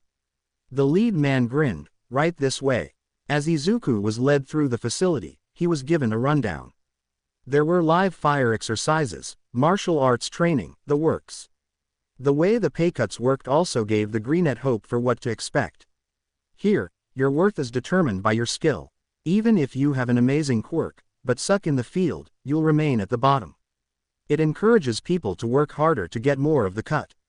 Smiling, the Revenant gave praise for such a system. "A sensible system. Keeps you in top shape, too. Glad you can recognize that, for one of his lot." The boy gave a slight indication of his circumstances. "I was a late bloomer. I value skill and creativity over brute strength." Which, he watched a duo of tough-looking girls sparring with staffs. "Your group exemplifies my position wonderfully." The man gave him a glance, before nodding in agreement. "I ain't one to judge. Most of the best people here don't have anything flashy." He gestured to the pink-haired, slightly more slender girl, currently sparring with a staff. "For instance, Sarah here has a cousin in Ua. They share a quirk. Makes her an excellent sniper. Kinda bad on its own, but makes her an artist with a rifle. Would you mind if I asked what yours is?" "Don't have one." "Really? That is remarkable. You must have quite the skill." The man grinned, happy to hear praise for his hard work. "You don't know the half of it." Izuku thought for a moment. "Are there any concerns you have for me?" "For you? Not really. A lot of people follow Sierra though, so you'll have to earn her respect first." "May I speak with her?" "Sure thing." He turned to the two girls Izuku noticed before. One had short black hair in a bob cut, the other, long silky pink hair tied into a ponytail. "Sierra, client wants a word." The duo finished their fight, with the one with pink hair victorious. She helped her sparring partner back to her feet, then strode over with quiet confidence. Her eyes were silver, with crosshair designs.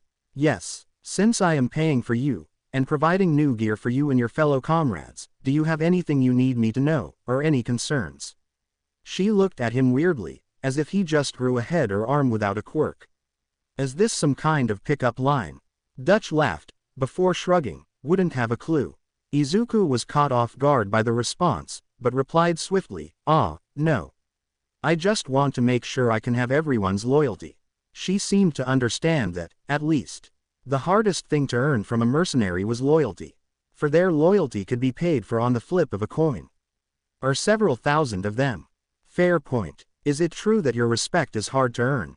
Her eyes, determined and steeled for conflict, affirmed this. It is. I respect Dutch, and that is why everyone follows him. I do not know, nor respect you just yet. Well, that's clear. Is there a way to earn that trust, however? Then how can I prove myself to you? She grinned slyly, as if she'd been given keys to a very shiny golden goose. Easy. Thread the needle. Dutch whistled, as if this were some kind of ridiculous ask. I haven't seen another person do that since Sierra first did it 3 years ago. Izuku asked, clueless but wary. It was clearly a challenge, but what it contained was unknown. And that is, Dutch explained in complete accuracy, and only now was the greenette able to tell why nobody had done it before. Thread a bullet through a standard screw bolt at 500 yards. Pretty tough shot, can't see the damn thing.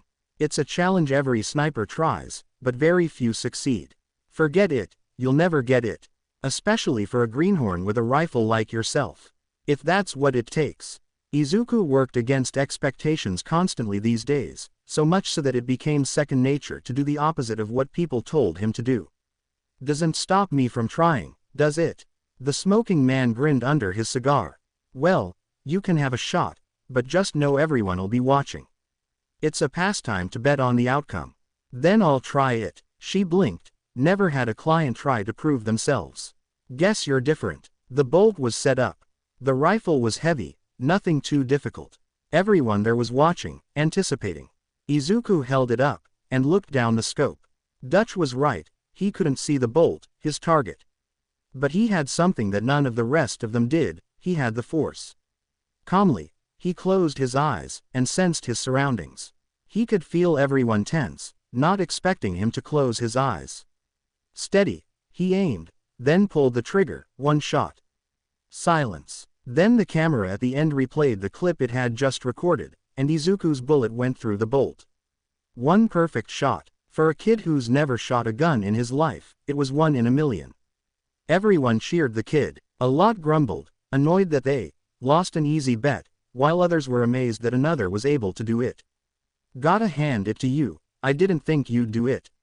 If I were a year younger, I'd say it's luck, but it's just patience and focus. She laughed. Well said. With that stunt and Sierra's approval, testing went without a hitch. A combination of tactics, weapons demonstrations, and more. Dutch was already perfect to be the major of this battalion, while there were a few shufflings through the command system.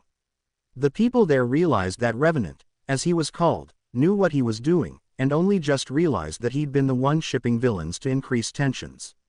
Right after Izuku finished his work there, another ship, white in color, but just as angular as his own, arrived. When it opened, it revealed the first shipment. Droids unloaded the crates for them, and the lead man whistled as he examined them. He looked at them, a mixture of skepticism and interest lined his grizzled face. These are the weapons. Better than guns, these fire blasts of concentrated energy. They cause more damage, and work against hardening quirks in most armors. He grinned, looking over a medium-sized rifle. Excellent. We'll start integrating these. What should we do with our usual weapons? Keep them. There are advantages and disadvantages to both kinds of weapons, and they both cover the weaknesses of the other. That was clear to understand. Like every weapon, from LMGs to pistols, there are always downsides. It's about finding the right people to minimize them. Right. Izuku turned and strode towards the Starrunner. I have other places to visit, but I expect great things from your troops, now that I have seen them. Dutch smiled. His grins were never truly friendly, but this was as close as he got. Glad you appreciate what we've got here. I always appreciate those who will help me. The rest of the day was spent inspecting those who AFO had recruited. A few of them were unworthy of their position, and fought back, only to have them pressed against the floor, or their necks broken for the particularly stubborn ones. Each area was prepared to receive his orders, and knew that he could reach them personally, and quickly, if anything happened. Anything, in this case, included the conflict which sparked between the two nations. It started off as a villain handoff on American soil. It was simple. Blackout, the Decepticon that could transform into a helicopter, was found, detained, and being sent back. However, he said something that he knew he shouldn't have. "When's the next vacation? I liked being here." It was a lie that only brewed trouble between the Japanese and American troops there, making tempers reach a boiling point. They were already riled up enough, when a single sniper shot that killed the head of the Japanese team keeping order. Due to the angle of the attack, America was immediately blamed and chaos ensued. The villain got away, and now, the World War began. A mile away, a pink-haired woman watched the firefight through a scope. She reported coolly, without any emotion, "Mission accomplished." On her comms, Izuku responded to her, giving appropriate praise. "Well done, Sarah. Good to see my work appreciated, Revenant." The mysterious boss continued to speak. "No problem, report back to your base in Hawaii. Now, we sit back and watch the fireworks. Oh, and don't forget the task I've set for you." She smiled. "Nothing like target acquisition to start my pay." "Of course, sir." Class A was silent as the day began. They had seen the news. War had begun between the United States of America and Japan. Countries were rushing to either side, blowing all of it out of proportion, and they realized that heroes were also being deployed to the front lines.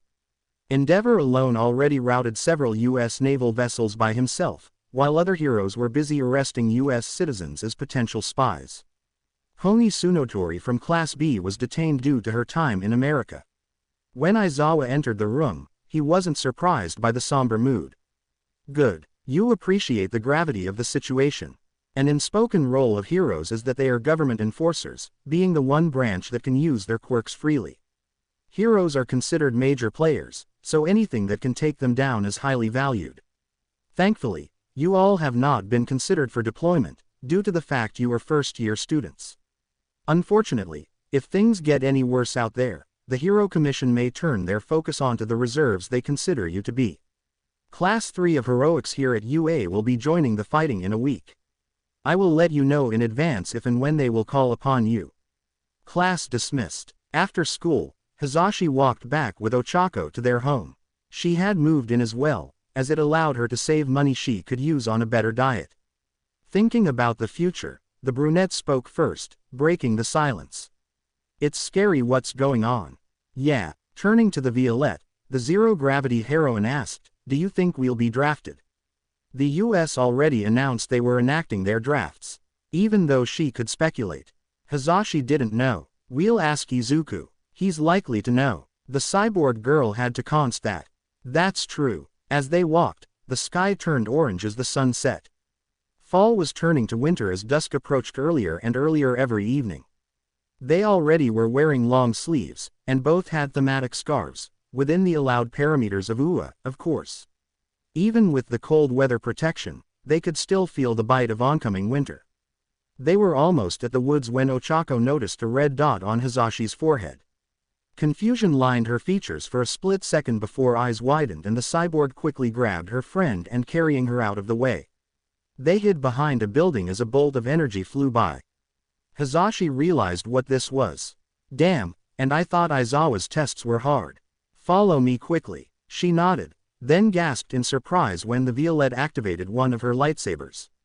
They ran, Hizashi deflecting the bolts that whizzed by them. They eventually made it into the woods, and she deactivated her blade to hide. Izuku, on the other hand, was laughing as Sierra sniped at them with the new rifle she'd been given. It was both a test for his two Hero Course friends, on their reaction times and agility, as well as a test for the equipment. The Pinkett already was completely qualified, and she wanted to make sure that the rifle was broken in before she used it in the field. As she continued to fire blue bolts of energy, the sniper noted, "This rifle handles very well. Lighter than normal ballistic rifles. The shots have a bit of a delay, but that can be worked around. Are you sure shooting at them is fine?" The Greenette nodded, smiling. "They're doing remarkably well on the uptake. Besides, they're hero students, and should get used to this. Don't worry. Just don't aim to kill. Roger. She aimed and fired again, until they reached the vulture droid. They were nimble targets, keeping Sierra on her toes constantly. It was great practice for her, as well as them. When they reached that landmark, however, Izuku halted the practice. It was enough, and at this point, it was getting too dark for it to be worthwhile. That's good enough. Do you understand its capabilities now? Dropping down to the forest floor, Sierra agreed. I do. Beaming, he let the girl into his home. Good. Meanwhile, the other two girls were very much not impressed. Both with annoyed expressions while crossing their arms. That was not funny. Meanwhile, the greenette could barely keep himself from laughing. That was hilarious. If only you could see yourselves. I should have put a recorder into the scope. No, it was not, Izuku. Izuku had laughed when he saw their furious faces, but calmed down now. Sighing, he told them. This is practice for the field. I know you will be drafted if the conflict goes on too long. Maybe not this week or the next, but soon. Both nations want the war over and done with. I just don't want you two to get hurt out there. Snipers are your biggest threat, as without proper protection, you two will die. They calmed down when they realized why he did it. It still annoyed them, and because of that, he made a promise. I'll make it up to you two. Ochako pouted slightly, looking away. All right, you better. Hazashi noticed their guest, gesturing to the pink-haired girl. Who's she? As per usual, Izuku did the introductions, and with a bit of gusto. This is Sierra, a friend I met through a different help group I established. She's the one that fired at you. Sierra's only here for a few days, though, she has work to get back to. Not entirely believing him, the Violette just said, right. Sierra waved at the two, leaning against the wall in a casual manner. The weapon she used was nowhere to be seen, and right now, it was clear to Izuku's apprentice that she was acting. It was convincing enough for the naive brunette, however, so Ochako went to talk to her, while Hazashi stuck with her force-sensitive teacher. She's too good to just be a hobby. He whispered back, she's from AFO's connections. She does actually have family out here. Her cousin's in the UA support department. Sagely, she agreed, but then decided now was the time to get back at him, in the best way she knew how. With a completely serious expression, she replied, I see, are you trying to seduce her or something? Izuku's face turned to shock, reddening at the implication. This completely caught him off guard, and it was clear that he still was terrible with romantic subjects. What? Why does everyone think that? She only answered with a glance. Her simple, logical explanation left little doubt BT, and now both Ochako and Sierra were watching the exchange with amusement. You have a habit of bringing home girls, Izuku. That, I can't deny that. Calming down, and trying to avoid reacting to Ochako's giggles by closing his eyes, he replied, look, next time I'll bring home Dutch or something. Sierra interrupted him, shooting that down as efficiently as she does in normal missions. Bad idea. He may be a good man, but he's not above flirting with your mom. That immediately made him reverse course with that. Yeah. On second thought, maybe not. Toshinori Yagi hated all of this. Being the #1 hero in Japan meant that he was first to be drafted.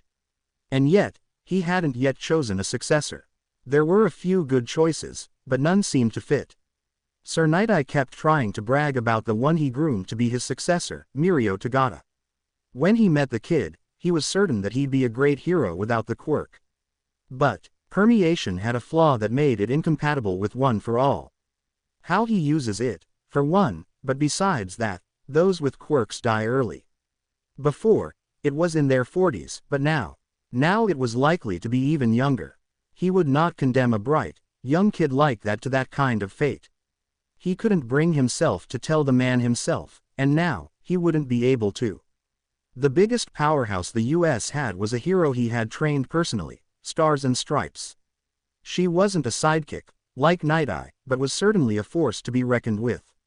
Her quirk was immensely powerful, being able to change reality on a dime, but her respect for him was the only reason he'd win. He figured he would, anyways.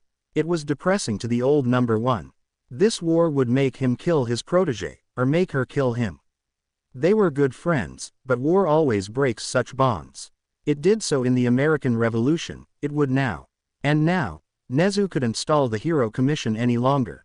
Their representative, by the name of Veronica Dare, gazed coldly at him. It's time for you to do your duty, All Might.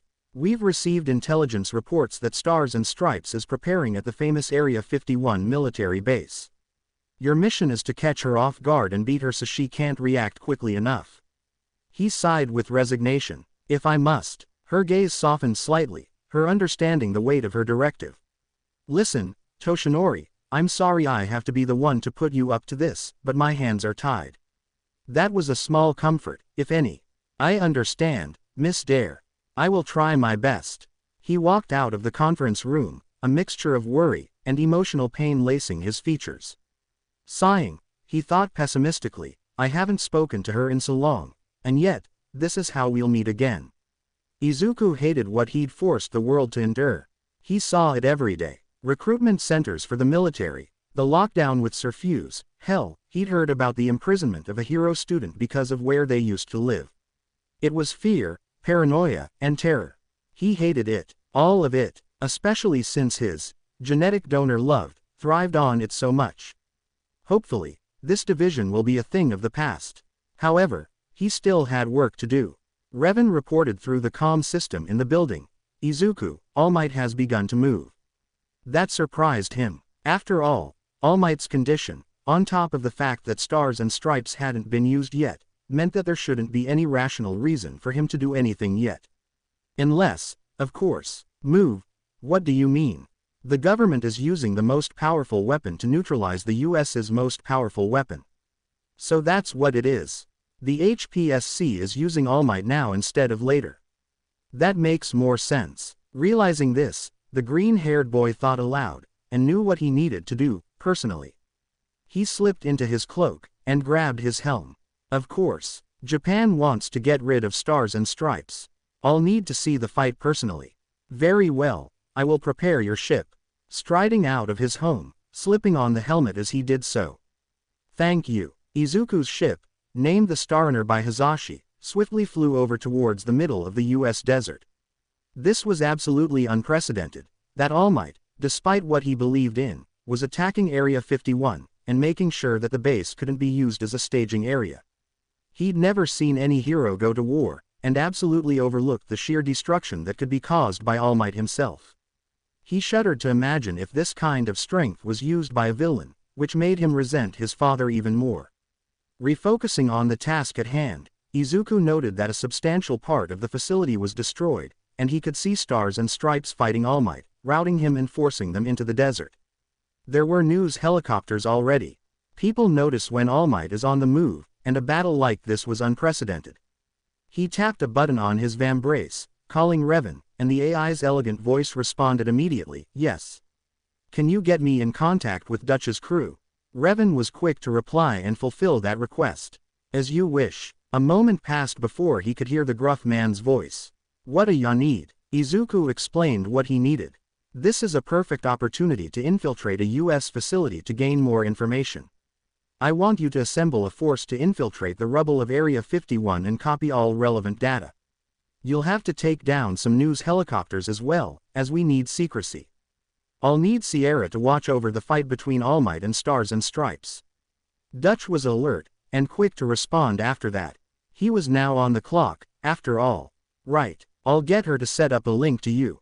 That would be appreciated. You know your objective. He continued to watch the fight, analyzing everything he could.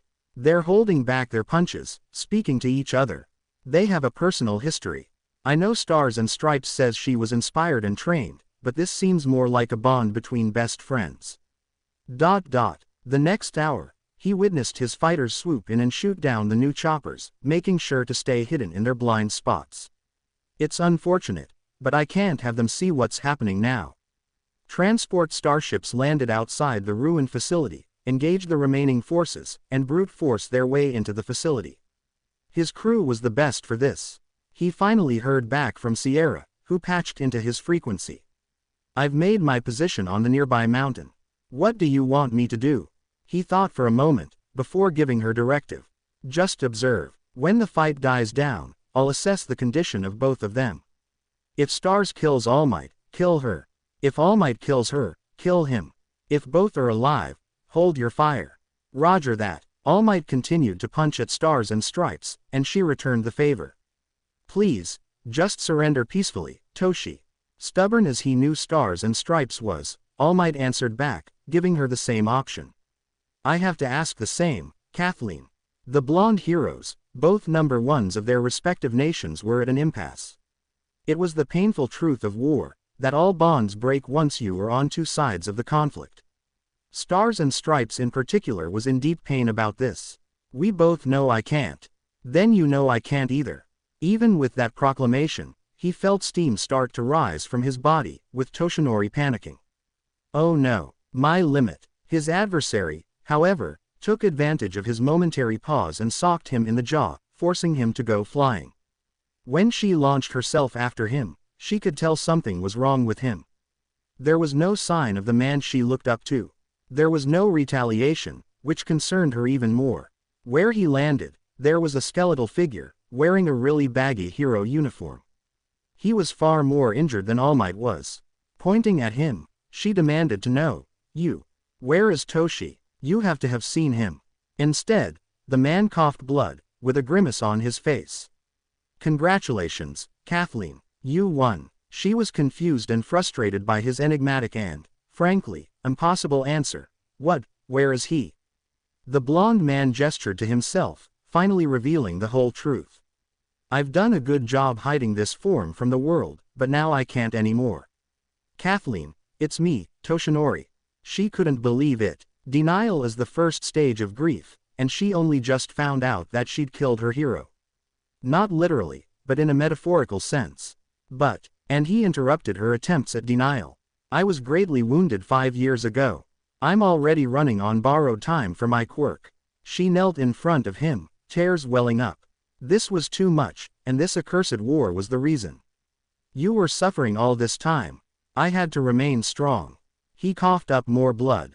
The fact he was already disturbing, but it was even more so that he didn't seem bothered by that. This was my last fight. You did amazingly well. No, I didn't want it to be like this. Neither did I. They heard a slow clap. It was something that was designed to break the tension, and both heroes became annoyed by the interruption. Turning to the source, they saw a hooded, masked individual, silhouetted against the flaming wreckage of the news helicopters. They didn't even know they'd been shot down, that's how involved in their fight they were. His robes were black, and he had black metal gauntlets on his arm and the back of his hands. His mask was made from the same black steel, with a slit visor, and his armor had green and purple accents. His voice was modified by the mask. Well done, you two. Stars and Stripes asked first, cautiously, is he with you? Yagi whispered back, just as cautious as she was. No. However, after a moment of thought, All Might then remembered a report he'd heard ages ago, from Yaoyorozu, Jiro, and Kaminari. The USJ incident. Jiro's voice was first in his mind. There was a villain who cornered us. Lifted us off the ground. Could have killed us. He chose not to. Kaminari's worry was next. He was so scary. His presence alone snapped me out of my dummy mode, when I go all out with my quirk. Momo's analysis followed. He was analyzing us. Observing us. He could have intervened at any time, but chose not to. Bakugo's statement rounded off the interviews. He threw me out of the fucking window, halfway across the fucking USJ. He's a fucking mask-wearing coward. Toshinori then heard Aizawa mention him during the meeting that followed right after. 3 students mention a villain, one who could have killed them instantly, but chose not to. He's calculating. A bigger threat, arguably, than the man-child. I don't think he's working with them because he believes in their leader. But for himself. His eyes widened for a second, before turning to anger. This villain had to be responsible for the conflict, in one way or another. Yagi's voice reflected his mood. You were at the USJ. That statement alone caught Star's attention. After all, she knew what an event that was, even from the reports, and the US Embassy in Japan. Being the number one in a different country had its advantages. However, the man was amused by that response. I was. That seems so long ago now. I'm glad you heard about me. Toshinori glared at him, his voice dark with anger. You left a bigger impact on my students than the Nomu, or the ones that interacted with you. Receiving the anger of the number one hero would normally cause villains to quake, but this one didn't. He even brushed it off. Ah, yes, I forgot I had acted that way in front of them. Well, no harm done, I suppose. Despite his relaxed nature, it was clear that damage had been done. Especially with the anger Toshinori displayed. Instead of focusing on their emotions, the villain asked them a simple, yet profound question. The question is, what will you two do now? Catherine reacted quickly, asking her inspiration, is he a threat? However, All Might didn't look away from him. I don't know. This is my first encounter. Again, his nonchalance shone through. He shrugged at both number one heroes. When they were in a battlefield. How cocky is this guy? But his response was the first time that showed that he was, yet again, just a normal man, with all the emotions that came with, as he showed a bit of irritation. Oh, that isn't true. But if you want to keep it that way, fine. Meanwhile, Kathleen headed off that potential rabbit hole with a question of her own. What do you want? He sighed, not showing himself in a threatening manner. All his actions seemed to be just observation-based. Again, like what All Might said about the USJ. I just want to know what you will do after this battle. It's clear All Might cannot fight anymore, and will you let yourself be used as a weapon any longer, Stars and Stripes? She grit her teeth. Adrenaline was starting to wear off, and she could feel her injuries. You don't get to say his name. I respect the man for his service to Japan. He used to be my favorite hero. But it's usually a bad idea to meet your heroes, and here I am. Thank you for gifting me the determination to continue, at least. Stars still wanted to know his motivations, and he just wouldn't monologue. Most villains had gotten into the habit of doing so. Even the boogeyman. That's how her mentor had defeated him before. Why are you here? Instead, he answered her question with one of his own. Are you going to fight Japan's forces? I can't. He turned to leave, that is all then. You think we'll let you leave? Stars and Stripes growled, standing up, finally towering over her adversary, and leaving Toshinori's weakened side. Glancing back, the man stated clearly, I do not wish to fight. Not because of fear, but because you're better off alive in the long run. Toshinori shivered, needing heroes alive. Why would a villain need heroes alive? Why do you need? He was about to ask, but then coughed blood. That forced the American hero to rush back to his side, and pick him up. We need to get you to a hospital. But he looked back, and the villain was gone. There's something not right about the war. At this point, that much was clear. The villain's timing was too good. I know. Which is why I am resigning from my post until we can figure this out. Izuku smiled. He hadn't left yet, just used the force to hide his presence. They're out for the count. But I will have to keep tabs on them. I don't want them destroying cities in this war. Megatron really showed me the cost of my strategies. I don't need to manipulate All Might like him. He used his helmet communicator, so that they didn't hear him as Stars and Stripes fled the area with All Might's crippled form. Sierra, I have a new task for you. She asked, ever watchful. That is, keep an eye on Toshinori Yagi and Catherine Bates. They're starting to investigate us, and go incognito. I'll give you my personal info files on them for your convenience. Only eliminate them if they find out about our involvement. Understood. Her response, of course, was full compliance with that directive. Roger. Thank you. He then issued some orders to Dutch to get the survivors of the helicopters and silence them. Frankly, Izuku didn't like this, but sometimes collateral damage is collateral damage. Especially between two walking nukes. I am so glad that the nations of the world have formally promised to never use nuclear weapons on Earth. That makes this so much easier to navigate. The Starrunner landed nearby, and he stepped onto the ramp, and headed back to home. Another day. Another step closer to unification. Ochako Uraraka was now, officially, scared. She watched as All Might and Stars and Stripes fought on live TV, although nobody seems to know what happened to them after the news crews got shot down. Villains were getting even bolder as the conflict went on, since heroes were rerouted to the war effort, and it was completely terrifying to see villains start to take advantage of the chaos. The Decepticons in Japan mobilized, causing further mayhem. Heroes now had orders to kill any villains for resisting, and she, along with all other UA students, were ordered to stay on campus. There were no reasons to leave anymore, after a dormitory system was established. Civilians also arrived to UA for protection, as it was built like a fortress. Nobody in or out, especially after the USJ debacle. It was an ingenious system that allowed them to be safe while the heroes fought and killed any wayward villains still in Japan. While it wasn't the less than infamous League of Villains, as they reportedly disappeared from the underground long ago.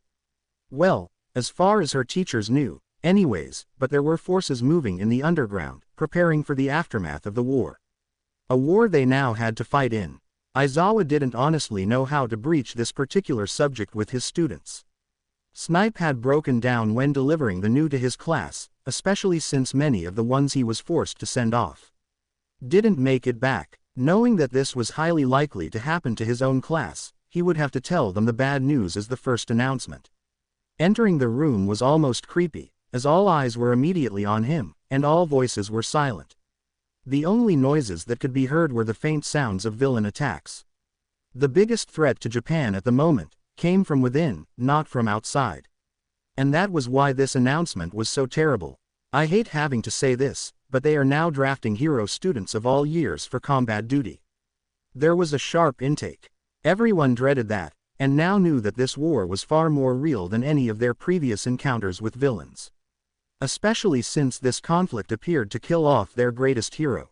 If All Might couldn't survive war, how could they? Make no mistake, he really drove home the reality of the situation. I hope the lessons I drilled into you will help you survive.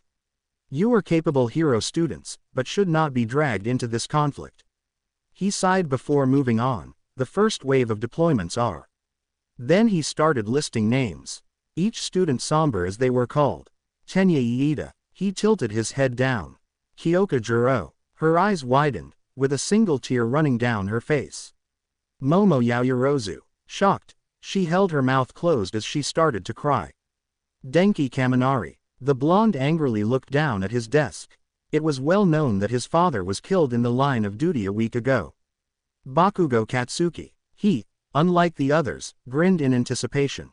Ever the battle-crazed maniac, he was clearly ready to kill and maim with his quirk. And Ochako Uraraka, she gasped, her throat dry as this is what she was afraid of. Unlike Hazashi, Ochako still had her family. If she died, who would help them?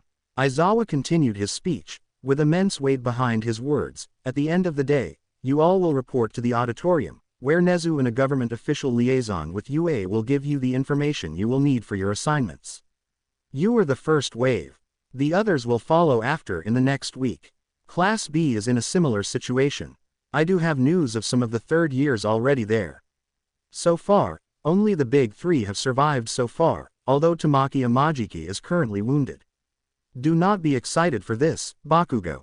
War is hell. Present Mike entered, and tried to cheer them up, but failed miserably. In the end of his lesson, he too was in tears. As the class finished up for the day, Ochako followed Iida and the rest of the selected group to the auditorium. They didn't speak, even when they met up with the Class B group that was heading to the same place. Pony was back with them, to her surprise, but other than that, they continued. When they arrived, Nezu was there with a blonde-haired woman. The Chimera spoke first. It is to my deepest regret that I have to be the one to tell you this, but you are all here because you have been randomly drafted. I hate sending children to war, but, based on the current circumstances, we do not have the numbers that the US does, and the Allied nations are dealing with their own front, leaving the Pacific to us. Ms. Dare will explain in full and allow you to ask any questions you may have. Within reason. She didn't smile, respectfully bowing slightly to the mammal before starting her own speech. Thank you, Principal. My name is Veronica Dare. I am currently acting as the liaison between UA and the Hero Public Safety Commission. You will be split into several groups, with forces going here. She pointed up to the map behind her, to where 3 lines pointed to different landing zones. One led to the coast of the state known as Oregon. Here, the coast of Washington State, and here, the coast of Southern California. The goal is to get a foothold in the country. With All Might and Stars and Stripes out of commission, the military will be relying on heroes and soldiers to gain a foothold in the nation. Stars and Stripes' disappearance has bought us time. Very valuable time. This evening, you will be able to say your goodbyes before you are shipped out at 8 o'clock. Any questions? Hazashi waited in Ochako's room. Soon this place would feel abandoned. Her stuff would remain, but the brunette's presence would be gone. She hated that the war tore her away from her friend, but she had a mission to complete. She was about to leave when Ochako returned, pale as a ghost. Knowing that she needed support, Hazashi just went up and hugged her. Tears started to stream from Ochako's eyes as she reciprocated the gesture back, everything finally sinking in. The brunette's words were muffled by the hug, and her own sobs. Zashi, I'm scared. The Violette's voice was soothing and calm. I know. I am too. I know I'll be chosen soon. Just do your best. Do you want to talk to Izuku? She nodded, still sniffling, now with her head buried in her friend's shoulder. Pulling out a holotransceiver, she pinged Izuku. Extricating herself from Ochako's hug, she kept her arm over the brunette's shoulder. Izuku picked up, responding quickly. Hazashi. What happened? The sleep-deprived apprentice explained, her voice somber. Ochako's been drafted. Shit. Ochako. He closed his eyes for a moment, with the named girl breaking down into tears, before asking the Violette, did you give her what I gave you? She remembered their last visit, before the lockdown was engaged. He had given them charms to add to their costumes. While he told them outright, that it was a good luck charm, to remind them of home should they be forced to leave, but Hazashi knew that with Izuku, there was always another reason behind his actions. The good luck charm. He nodded, clear as day. There had to be some kind of rescue beacon in it, for him to be this insistent. Yes. Hazashi kept supporting the brunette as she continued to cry. She told him. Not yet. Well, Izuku was making it obvious that there was actually something with those little charms. Make sure she has it with her. The Violette had no reason to disagree with the brunette, though, right? Ochako finally turned her gaze to Izuku, eyes red, as she asked, as Hazashi went to her backpack. What? And so, the hologram of the boy explained, I wanted to give you both something since I knew, since the start of the war, that one, or both of you, will probably be drafted. It's a little thing just to remind you why you want to keep fighting. To return home. Hazashi went through her bag for a minute, before finding and pulled it out. Izuku apologized somberly, quietly, as to attempt to soothe her emotions. I'm sorry I can't be there in person. It's safer for me here. Just keep that with you, and you'll be safe, I'm sure of it. As a gift, it meant a lot. It wasn't expensive or obnoxious, anything she would turn down, but it was enough to symbolize something. The charm itself was small, round, a semicircle, with a line bisecting it, tapering in a point. Hazashi recognized it as the symbol of the Jedi, from Revenant's training holo recordings. Clutching it close to her heart, Ochako turned to her friend's hologram, thank you. I won't lose it. Izuku smiled warmly, I'm glad you approve. The rest of the evening was spent just talking, calming down her nerves. She had to be strong for tomorrow, and they did everything they could to help. The next day, Ochako was up at 7, preparing everything that was essential. She didn't have much, but she did not forget the charm she received from last night. As she walked, Iida was already waiting in the lounge room, giving it one last look over before he, and the others selected, were to depart. Jiro was pacing. Momo walked down with Kaminari. Bakugo was already in the kitchen, munching on something he made. Everyone had their bare essentials, and their hero gear. Iida spoke up. Well, this is the last time we'll be here for a while. I think it's best if we go before everyone else wakes up. We wouldn't want them to see us this worried. Like that's going to happen.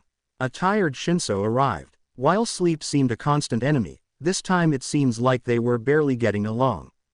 And it was the one time when Hazashi didn't want to sleep. I wasn't going to let Ochako go without saying goodbye. Iida, clearly still distraught, tried to get everyone organized. Very well. Goodbye, Shinso. I hope we shall all return. Where's Bakugo? The Violettes both spoke at the same time.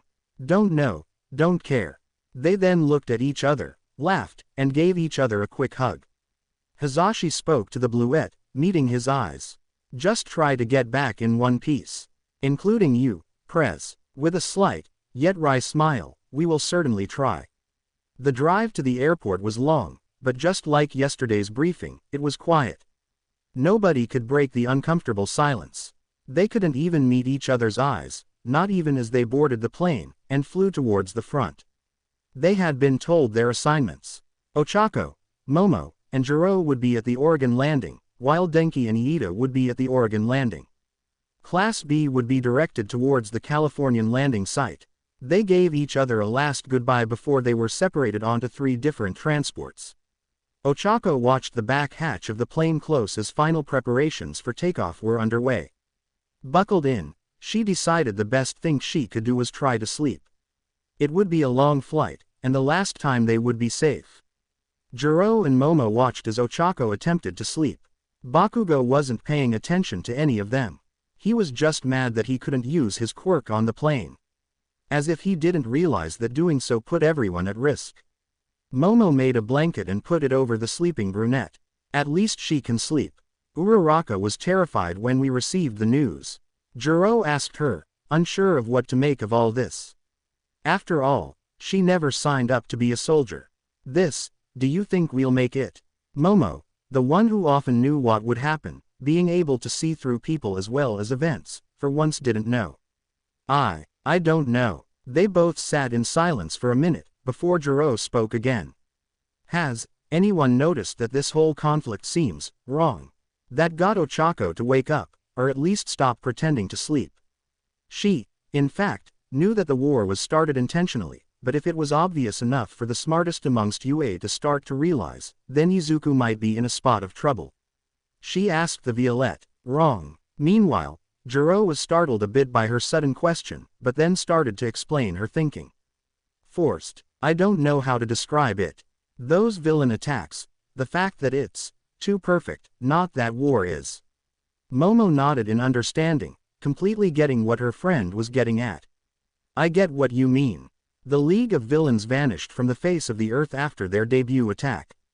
That, and I can't help but remember that one villain, with the robes and mask. The others all followed that hand guy, but he did his own thing. She shuddered, and so did Jiro at the memory. Ochako, meanwhile, now knew who that person was. They had a direct encounter with Izuku, but they don't know him yet. Maybe things will make more sense after the war. The punk girl agreed, then we'll have to survive it first. Eventually, their plane arrived at the aircraft carrier Hosho, en route to Oregon. The convoy the carrier was a part of had one Izumo-class aircraft carrier, the ship they landed on, 3 Maya-class heavy destroyers and 4 lighter-class ships, 2 Abukuma-class destroyer escort craft and 2 Mogami-class frigates. 1 battleship covered the rear of the formation, and scout ships littered the perimeter, moving in a convoy formation. As the door opened, Momo gently woke Uraraka up, as she had actually gone to sleep after their conversation. We've arrived. Grumbling, and still tired, the brunette woke up in a daze. Right. As they disembarked, the captain was already there to personally greet them. It's not often that we get to work with pro heroes, so I'll be giving you this tour. This is my battle cluster, and I am Admiral Horikoshi. Welcome aboard. Let's get started. He showed them through the vessel, the mess hall, their living quarters, the main batteries, his quarters, and finally, the command bridge. There were many other places, but he said that it wasn't necessary for them to know where they were. Operational secrecy and all that. Horikoshi also gave some advice. If the boys give you some trouble, just knock some sense into them. Bakugo grinned at that, as it was basically permission to use his quirk. Or so he thought. Finally, he looked at him, laughed a moment, before turning his attention back to the girls.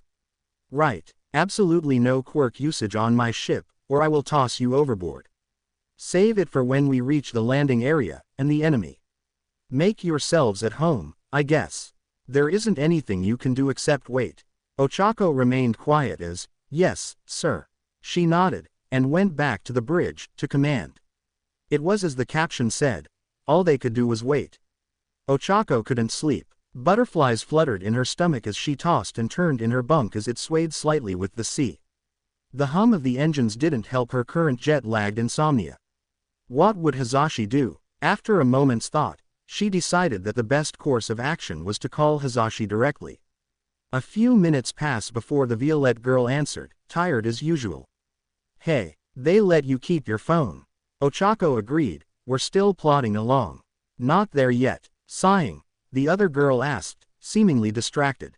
She had no clue of the actual time with the brunette, and was curious overall. Ah, what time is it there? As if caught out, she hesitantly replied. Not sure. We're way past Hawaii though. After a bit of calculating, Hazashi came to the startling realization that she should not be awake right now. Especially with what was coming the next day. It's 5 o'clock. Wait, that means it's at least 10 o'clock at night where you are. You should be getting sleep. However, the girl just couldn't fall asleep.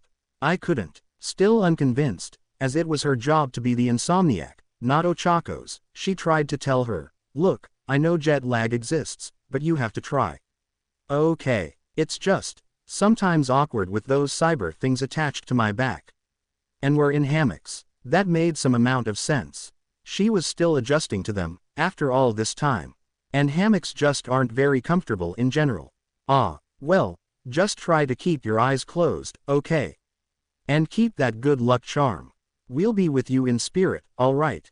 Determined, she replied, thanks. I'll try to get some sleep. Keep in touch with Izuku for me, alright? I will. Get some rest. Will do. She hung up. I should get some more sleep. Tomorrow's a big day. Fog greeted the brunette as she walked out onto the main deck. Bakugo was already there, looking over the sea in front of the ship. She was going to leave when he called back. I know you're there. I just want to talk a moment. Like I want to talk to the person who nearly ended my career. He grunted, unapologetic. He didn't even say sorry, just justifying what he did, instead.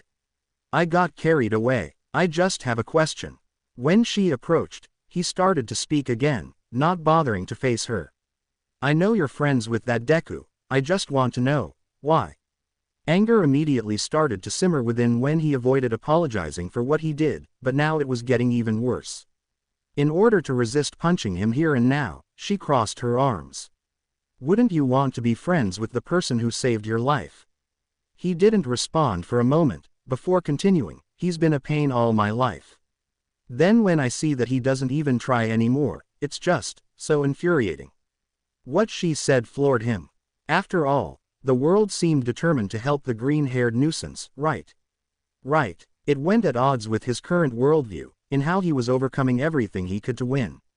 Bakugo. He tried to get into UA. He would have passed if UA didn't ban him. He's been barred from almost everything he's tried to do. Meanwhile, you got everything, from what I understand. You go to the school of your dreams, become a hero, and now you get to fight and kill. It's everything you want, yet you're still not happy. Perhaps you should think about yourself before you go after him again. The blonde couldn't come to grips with it. He hid his fucking quirk. He lied to me. He was a late bloomer. And based on your interactions with him, he didn't have to tell you anything he didn't want to. Do you have your head so far up your ass that you can't think anymore? You two ceased to be friends as soon as you started bullying him. You chose certain actions, and those actions have consequences. Deal with it. She stormed off the deck, leaving him to his thoughts. She was in no mood to continue this farce of a conversation. Momo and Jiro were waiting by the door. As soon as the brunette entered, the Violette asked, what was that about? My friend used to go to the same school he did. They have unresolved issues. Shaking her head in an attempt to dissuade them from asking more, she continued, I'm going to check on how far we have left to go. The two girls glanced at each other before following the irritated brunette. Arriving at the bridge, the gravity girl asked the admiral, how far is it? The admiral responded back, his voice clear for her to hear. The main landing area's not too far away. Reconnaissance forces have already set up a minor encampment, preparing for our arrival. She nodded, continuing to look over the diagram of the plan. Okay. His voice was laced with trepidation. After all, he wasn't keen on the fact that some of his forces were literal children. We received word from them last night. There shouldn't be any problems. The commander of the Marine forces, also on the bridge, nodded in appreciation for the intel. Good. The admiral continued explaining, letting his crew do the work. Now was not the time for micromanaging command. With this three-pronged invasion, we should be able to land hero reinforcements and head off towards Washington, D.C. What's the difference between Washington State and Washington, D.C.? Ochako asked. This was a common issue she had with the country. They often used the same name for everything. New York, New York. Kansas City is in Missouri, not Kansas, for some goddamn reason. And now Washington. The admiral gave her a glance. You've never met an American, have you? Ochako had heard that there was an American in Class B, but never met them properly. There just simply wasn't time. No. With a calm and clear voice, the man explained, D.C., or the District of Columbia, is the capital territory of the nation. And separate capital region. Washington State is a western state. It's a bit confusing, but at least not as bad as some nations. Right. Where is this? D.C. D.C. is on the East Coast. Jiro had to raise a hand at that, as if to pause the conversation. Doesn't that make this a really bad idea? Horikoshi shrugged. Fundamentally, yes. Logistically, no. It's the best strategy we can do. Our allies in Europe are fighting against U.S. allies out there as well. After she finished talking, a junior officer reported. Captain, shore is coming up. 20 knots and closing. In a commanding voice, he ordered his officers. All right, send the order to the rest of the convoy. Get all forces ready to combat alert status. Get the pilots scrambled, just in case, and supplies set. We're here. Aye aye. He pressed a button on his command chair, and orange lights blared, alarms sounding. Speaking clearly, he called to the heroes on the bridge. Heroes are always deployed as recon. Since you're new, you'll be linking up with MT. Lady, Best Jeanist, and Lock Rock on the main deck. They've just arrived from one of the frigates. Good luck out there. Right. You too, Admiral. The three girls rushed to the main deck. Bakugo was already arguing with a pro, Best Jeanist. He somehow got the blonde's hair to be neat just like his. It would have been hilarious under other circumstances. Meanwhile, the other two heroes were less animated. Rock Lock was a tough and sturdy hero. While his quirk wasn't particularly good for combat purposes, he could create a near-impenetrable shield on demand. If given the right stuff. Ochako called out to them. Sir, we're here and ready. Jeanist, the most experienced of the three heroes, nodded, acknowledging their presence. Good. Come along, young ones. As they moved into a helicopter, they were all given headsets, in order to talk over the whirring blade of the aircraft. Jiro's was specially made for auditory quirks, so that she wouldn't go deaf before the fight started. As soon as they boarded and secured themselves, the craft lifted off and sped ahead of the convoy, alongside other helicopters. These were full of soldiers, unlike them. Rock Lock asked them via the noise-canceling headsets, "What are your quirks, kids?" Ochako beamed, somewhat proud of her own power. Zero gravity. Momo, however, was more reserved with her response. Creation. Jiro twirled one of her elongated ears around her finger. Earphone jack. And, of course, the last, but certainly, least of them had to make the auditorily sensitive girl cringe from excessive noise. The best quirk. Explosion. Mount. Lady chuckled slightly. He's a feisty one, isn't he? Momo agreed, elegantly putting it. A real narcissist, with an ego to match very few. Ticked off, he shouted, thankfully forgetting to press the push-to-talk button. Very few heard his indignant shout. Hey, Ochako put him down, we all know it, and stop trying to overcompensate for your lack of morals.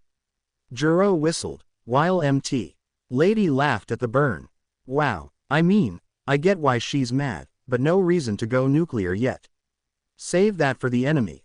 Meanwhile, their banter was interrupted as the pilot spoke up, we're almost there.